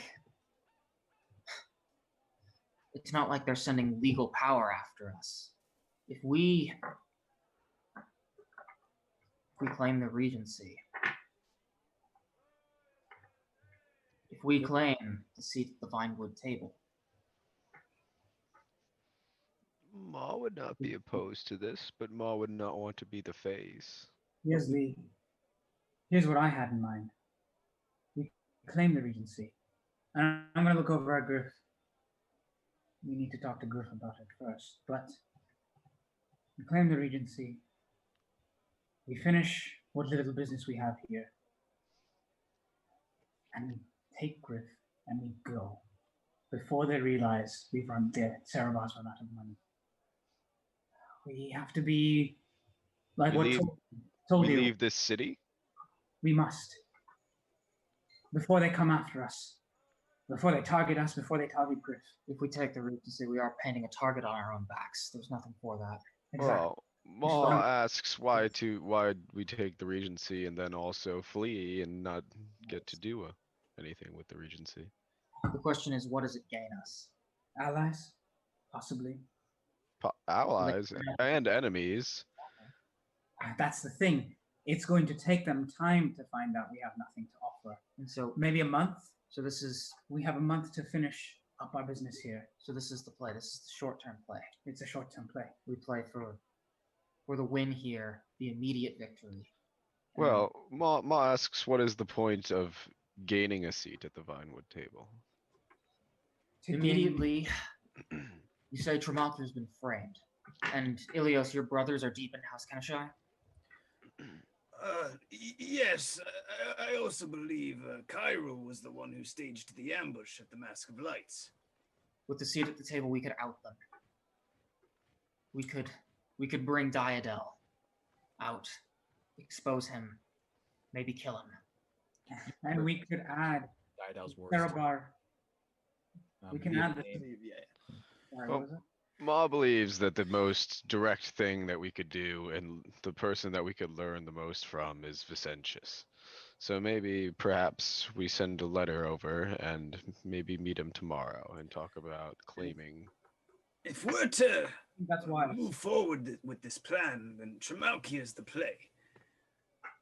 We find him, get some of the money back, perhaps that the Black Scars armed themselves with, Exchange for clear clear. his name, and we give ourselves a name in the process, and we have a strong ally on the Vinewood table.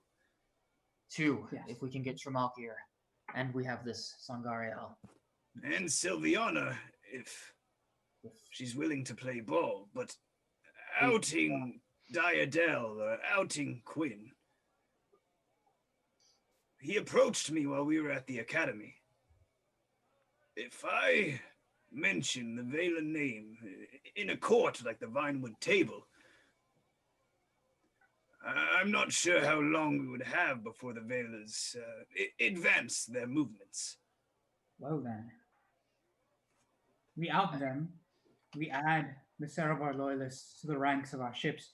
They can do no good here. If we have to out him, if we're going to out him, then we have to be able to pin him to the wall. At that Exactly.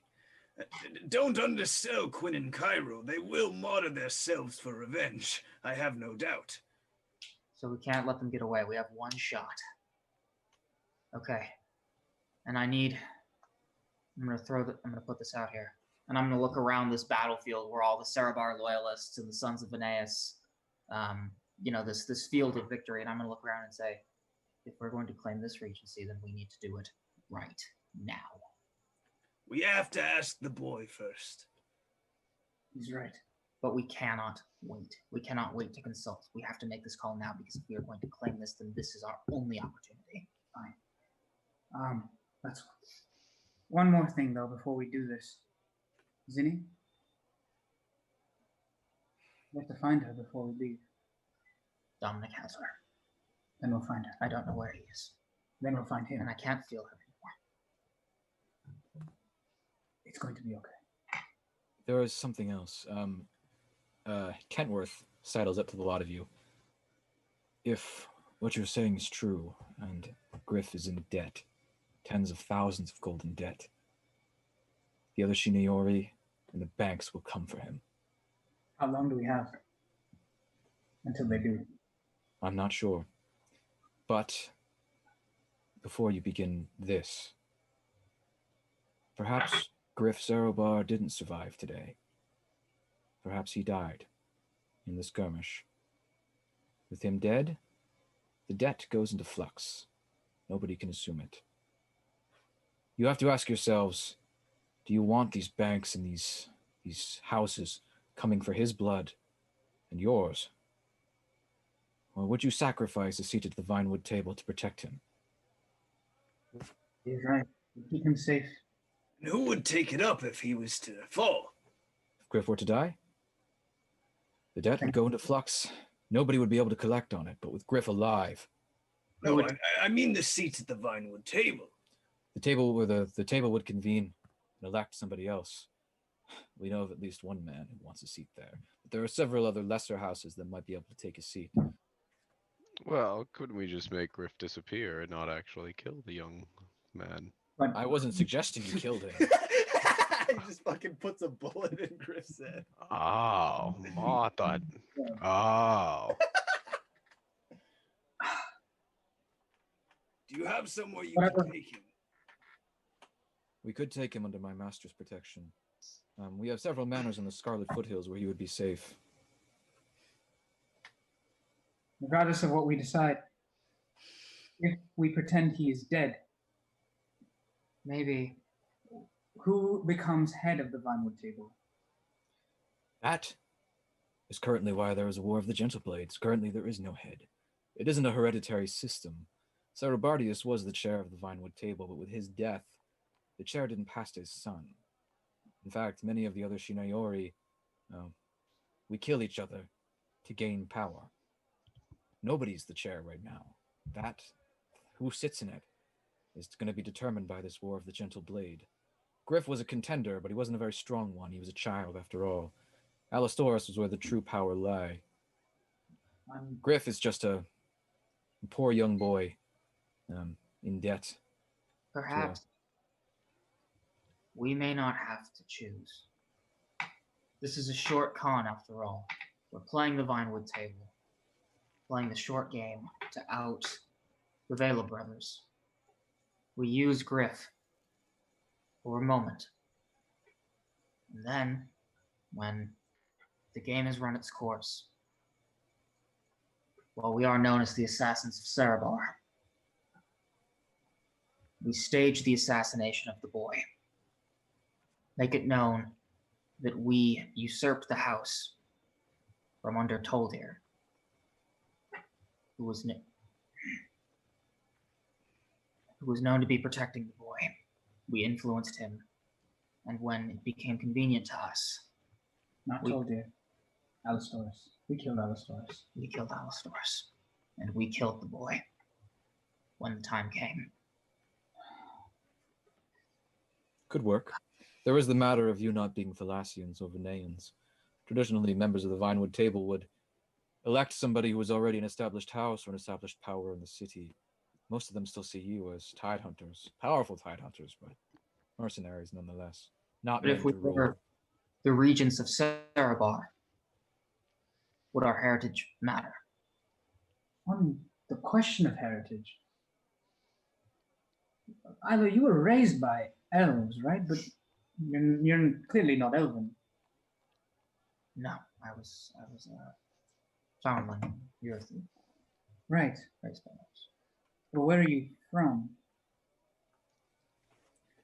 Where are your parents from? Your birth parents? Do you know? I don't have nothing. I'm just gonna look Ilo up and down. You could pass for Thalassian. Kenworth nods. Suppose he could. That's neither here nor there. If we're talking about forging nobility, well, I might have a trick or two about legal papers. If we have the information and the money to back it, well, it might just work, Ilo. We're thinking too far and too far ahead. The biggest problem on the table is, regardless of what we do, your brother, Vasilios, is poised to win this War of the Gentle Blade, and we have to stop him.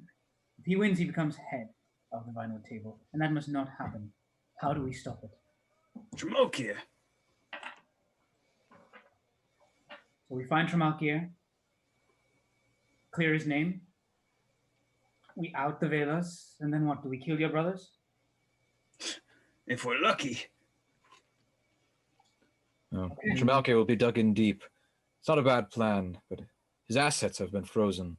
His family is in shambles. Those who have survived are deep in hiding. He is a ferocious warrior, but I suppose you could do worse for allies. We don't need the seat. We can To take the fight to Quinn and Cairo. Yes, we do. to take the fight to Quinn and Cairo. We can't play within the system. We have to play out of it. We have to act as Tidehunters. Oh, now you agree with me. You've been gone for 4 days. Shut up. Hell of a 180. And I've had some Well- else. Ma believes that time is of the essence.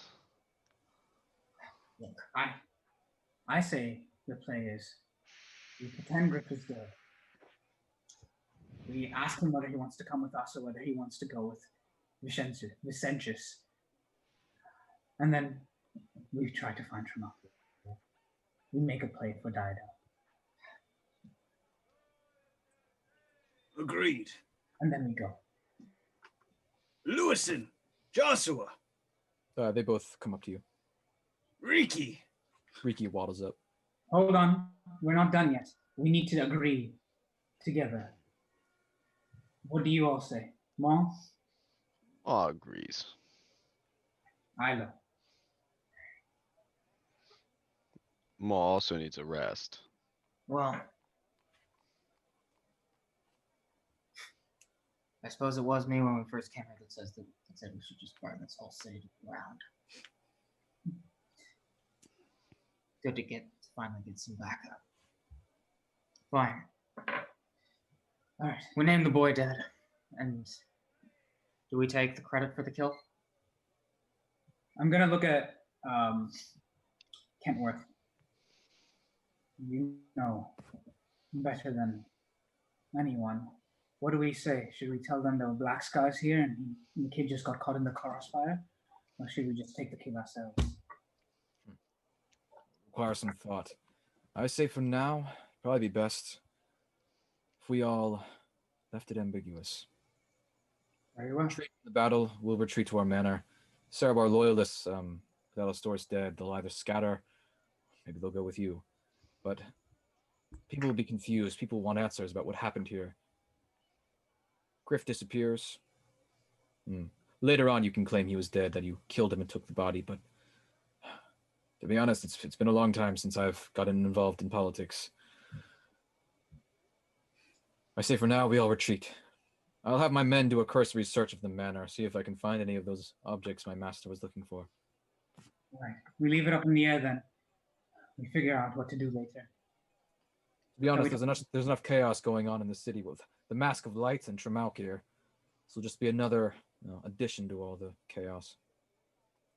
So, let's talk to Griff. I look at Ilo, and then I look at Lewis and Joshua. If you'd allow it, Captain, I think it's best if we keep someone close to Griff. And who better than Lewison? Are you talking to me? Yeah, I'm talking to Ilo. Oh, as you address Ilo, I'm going to look. I'm going to say, interesting thought.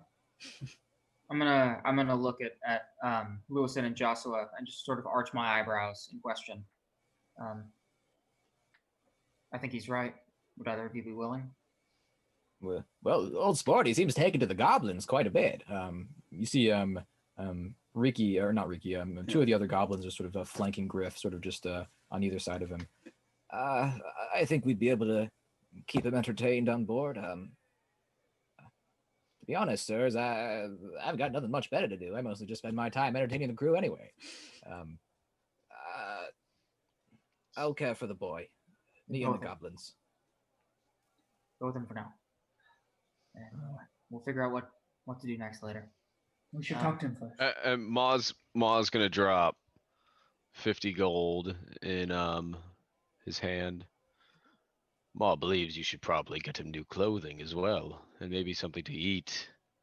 Yes, Joshua bends down and just picks up a cloak off the ground and just approaches Griff and just puts the cloak over him as if to hide him. It is good to have you back again, Captain. Joshua salutes you, Ilo. Oh, actually, that's a great idea. I'm going to walk over to Griff, and I'm just going to look at the rest of the clan, and I'm just going to motion them over. Griff, there's some things that we need to do to make sure you stay alive and make sure that you stay safe. Can you trust us?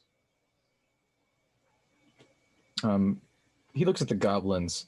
They sort of nod slightly, and he just says, Well, I guess I don't have much of a choice, do I? Okay. Good. Well, you do have a choice. You can stay with us, and we can protect you, or you can go to a friend of ours, Sangario. Do you know him? Yes, the old man, Master Vicentius. I've seen him at a few get-togethers. He's nice. If I could go to him. Maybe for a few days at least. He looks to the goblins and they sort of nod to him. Can they come with me? Of Yes. course. Okay. The goblins nod at that, and then Griff says, Maybe for a few days then. I'll go stay with Mr. Vicentius. He's always been so kind. Okay. This is Joshua. He's a friend. He and And Kentworth, Sangario's butler. Is Riki amongst the goblins? he was up with you guys. He's not with these two goblins. He's What sort are of these on your What are these goblins' names? side. You know their names. They tell you their names. Okay. Riki and Is it the Riki and Diki? He, Kentworth, Joshua Kentworth, and two goblin friends here. Teak teak. Oh God, rip Teak Teak. That is why my last name is Teak from that. Teak. Yeah. That's funny. A one-off goblin character for Jay's campaign. He survived like one session, and then we had You could even say that he got stranded on a boat and wound up on an island. No, I'm just it became Mon. yeah, we had He- Floop in my 5e he- campaign. he got devoured by giant frogs. Teak teak did. Yeah. He died in a really fucked up way. Yeah. Everybody's got the Goblin PTSD story. yeah. Floop, I told he could only count to 4, and I told him to leave us alone. I told him to go count trees in the forest. That's it. This is the last time we saw Floop. Oh, You didn't no. make it to 4. I told him if he got to 4, he should just start over. No. I'm gonna look at Griff. These people are going to take care of you, and they're going to take you to St. Ariel. If you want to come with us, then you are always welcome to. We will protect you, I swear. But in the meantime, until you make your decision, and I'm just gonna put the hat of disguise on his head. Use this because you're going to need to be someone else. You're going to have to pretend to be dead. Griff. Make me a diplomacy check. Hell yeah, 30. Okay. With a 30, he seems to be comforted by all these kind faces. Joshua, he's probably the kindest person in this campaign. The goblins, Kentworth, though he seems to have a dislike for you just because of all he's heard about you. These other people, these other crew members, in Kentworth, he sort of seems at home among them, and he sort of dons the hat. And just kind of, as you sort of put it on his head, he sort of just adjusts it and sort of pulls it back and just looks up at you, Baji. I think I can do that for now. Does he transform? I'll allow you to will him to transform. Okay. Okay. I am going to. Can you become a goblin? Yeah. Okay. He's the right size. He could just be Vicentius Jr. That would require a few more feet, I think. Oh, really? Let's see. He's 8. He's only that tall. Cinch like that tall. It's like a foot. I don't know, taller than that. I'm just going to put a hand over his over the hat and just will him to turn into a small red-headed boy, 7 or 8-year-old boy, who looks what Craven might have looked like when he was 7 or 8, but not quite. Okay. You see Simon Vino just bend down as you do this and just say, huh, he looks like Craven. Yes. Probably best to keep him away from sex, though. That's true, yeah. Okay, yeah. I'm surprised you didn't just ask me how I know Craven. He was a son, wasn't he? Well, you mentioned something when we first met. Or, not you. It was Wolf. Yeah. I'd like to talk to you about him. I don't think now's the time, though. About Wolf or about Craven? Craven. Simon, you're the only... you're one of the only Shinio's members of a Shinio house that knows about this. I need you to keep it quiet. We need you to. I'm the leader of a militant pirate group who goes around stealing from the rich and giving to the poor. You think I would rat you out to my father?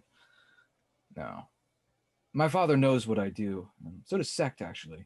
If you were wondering how Sect blackmailed my father. Oh, He points know. to his face.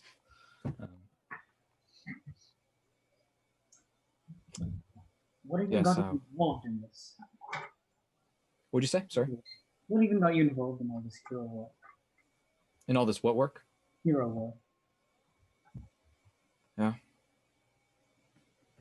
Things can't go on as they have been in Veneias. I think you, he points to Ilo, know better than anyone. This city's morally corrupt to the core. It doesn't have any morals. It's ruled by human greed. The Sons try to do what they can to remedy that. And you'll help us keep him safe, then. Yes. I won't speak of what happened here, and neither will any of the Sons, and the Sons just all salute. I'm gonna give them a salute back. And then turn to Simon and say, it's funny. Everybody thinks that the solution to human greed is to take away the wealth and give it to the people that don't have it. That's what the Sons are currently. If I have my way, we will be much more. I will call upon you, and we will discuss Craven. Let's hope you get your way, then. He bows slightly to all of you, and then just says, "Sons, move out!" And the Sons all just begin retreating back into the manor to venture out through the stables. I turned to the remaining Serobar guards. Servants of House Serobar, to whom do your loyalties lie? As one, they just draw their daggers and just say, "Lord Griff! Lord Griff! Lord Griff!" Tell him, Baji. From this day forward, Lord Griff is dead. You will not speak of him as though he is alive. You will count this day as a tragedy and not a victory. And you will do everything you can to save and protect young Peck. And I'm just going to gesture to Griff. Make me a diplomacy check.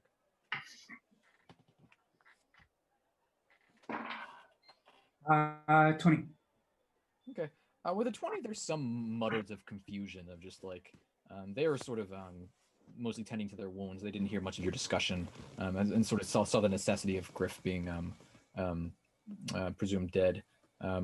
But Griff just looks to them and nods, sort of looking like Craven. They saw you put the hat on his head, and he just nods to them, and reluctantly, most of them begin to nod back.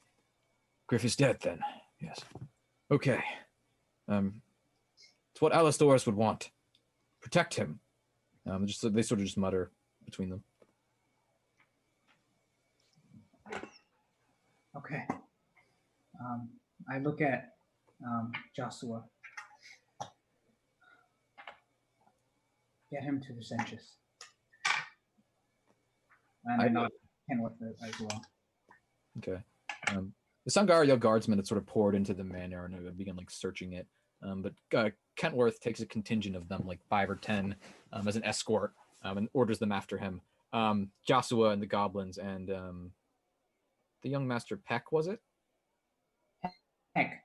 Like heck. Ah, Heck. Yeah. Okay, yeah. Young master Heck, red-haired Heck, follows sort of in this at the center with these goblins surrounding him. Joshua sort of protecting him. What do you guys do? There seems to be the beginnings of a crowd beginning to mill about on the outside. The gunfire and the violence has died down, and so now there are people who want to see what happened. Mob believes it's best we leave this place in haste. Best not to be seen. Is there nothing we can find? Clues? There was one thing that Ma spotted in the office. Ah, yes. I'm gonna pull out the letter opener and recite Looks what it like says. we found our AS. It seems like it was Serobar after all. I assumed so. That reminds me. Anything else? Any black blood we need to collect from here? The Sangariel guardsmen seem to have been seem to be searching the manor for just that. Okay. Let them get after it. We should go. Are the Sangariel guardsmen still there? Most seem to be searching the place now.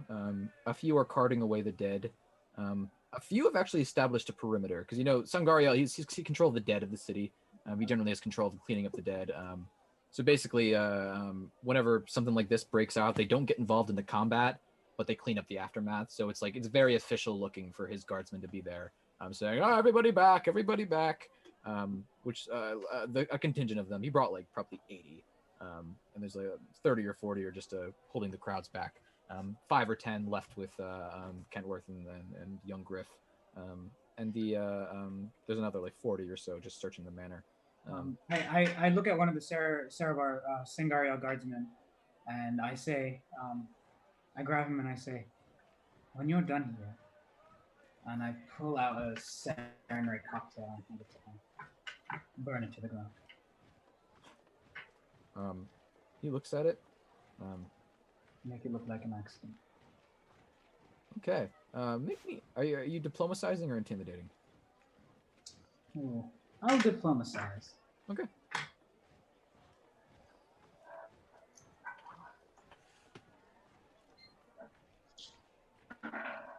Hey, not bad. 32.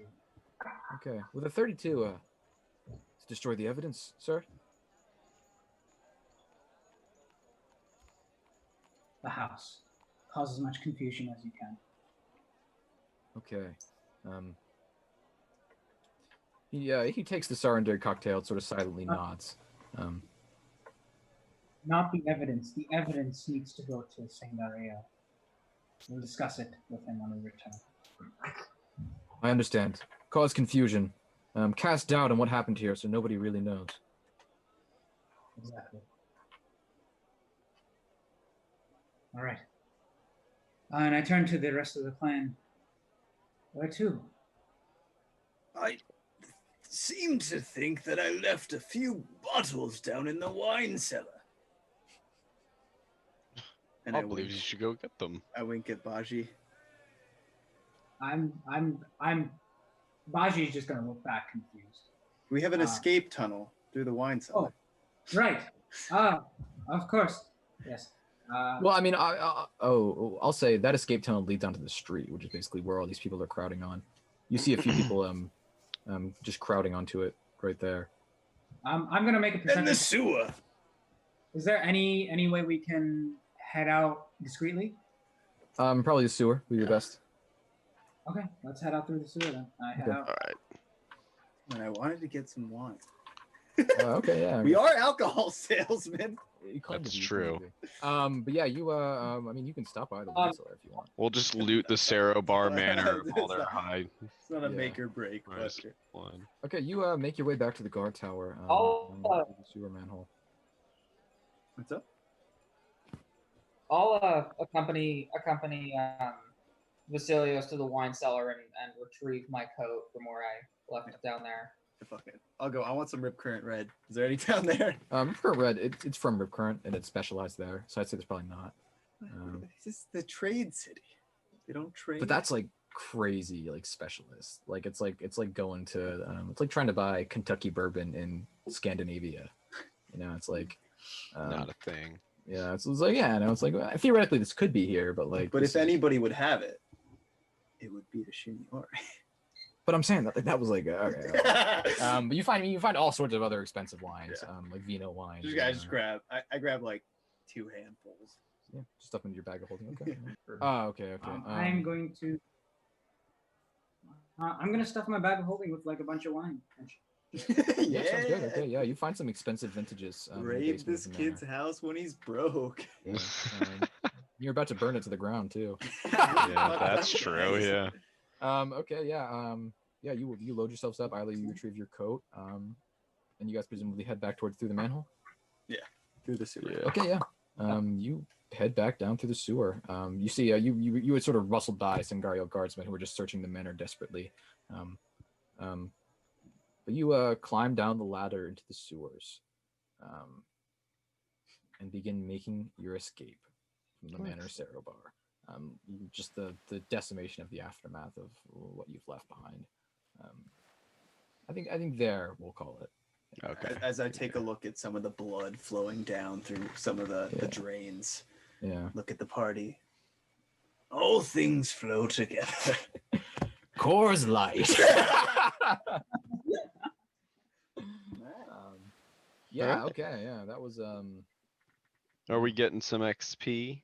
Again, how I actually calculate it now is I go back and watch the recording and see how many enemies there were, and then calculate based on that. Because I like off the top of my head, like I don't have it listed down how many enemies there are. I mean, That was a crazy ass session, dude.